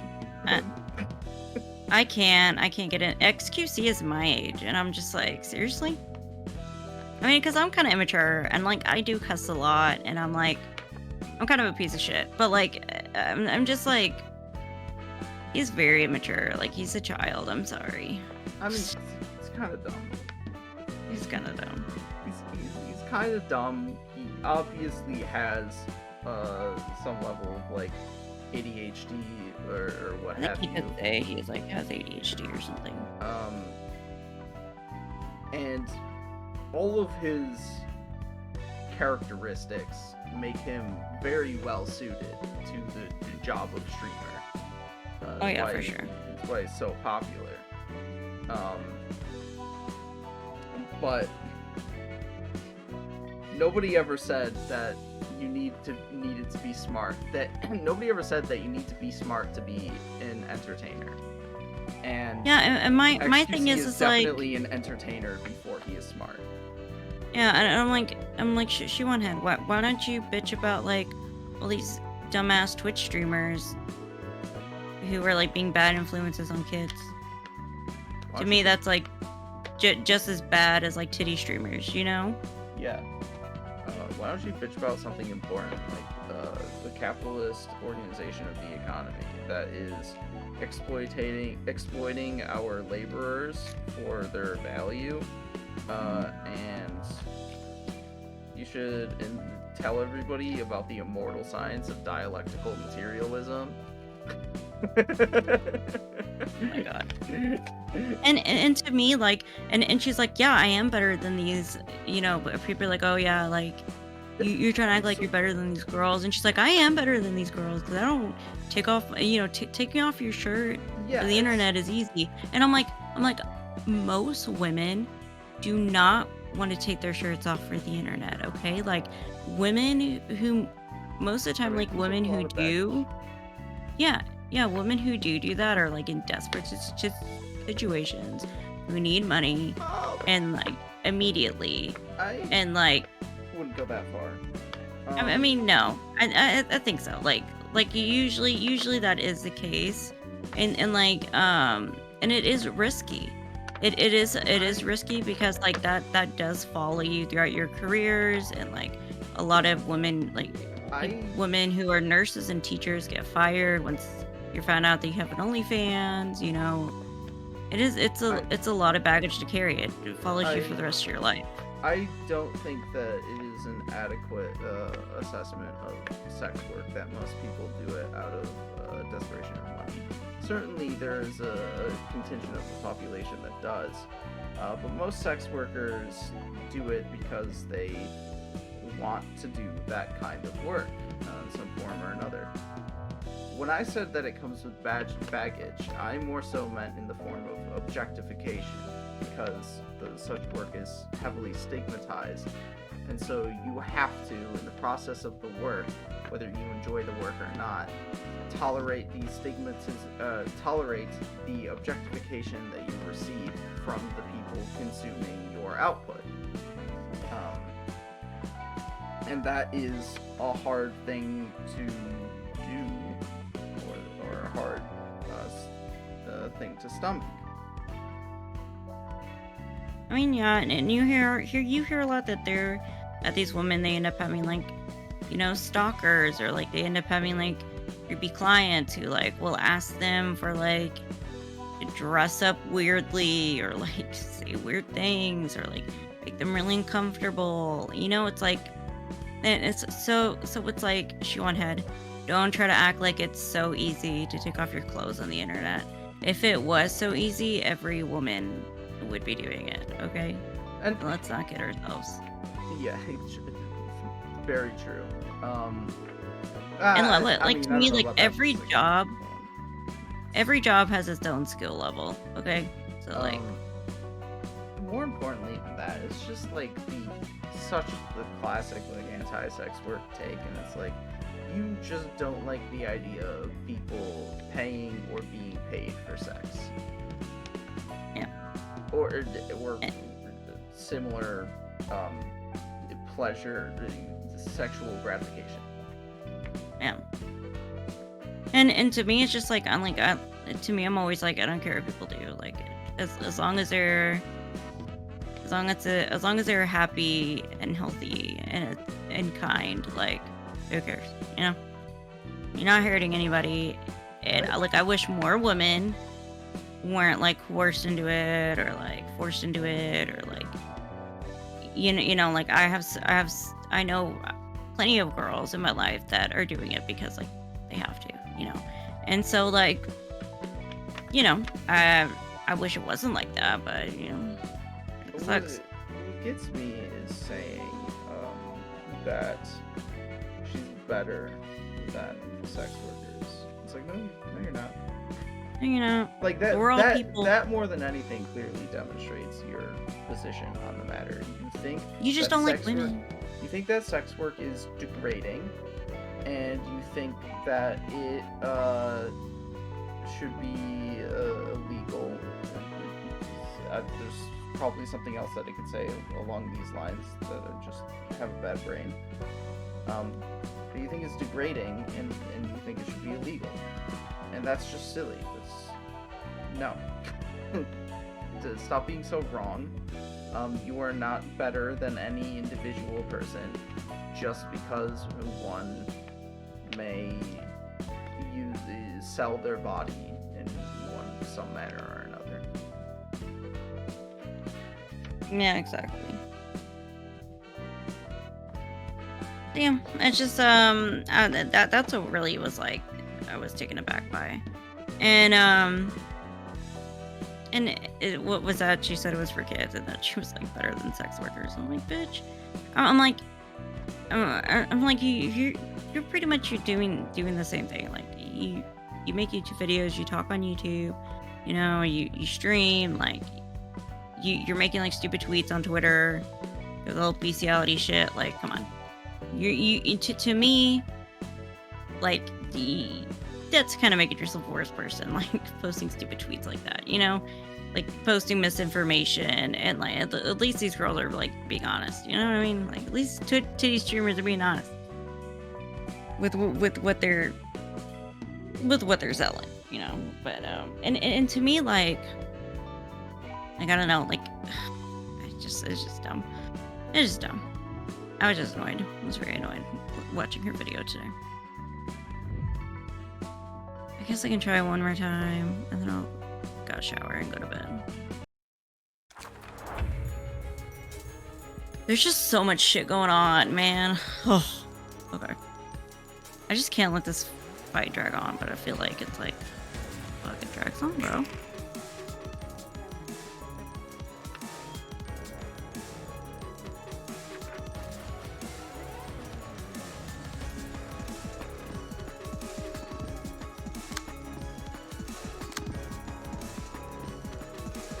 But of course, there are women that actually do like sex work. Like, we can't deny that, you know? That actually like doing what they do. Like you know, like Brittany, for example. She likes doing sex work.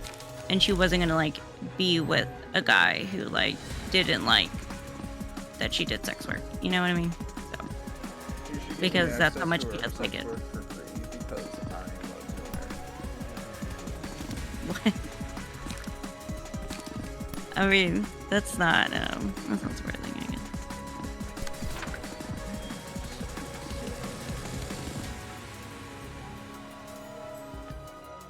We appreciate your candor, sir.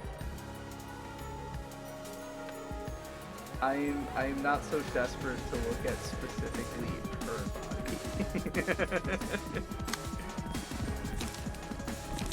body. Well, Brittany has like a Twitter, that has some like free pictures on it. Okay, so are they new pictures? Some are. Yep.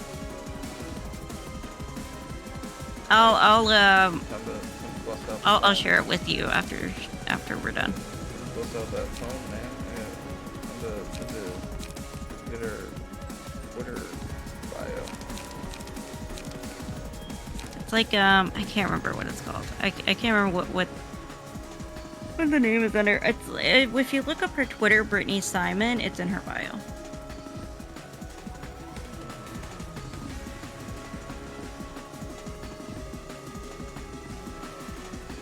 Like, some of it is nude, and then some of it's like in lingerie and stuff. Well, I mean, what I'm doing while you do this battle.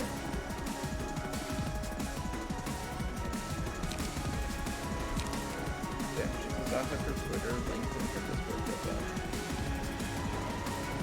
I think it's just Brittany Simon. There we go. Okay.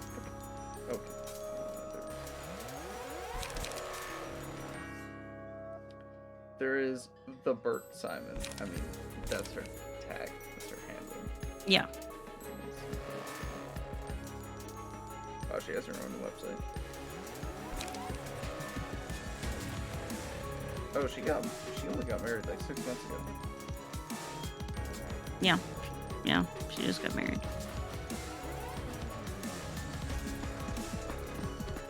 Oh shit. Damn it. Checks you can do. There's a couple more items that open up for you.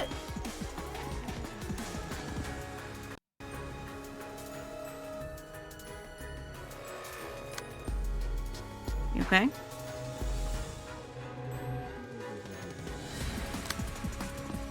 Hey there, buddy. Yeah, it was just that happened. The Twitter autoplay and my headphones are connected to my phone. So something that my headphones do is automatically redirect which device audio is playing through. And since Twitter autoplays videos, as soon as I scroll past one, even briefly, it switched the audio over. And when it comes to my desktop computer, at least, I have to manually, or I have to turn my headphones off and then turn them back on again in order to actually get it to reconnect and actually hear the sound again, which takes a moment, and also autoplays any sort of video that I have pulled up, and so like you got like a second there of video that I have pulled on that second monitor. It was awful. It was awful. All I am seeing is her. Oh, never mind. There's a photo of her lingerie. I was gonna say all I am seeing is her posting her videos and her streams. It's like the Burt Simon is, and then she has another Twitter account that has her other like nude stuff.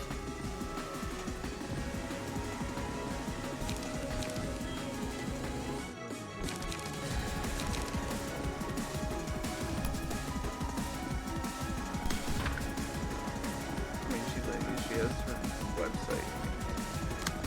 Serial or oh, that's OnlyFans. like didn't recognize that logo because I've never actually used OnlyFans. Oh. I've subscribed to a few girls' OnlyFans. Damn, bro. I can't believe you're spending money on sex work like that. I do, okay? I don't watch, like, free porn and stuff, okay? I always pay for my sex workers, okay? No hentai? Not recently, no. And I'm only into yaoi, okay? Okay.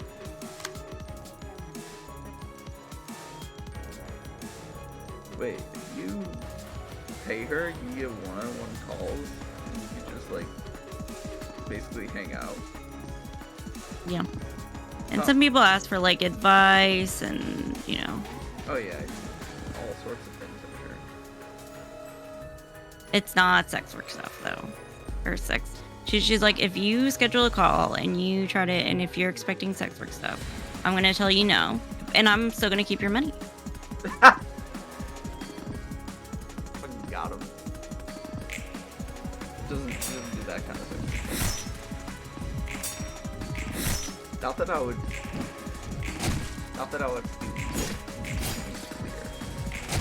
I'm not interested in paying for a one-on-one call with her, whether it's about sex work or whether it would be for the sake of sex work or for anything else. I wouldn't.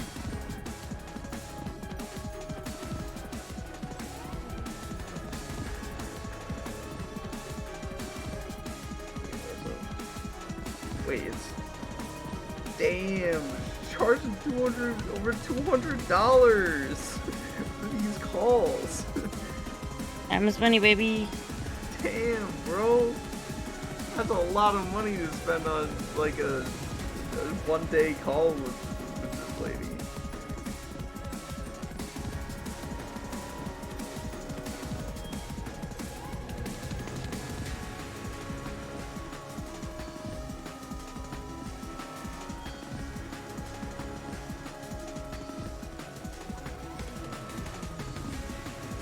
Anyways, that like super secret Twitter is not linked on her website. I wonder why. I follow it.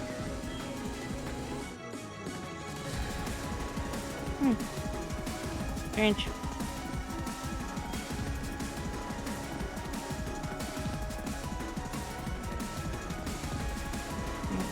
I'd have to look at my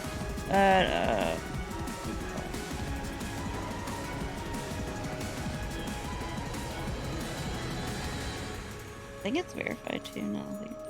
Is it verified? Yeah, it's verified. Now you're looking for it. Now I'm looking for it. We're gonna spend the rest of this stream talking about how sexy a different lady is. Yeah. You're gonna send me that Twitter link, and I'm going to spend the next 30 minutes talking about how nice her tits are. Yes. Because her tits are very nice, okay? Let me tell you, they're very nice. Most tits are nice. I mean, true. I mean, hey, I'm not one to complain, okay? I allow a lot of things on this Twitch stream. One thing that I will never allow is titty slander. Amen. We appreciate titties here. Amen. We don't discriminate against any kind of titties. I love how long since scared off the two guys who played Ruida. You know, they're never gonna come back. They were scared off sometime around the bestiality talk. Yeah. They didn't realize that we talk about somewhat unrelated things. What the fuck are you doing, by the way, right now? Oh, my sister is texting me. Oh. That we talk about somewhat unrelated things while playing this game. In part for the sake of discussing this game. And sometimes because titties. The sometimes it takes us down some weird roads because it reminds either of us, but more importantly me, because I'm in control of the computer, of strange, of things. Not necessarily strange things, but just like things in general. And things. That I know about. Yeah. Things and stuff and things.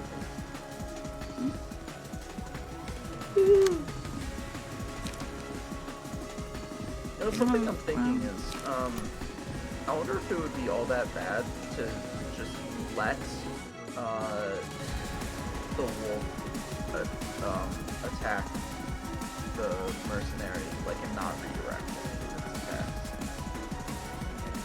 And then you might get the mercenary pop into the rage mode, and you have to deflect their, mass attack. But overall, it's not like a particularly strong mass attack. And then you don't have to worry about the wolf dealing damage to you. Or winning any clashes to you, against you. Or inflicting bleed, or anything of the sort. So don't redirect? Yeah, I mean, it's just food for thought. You can still make the decision, ultimately, whether or not you think it's worthwhile to redirect any of the wolf's attacks away from the mercenary.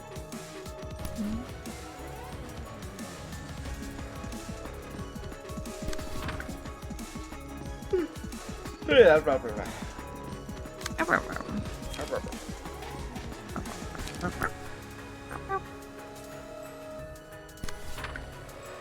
My favorite thing is to make bird noises, okay? Don't get me started. And also, I will reiterate that the Oh, damn! The wolf went to town on him. Yeah. I will reiterate, though, that, it is very much, or that the tangent about the Big Joel video was, in fact, worthwhile.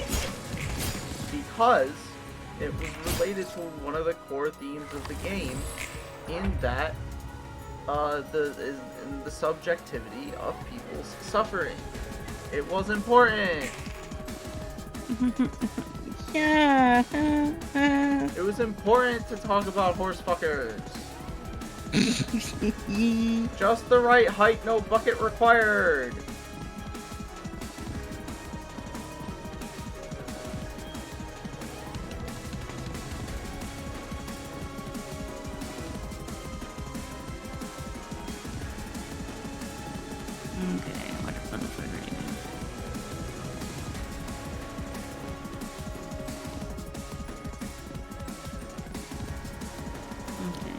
You're gonna mass attack us. Cool.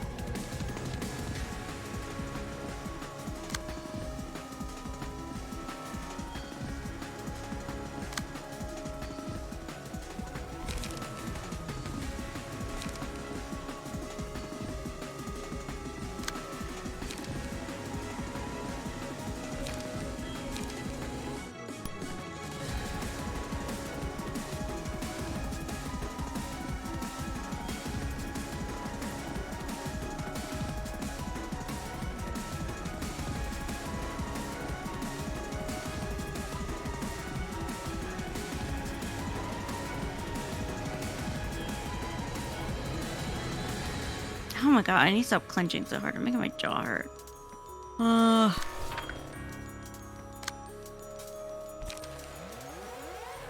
freaking face hurt, bro. Oh my gosh. Okay, cool.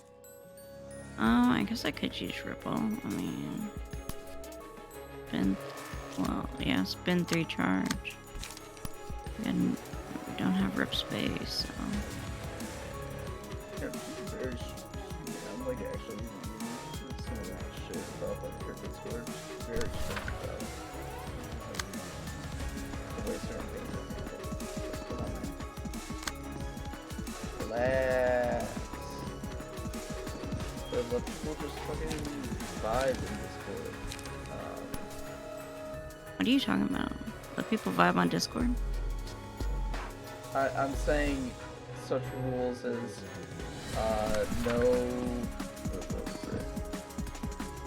no streaming music shows or videos voice chat. But come on, man. Just let people share the shit that they like, man. Just let them buy. And is that in a new server that you're in? That's a Brittany server. Oh, what? Oh, I think like she was gonna let people like sometimes. I think sometimes she'll let people do video games and stuff, like sessions sometimes. I think you have to ask first. Yeah, I don't see why you would be so restricted on that kind of thing. I wonder if something happened, maybe. If somebody's streaming like girls. Yeah. That's what happened. So somebody streaming something illegal is one thing, but like streaming at all is nothing entirely. Like, I don't see why you would impose a restriction on streaming, say, Avatar: The Last Airbender. People want to watch the shit together, you know? Just let them do it. It's a good ass show. Yeah, Brittany loves Avatar. Yeah, exactly. Talks about it all the time.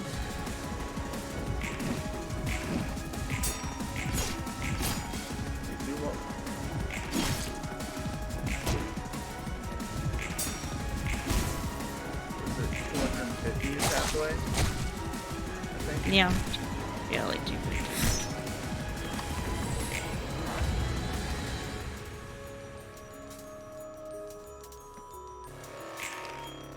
You're gonna have to start being quite careful with your light management, or you're gonna run into the same problem as you had before, where you just perpetually have zero light. Mm-hmm. Even if it means taking an attack from a howl, or even if it means taking a howl, sometimes it might be worth it, just to keep up light and page drawing. Worth noting though, that if the howl, if that dice check exceeds the card that you played, then your card will be destroyed. So, for example, we do this, and this rolls higher than this, then you will not get these bonus effects because the card will be destroyed. I just wanted to make sure that was clear. So, like, what's the point of being careful then? Like, well, I'm just saying, like, you need to make sure you keep your light generation and card drawing up, especially your light generation. You need to keep your light generation up, but there's no point in using a light generating card if the mass attack is just going to cancel it. You have to make sure that it's still like actually rocking. That's all I'm trying. yeah. But if I use like a 2, then I use up all my light. Yeah. Now, Gabura is in a decent position in having Eugen's page, where you can consistently use 1 to light card and 1 to overcome crisis. Every turn. The other 2 are not as fortunate. Yeah.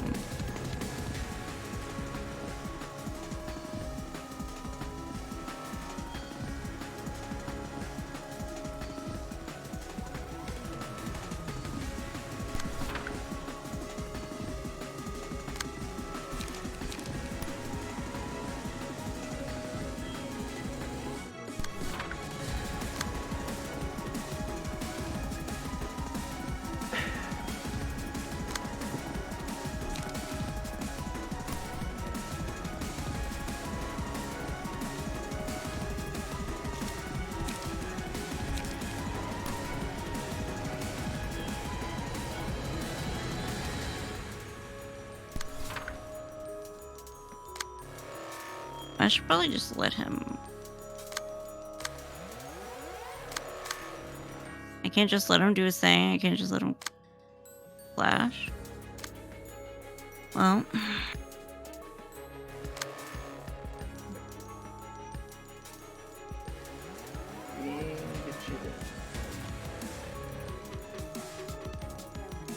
Oh no, it's just a one. Okay, never mind. The other one's a collage. If you want to use it against this howl, then you're gonna slot it under it.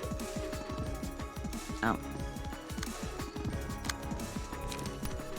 You didn't slot Oh. it. Oopsie. I know what I'm doing. Okay. Okay.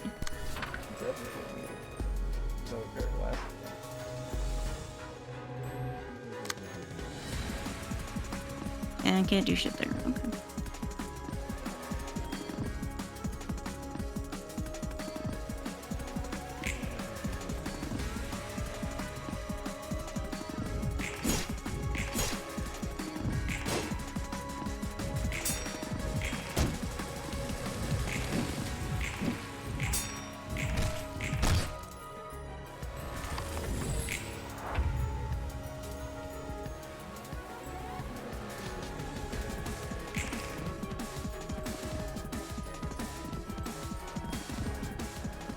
Oh, you mean we're not using how? Okay.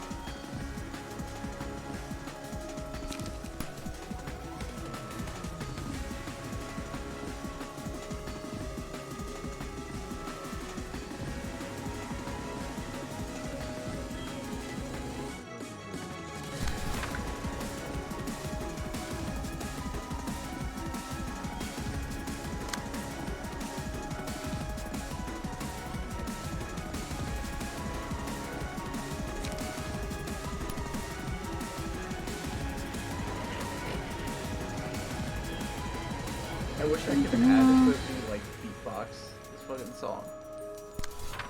Just fucking go ham with the mic. Oh my god. No, thank you. Alright, fucking. Oh, because I wasn't. Okay. Okay. Okay, I was confused.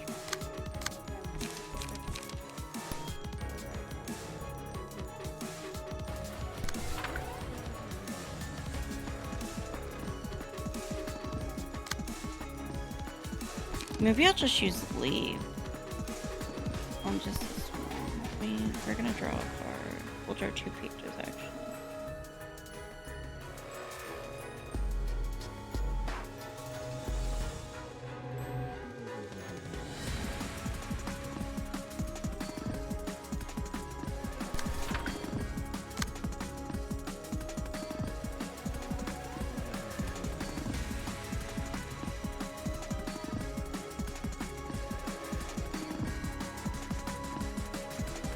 Do you have another overgrown crisis?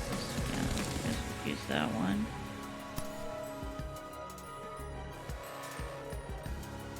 I'm gonna say it. Blade lineage past time. What? Just the distance. Okay.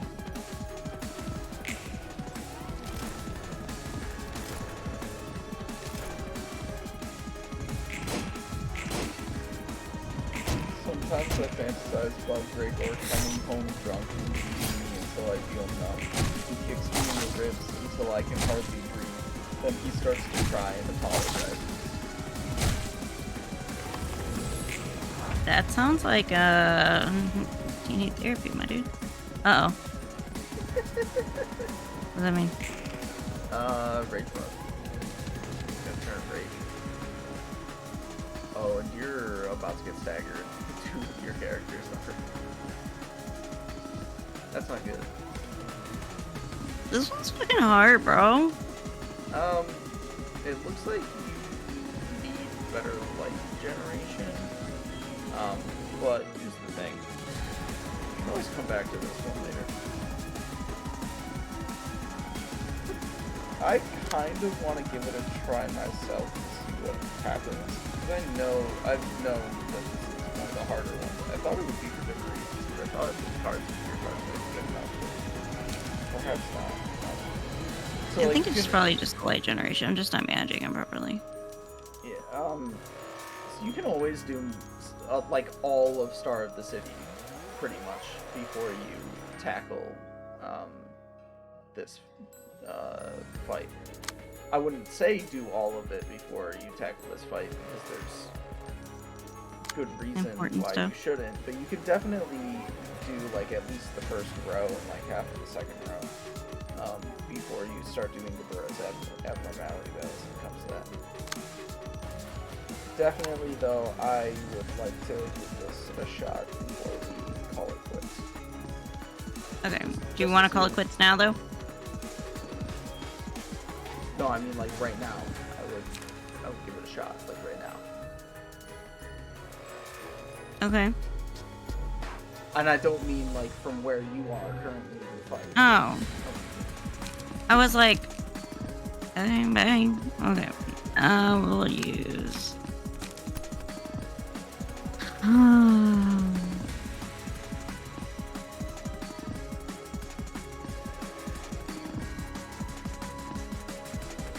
This one's hard, bro. Right.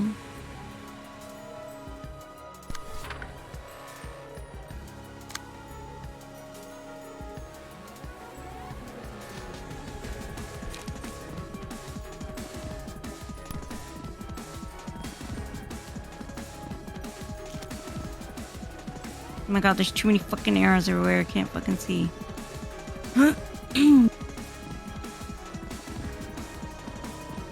and of course it's like attacking this spot. Fuck.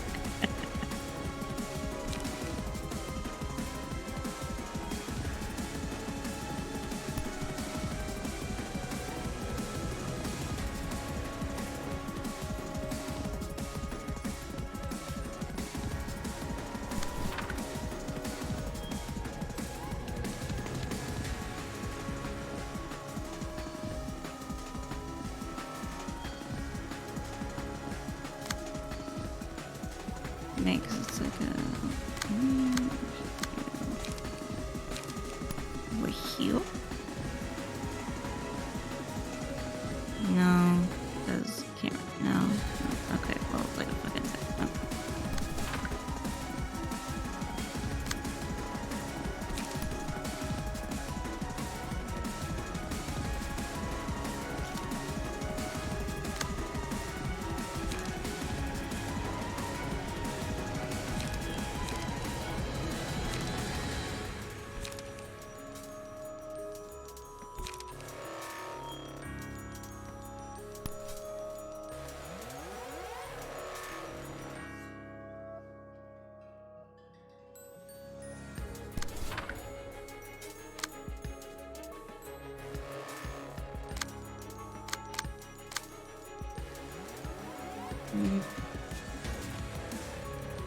I really don't want to do that.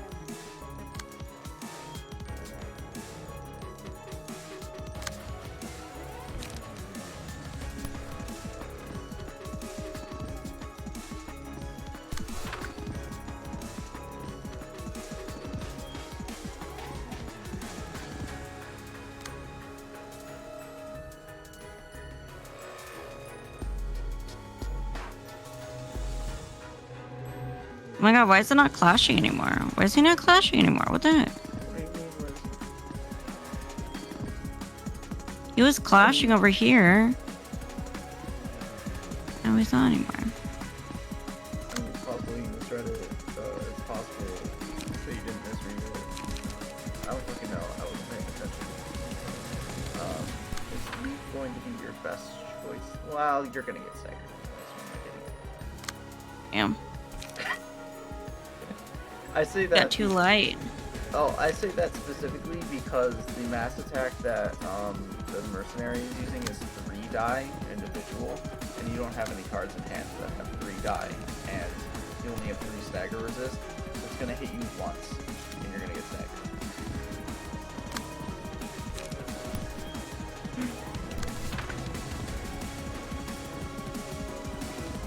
Are you gonna live?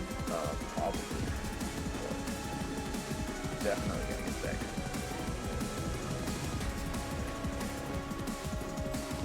Kabura, on the other hand, probably good. Probably good.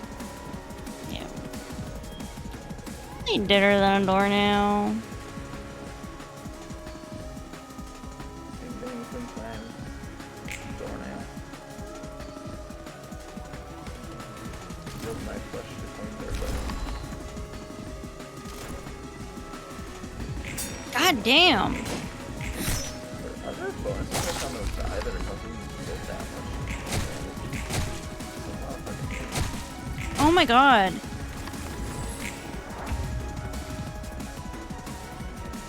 Okay. Hey, let's see what happens this turn. Where's Dagger? Oh yeah, that's right. I forgot it's gonna use a mass attack. So I forgot it was gonna use a mass attack, so it doesn't even fucking matter. That's just, and then look, and then the Red Riding Hood's gonna die too, bro. All right, let's see if I can do this.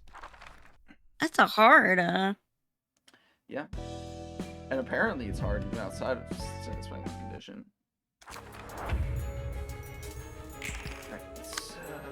Alright, let's see if she can get to it, Bob. Oh wow, I don't have any. That's get your money up to get your money up. Get to it, bub.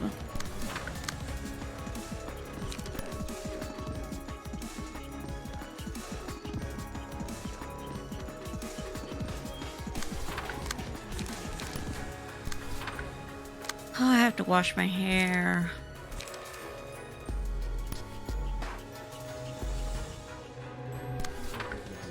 I haven't washed my hair since Monday.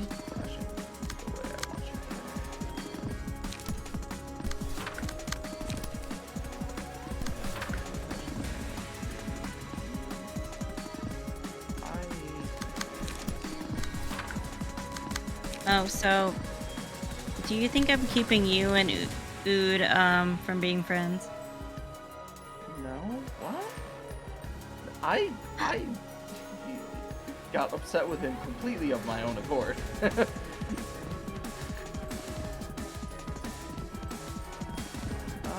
I haven't watched you.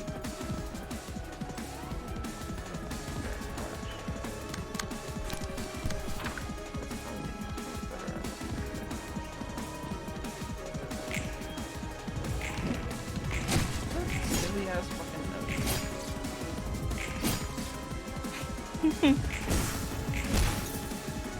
That's what I said. I'm like, well, I think you're just assuming his feelings. So I'm like, I think I know him better than you, though. So.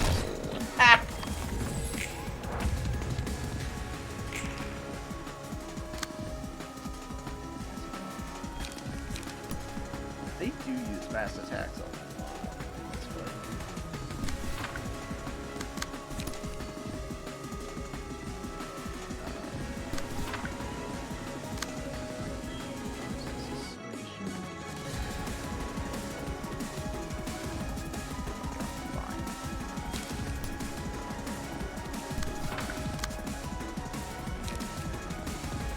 Because I guess Ood had told you about like the podcast channel that he wanted to do. I mean,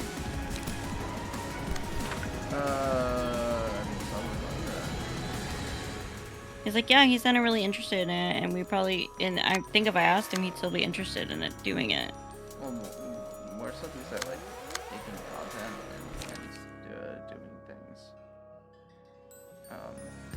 I still dislike him, and I will continue to dislike him even if I do a podcast with him. This will not change. Yeah, I was like, I mean, I don't know. He's not wrong. I am still willing to do such a thing with him, but that will not mean that I'll like him afterwards.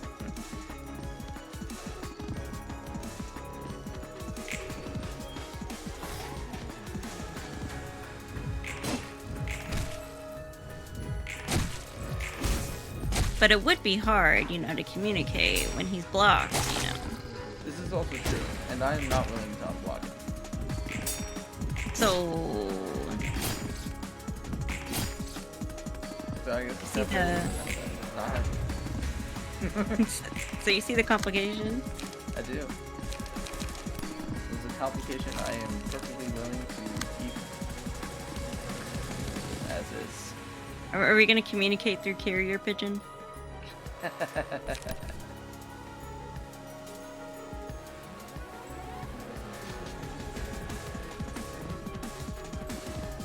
guy gains strength way too easy. Oh, this was counter die.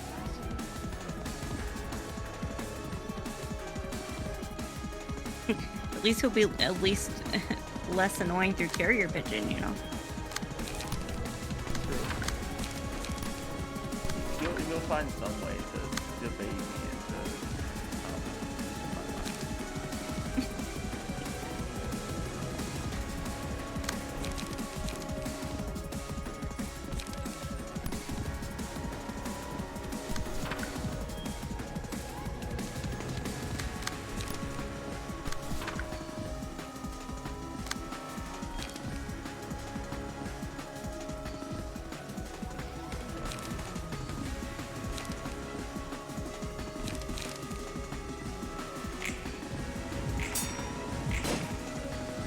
letting the mercenary take the beat.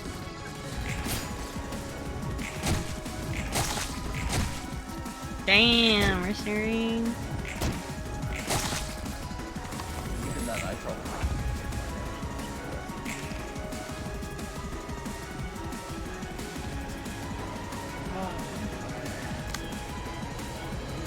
Wait, I don't think have I seen the mass attack? I don't remember. Damn it, he's got the blame the mercenary.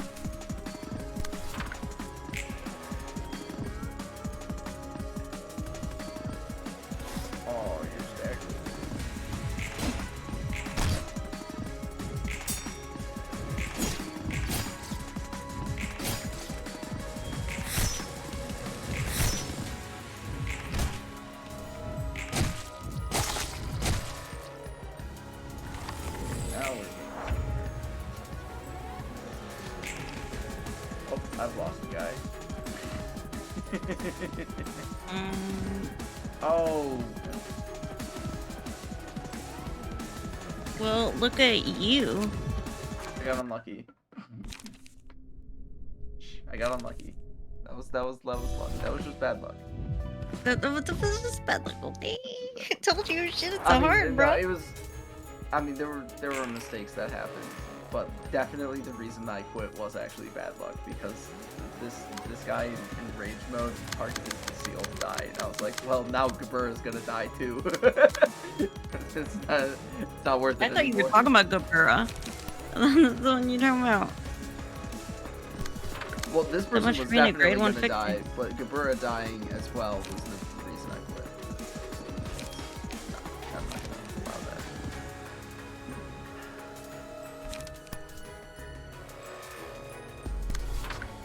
Let's see what Discord's doing.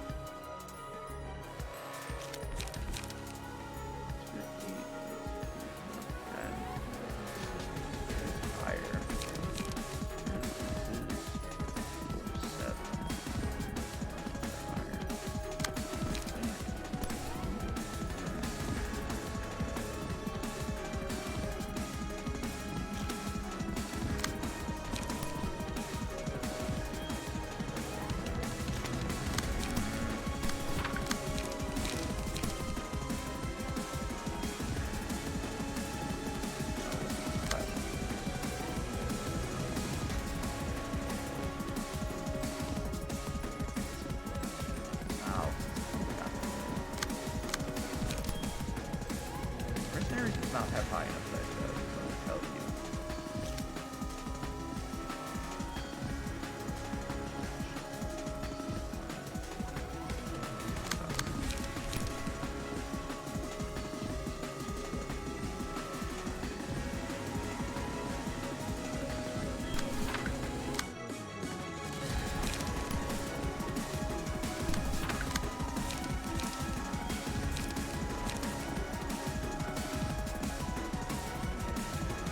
Found it.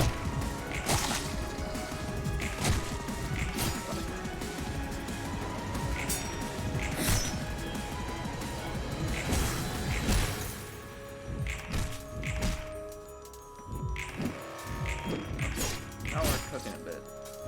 Not letting this guy's strength trigger is very important. Now, those counter dies are really low in value. Now, technically, you could let yourself get hit by this to give the mercenary more strength. That would be that is a strategy. Not saying it's a good one, but it is one.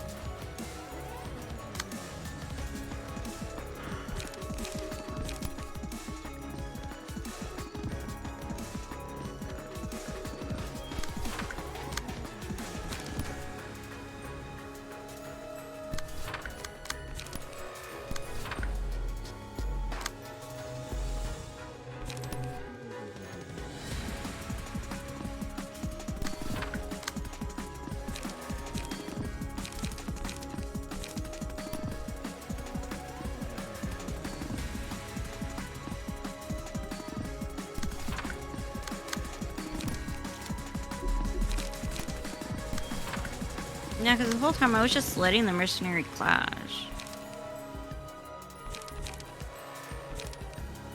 Like, that's what you're supposed to do, right?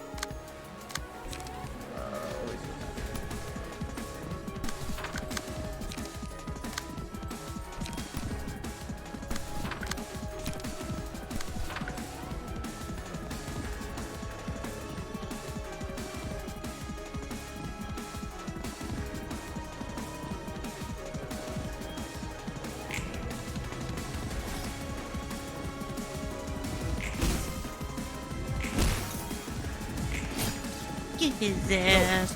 Get his ass. I can't speak to the latter half of the fight yet at this point, but certainly something that was a big issue in the fight, both when we were doing it and on my first try there, is this counter die here on Clash with Game Mode Strength next scene. Let that happen and you're gonna have a hard time. You're not gonna have a good time. Okay. Very, very unpleasant. Let that happen.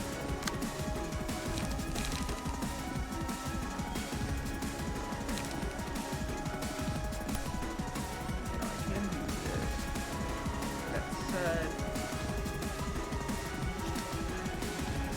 I do have to press dice power.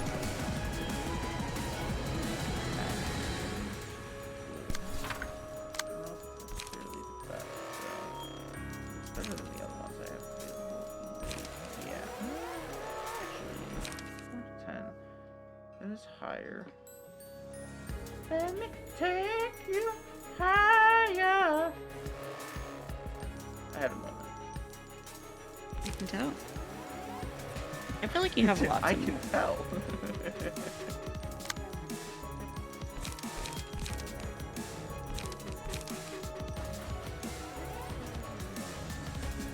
I'm gonna go for it. Just for the fun. So this one.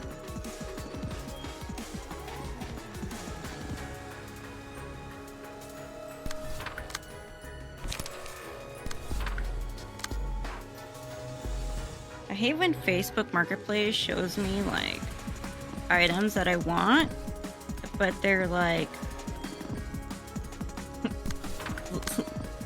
over an hour away from where I live. I'm like, bro, I want local. It's like, didn't I put in local? What happened?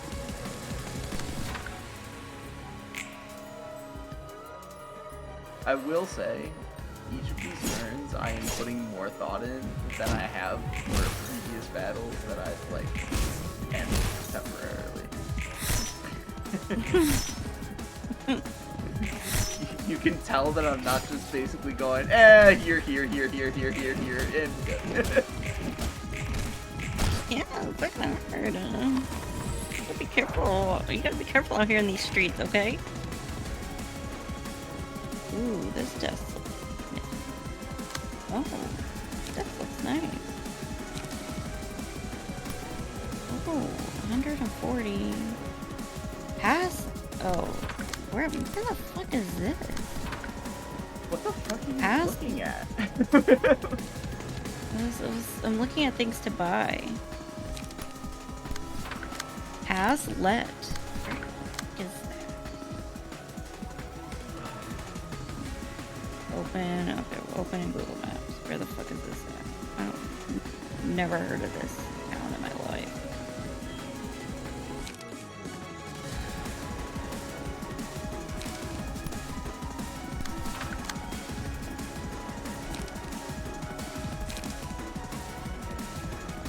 Okay. I've never been. It's not worth it. Oh, it's kind of far. It's not worth it. Not worth it.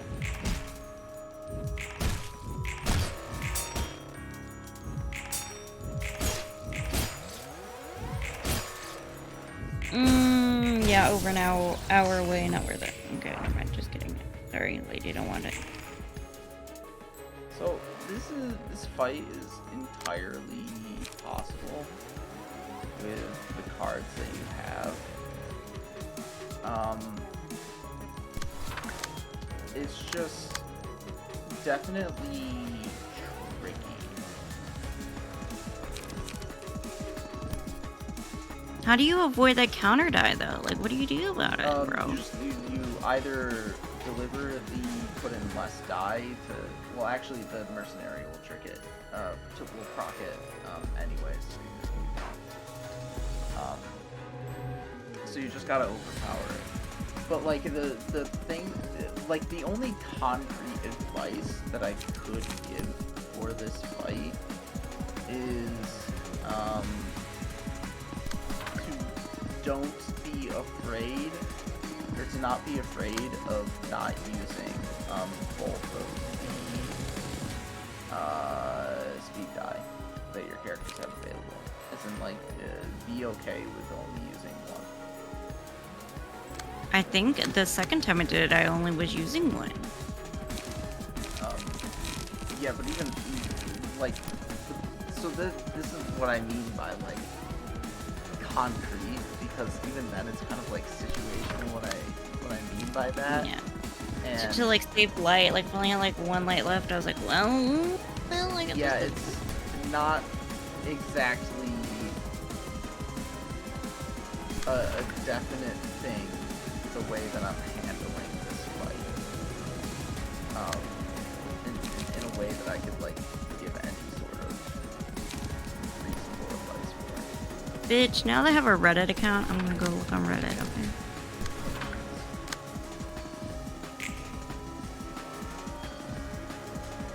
Don't be a Redditor. No, don't be like me. Oh shit, I gave him strength. Oh no.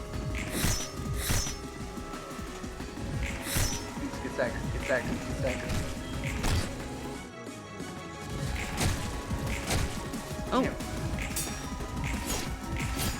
Damn it. Not staggered. Damn, your bitches are doing good, bro. Oh, not after this. Oh.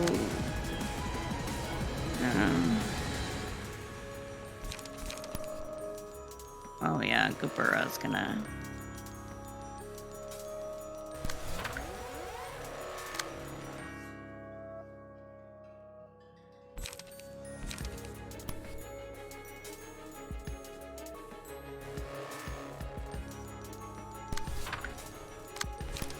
Oh. Well, let's see what happens.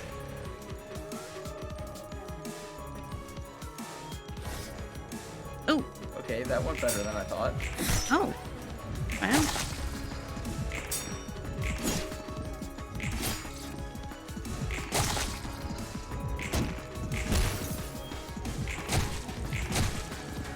That generally went much better than I expected. If this motherfucker could just please get staggered, though. He's got 4 stagger resist. It's just obnoxious at this point. Yes, it's very obnoxious. This whole fight is obnoxious. So it's unfair. Because like this fucking guy is ineffective resistance. So it's like you're on the floor and you're just like, oh, please get staggered, please get staggered. Why aren't you staggered yet?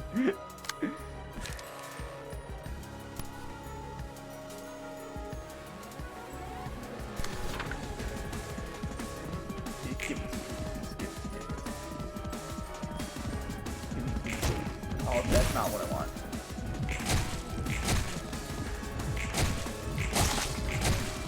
Oh, I'm gonna get bodied by the mercenary next turn. Oh my god. Oh my god. So this is the turn where I do nothing and the mercenary kills him, right? Yeah, yeah, yeah, yeah. Please. Bang. Go bang. Hey, do you want to call it quits after? Do you care if this is? No, I don't care. If I'm the one who wins this battle, because I don't actually care. If you can. This is the one battle where I'll give you leniency, because I did actually, if anything, get a little lucky with the circumstances at the end and the amount of health that the wolf had left. You can take it. You can take it. You can take it. Let's take this. Let's take this one. Actually, we'll take this one. You know what? Actually, I don't like that battle, anyways. fucking sucks, bro. 계십니까? 책을 몇 권 좀 들고 와봤습니다. 거기 대충 놔둬. 순서대로 살펴볼 테니까. 붉은 안개님, 제가 전에는 몰라 뵙고 말이 심했습니다. 알랑방귀 낄 필요 없어. 어차피 이곳에서 너나 나나 같은 처지니까. 근데 정말 붉은 안개 맞아? 난 그 명성만 지겹게 들었지 활동 구역이 아예 달라서 본 적이 없거든. 믿든 말든 편할 대로 생각해. 붉은 안개니 뭐니 껍데기에 불과하니까. 아니 뭐 못 믿겠다는 건 아니고 붉은 안개와 함께 있다는 게 실감이 안 나서. 난 첫 번째 삶에서 동료들을 지키다 죽었어. Wait for it. 외곽의 연구실에서? 그래. 그리고 다시 깨어나 예전의 기억이 흐릿한 채 로보토미에서 일을 한 거고. 넌 어디서 활동했는데? 난 도시 동부. 난 서부였어. 서로 볼 일 없을 만하네. 붉은 안개의 전설 중에 궁금한 거 하나 있는데. 질문 Do you take 받습니까? questions, man? 뭔데? 단신으로 검지 대행자 5명을 썰었다는 거 말입니다. 아, 검지. 오랜만에 듣네. 뒷골목의 더러운 호칭들. 엿같은 기억들. 맞아. 정확히는 검지의 대행자 5이랑 전령 3의 멱을 딴 적이 있지. What a badass. 역시 대단합니다. 하긴 차 전령 이야기는 안 했는데 정확하네. 밖은 10년이 흘렀다고 했나? 도시와 뒷골목은 여전하지? 돈 없는 사람끼리 서로 죽이고 빼앗기고 언제 어떻게 당할지 모른 채 살아가야 한다는 거? 진짜 여전하네. 당연히 10년 전이나 지금이나 방식은 달라졌어도 I mean, 10 years 본질은 is 같아. not a lot. 난 그걸 바꾸고 싶어서 그 지랄을 했는데 변함없다니 헛웃음이 나오네. 그래도 뒷골목마다 헤맨팡팡이라는 샌드위치 프랜차이즈가 생겼는데 이게 삶의 질을 굉장히 I think 올려주고 you 있어. mean the cafe that Project Moon owns in South Korea. Oh, really? Yes, this is a real cafe which is themed around their games. I don't. Ew. That's like. Ew. That's like cafe. Cannibal Cafe. No, it's Cannibal Cafe. What? No. What? You know, because the people in the city, you know, they eat humans. Yeah, ha ha ha. I wouldn't be I don't know all of the themes that they have done. I wouldn't be surprised if at one point in time they did a District 23 theme where the things that they served were like pseudo cannibalistic sort of things where it's like fake real human meat. Fake real human burger. Meat pie would probably be what it is, since Pierre's Bistro is the only thing we see of District 23 food. I think they probably had like weird names and stuff. Yeah, here's your fake real human meat pie. But yeah, they serve drinks themed after like the patron librarians and the abnormalities and stuff like that. It's pretty nifty, but I don't live in South Korea, so I don't know how nifty it is. Oh my gosh, yeah, duh. But apparently they've been a huge boost to the quality of life in the back streets. And yeah. 네가 납치되어서 못 먹은 스페셜 샌드위치를 판다는 거? Special sandwich in English. 아직도 아쉽단 말이야. 나아진 점이 I'd be mad too, man. Interrupt him at lunch like that. 난 뒷골목이 싫어. 그곳에서 태어나 어떻게든 살아남아온 입장에서 매일이 지옥이었지. 몇 구 출신이었는데? 23구. Yeah, she's even from the 옛날 기억이 떠오르니 속이 쓰려오네. 내 짝한테 술이나 빌리러 가볼까? 즐거운 책은 알아서 정리할 테니 가봐. I think alcohol will give you more heartburn. 지금은 더 이야기할 수 있는 상황이 아닌 것 같네. 이 책은 고마워. 내일인 걸 뭐. 그리고 한 가지만 더. 또 뭔데? 내 짜오한테 술 빌리러 간다는 거. 나도 껴도 될까? 그러던가. Basically just more of introduction to Gabura. Nothing really interesting there. Are these abnormality pages any good? Yes. Specifically as you get more of them. But Gabura's floor only 3 revolves a lot more around like raw strength and damage than other floors do. Okay. She's very offensive floor is Gabura's floor. Oh, okay. As you can see, both of these provide strength. Makes sense. Okay.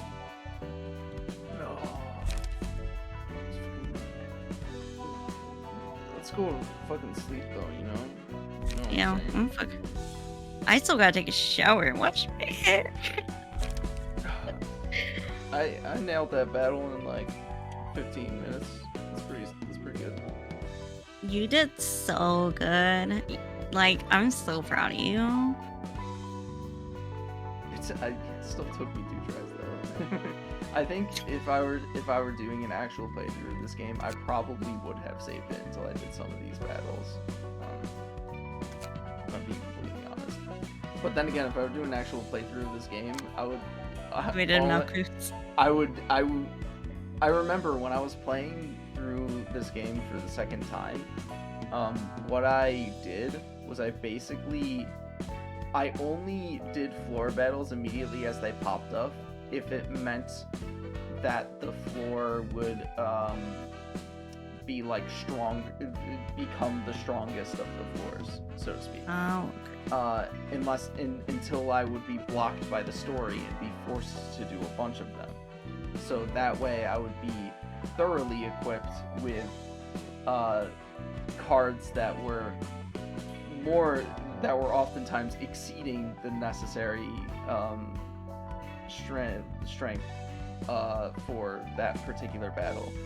So I can't say for sure, but I imagine I saved Gabura's abnormality battle until after I got to like right around here. Oh yeah, that makes sense. Yeah, and as well as a bunch of the ones that you've done at this point by now. As soon as I unlocked Star of the City, I probably did Malkuth's final battle, then did a bunch of receptions, or until at least I got Yasad's. than did Yasad's, and then just ignored the other ones until I got to a certain point with Gabura and or Bina. Yeah, I mean that's what we did until like the whole floor was lit up, and then we had, and then we've been here. Because I mean, I'll say it, and it's not very controversial opinion, but kind of useless, kind of useless, kind of useless. Interesting if you can set it up correctly. If setting it up correctly definitely relies upon RNG, though, and it's very unpleasant to do so. Kind of useless. And starting about halfway through the game, kind of useless until like the end of the game, at which point you're not even not really choosing a specific floor for a battle anyways. Yikes. Man, so like it's good for like the storytelling element, but for actual battles. Oh yeah, like all of these, of course, have like awesome stories associated with them. And to be fair, even the ones that I've listed as kind of useless do have interesting, unique mechanics associated with them. But when you compare them to specific like setups using Yasad's abnormality pages and certain key pages, we'll get into it when we actually get to that point. But Yasad has like a particular very broken setup. Tippereth, again, if you get good RNG and can manage the setup correctly, you can get an absurdly strong effect once you reach maximum emotion level. Gabura, you saw this guy mentioned in the chat earlier. She has a unique key page that you get later on that is really strong. It's not unreasonable to guess that it is the Red Mist key page. Yeah. Is very strong. Bina, similarly, well, actually, you can kind of tell because she's locked right now. She actually already has her specific own key page equipped that is of a similar strength to the Red Mist key page, but you can't use it yet because that would be broken. Just too strong. Yeah, and hers is because she used to be an Arbiter. Okay. And also the abnormality pages for Gabura's floor are like pretty solid, especially one in particular. Freeze is also really good. Bina also, if you get decent RNG and have and manage to set it up correctly, her abnormality pages also give you a real big boon at the end, though not as big as Tifret's. And then the other guy also is like kind of interesting, but also just compared to Bina, Gabura, and Yasad, kind of useless. And she said, I've never actually figured out how to adequately use Shazad. I'm gonna be completely honest. I have no idea. His cards, to my knowledge, mostly revolve around the ability to keep like everybody alive as a unit and work together as a unit, but like don't really do so in a cohesive enough manner to actually be good.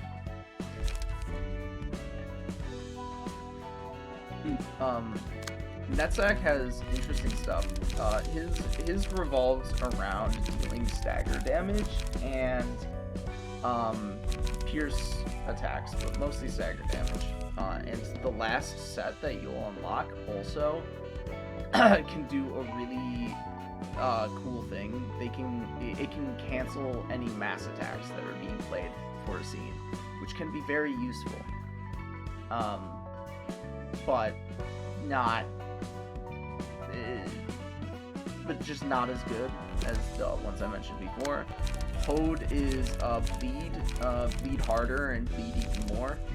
You stack a shitload of bleed on somebody, and you do bleed stuff. As well as slash dice. Slash and bleed, bleed and slash. But the overall strength of her capacity to do bleed stuff does not match up to the just raw power that you get off of Yasad, whether you're using blunt, which is like the most obvious case, or even just not using blunt, because like the all-around helper is you go fast, and because you're going fast, you get a lot of strength.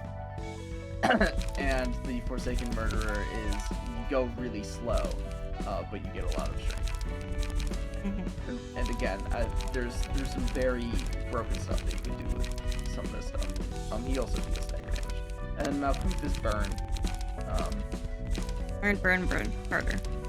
Yeah, I say that, but it's really mostly the Scorched Girl that does the burn. What's her last one? Is it the... Oh, I remember what her last one is. She's just kind of like general status effects, I suppose, because she does a few different status effects. I mean, she does a lot of different things, but as such, she doesn't really excel in any particular thing. I wouldn't say she's the... I think Gisette's the worst. I think they tried something with his floor and it just didn't work. Aww, my poor guy. I like him. Poor Gisette. It's useless. Anyways, that's enough for now. Yeet this shit out of here. Hey, bye. Yeah, you just delete us.